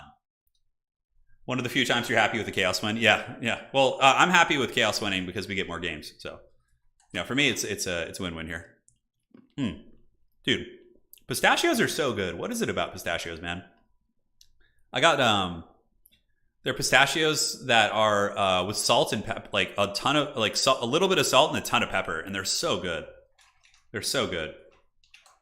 Yeah, trebuchets aren't designed to snipe artillery. Like, it's not their purpose, but it can be used that way. It's just not necessarily guaranteed. I think some Questing Knights could have been really money against that build. Questing Knights would have wrecked those Chaos Warriors. Like, just tie them down with Peasants and then hammer them with Questing Knights. I think that could be very strong.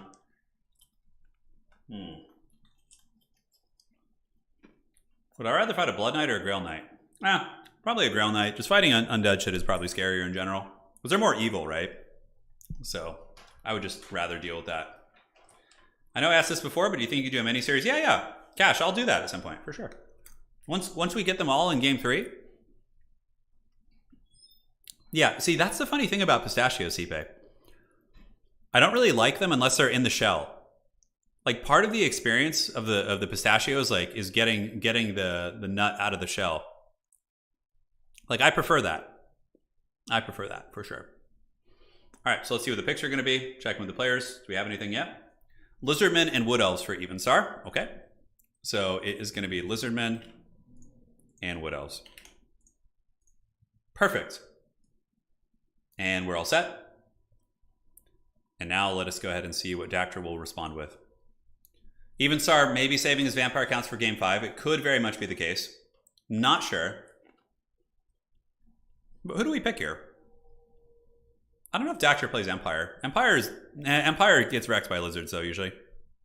Lizardmen are really favored in that matchup. I train that matchup a lot to try and win it, but it's just too hard, I think. Pistachio, you see, that's the thing. I haven't really had pistachio ice cream. I haven't tried it.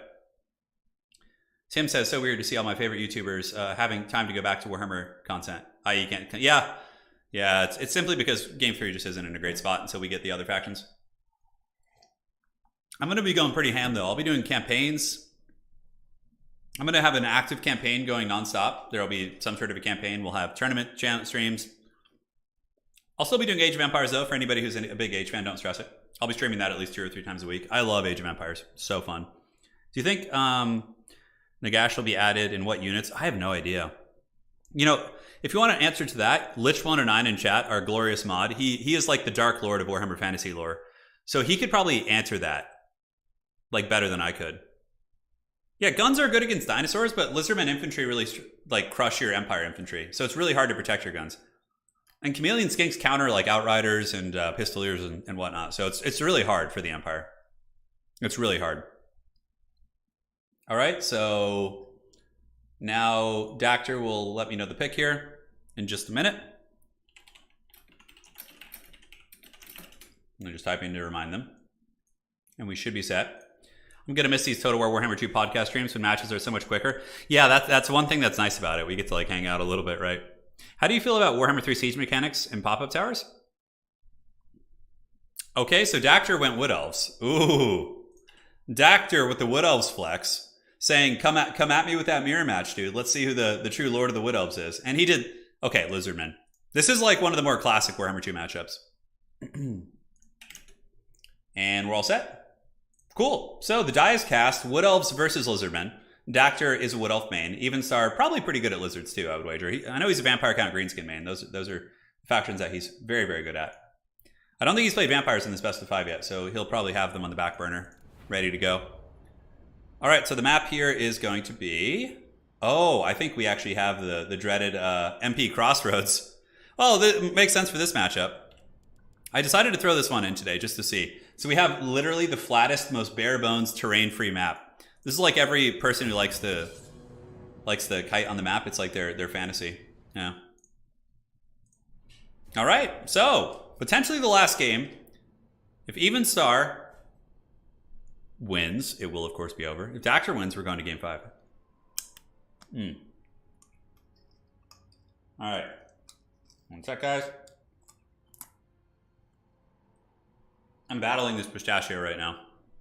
I got a little bit hungry. All I had was some Cheerios for breakfast, so we're running on fumes. Standy Suave says he likes the Warcraft 3 content. Yeah, me too. I'll always do Warcraft 3 a little bit. It's not like super common, but I'll do a stream of that like once every now and then. It's one of the old classics. Plus, Blizzard is actually adding ranked back to Warcraft 3, which is hilarious. After like 2 years of just like letting it get shit on, we're finally getting ranked. So I'll jump in for that and kind of test the waters. It'll be fun. Chameleon Skinks could climb up Durathu. They probably could. Like, I feel like the Skinks would climb on Durathu and, like, you know, shoot darts from his back. That'd be pretty cool, actually. Can't wait for Immortal Empires to play Kislev campaign and push back the fell Dark Hordes of Chaos. Well, you can already do that now. You can already actually do that. But, I mean, yeah, in Immortal Empires, it's going to be better. Pistachios might win. Yeah, in a best of 5. I might lose to them. Dactyr's ready. This matchup is really weird. It's like double Solar Engine, Sara Spears, Chameleon Skinks versus like Wildwood Ranger, like Glade Guard spam. It's a really weird matchup. It's really weird. Joshua, thank you for becoming a member. Welcome to the Dukes of Haggard. We got 3 new members today. Greatly appreciate it, my friends. Greatly appreciate it. Time for the Shredder of Lustria's redemption. I don't think I would call it redemption, Pwn, because the Shredder of Lustria was like pretty alpha in the other game. Like, it still got 4,000 plus value, despite the match being a loss. It was pretty good. But I see what you're saying. I see what you're saying. What do you think about Nippon not appearing in Immortal Empire's map? I don't have too much on it. I think it'd be cool, but I mean, I think CA would... There's other things that Creative Assembly and Games Workshop would probably want to focus on, rather than Nippon. Like, Games Workshop is bringing the Old World back, which is going to be awesome. I'm super hyped. So there's probably the factions they're going to be adding or releasing for that, like just like they do for Horus Heresy. And I would imagine, like, the DLCs and like future updates, whether it be like Musion or Dogs of War, like all this kind of stuff, will probably be focused on Games Workshop's release schedule to coincide with it. And I don't think Nippon is on their menu, you know? Same kind of thing for like Araby and all that, right? Yes. Okay, this is the last pistachio. I'm sorry if the noises are annoying. I'm just trying to get some fuel to get through these last couple games.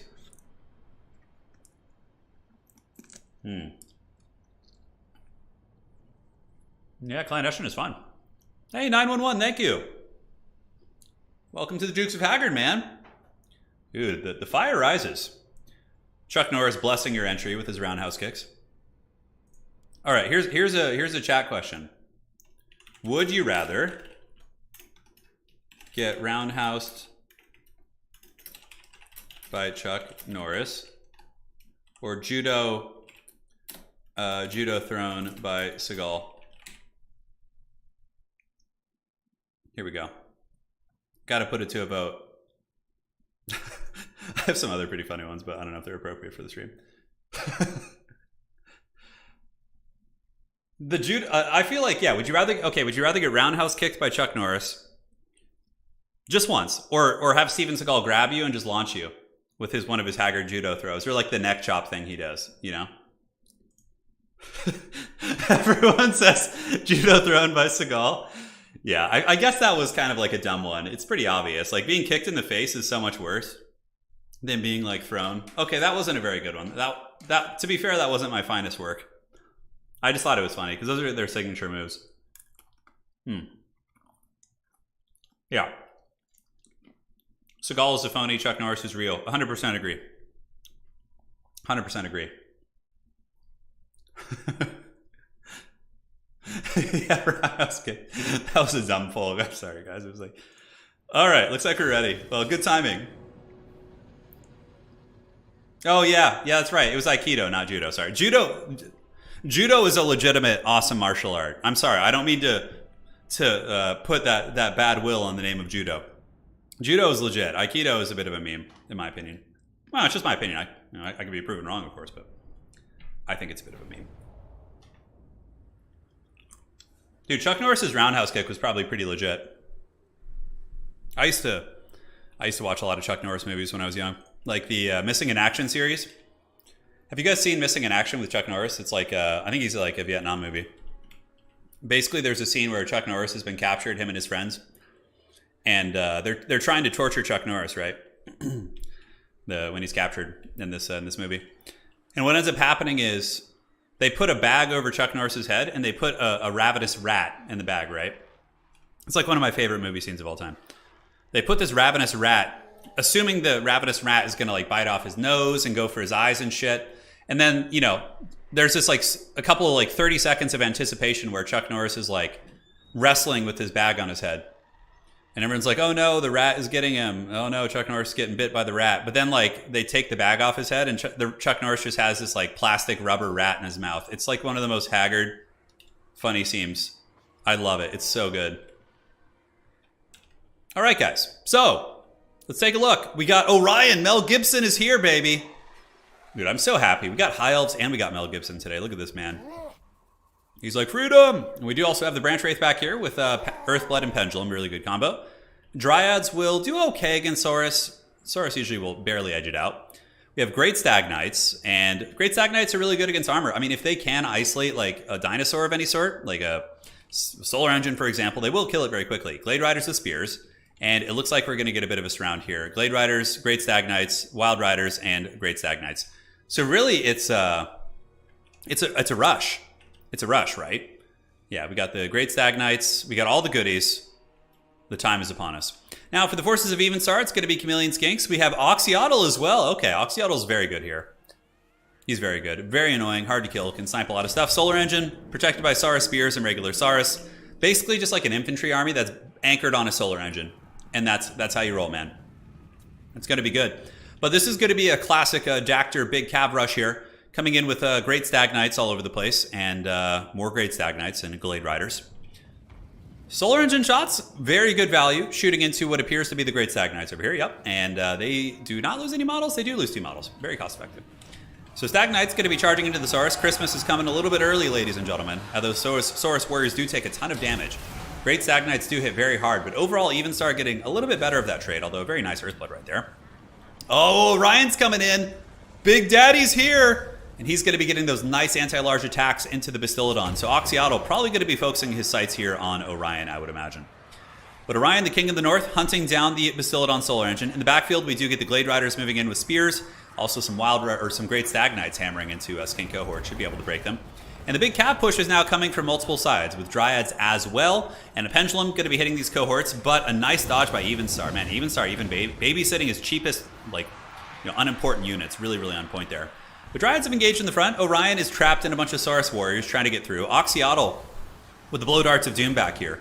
Really taking apart Orion. Horn of the Wild Hunt has been sounded, which is going to be giving a nice charge bonus, but this is very, very inefficient by Dactor. He's got 2 big expensive cav units tied up in a Saurus Spear unit. That feels like shit. That's really, really bad. He needs to micro back because he can't afford to lose those units. The Lizards are getting the upper hand in most of these engagements. We saw Cav getting bunker busted over here. Dryads are going to get spanked by the Saurus warriors. He needs to be really clean and really efficient with all these plays. Great Stag Knights, they got rid of a cohort, taking down some of the clever girls, and we do see your boy Orion moving through. The Stag Knights clearing the path for him. That's very, very ceremonial and cool looking for sure.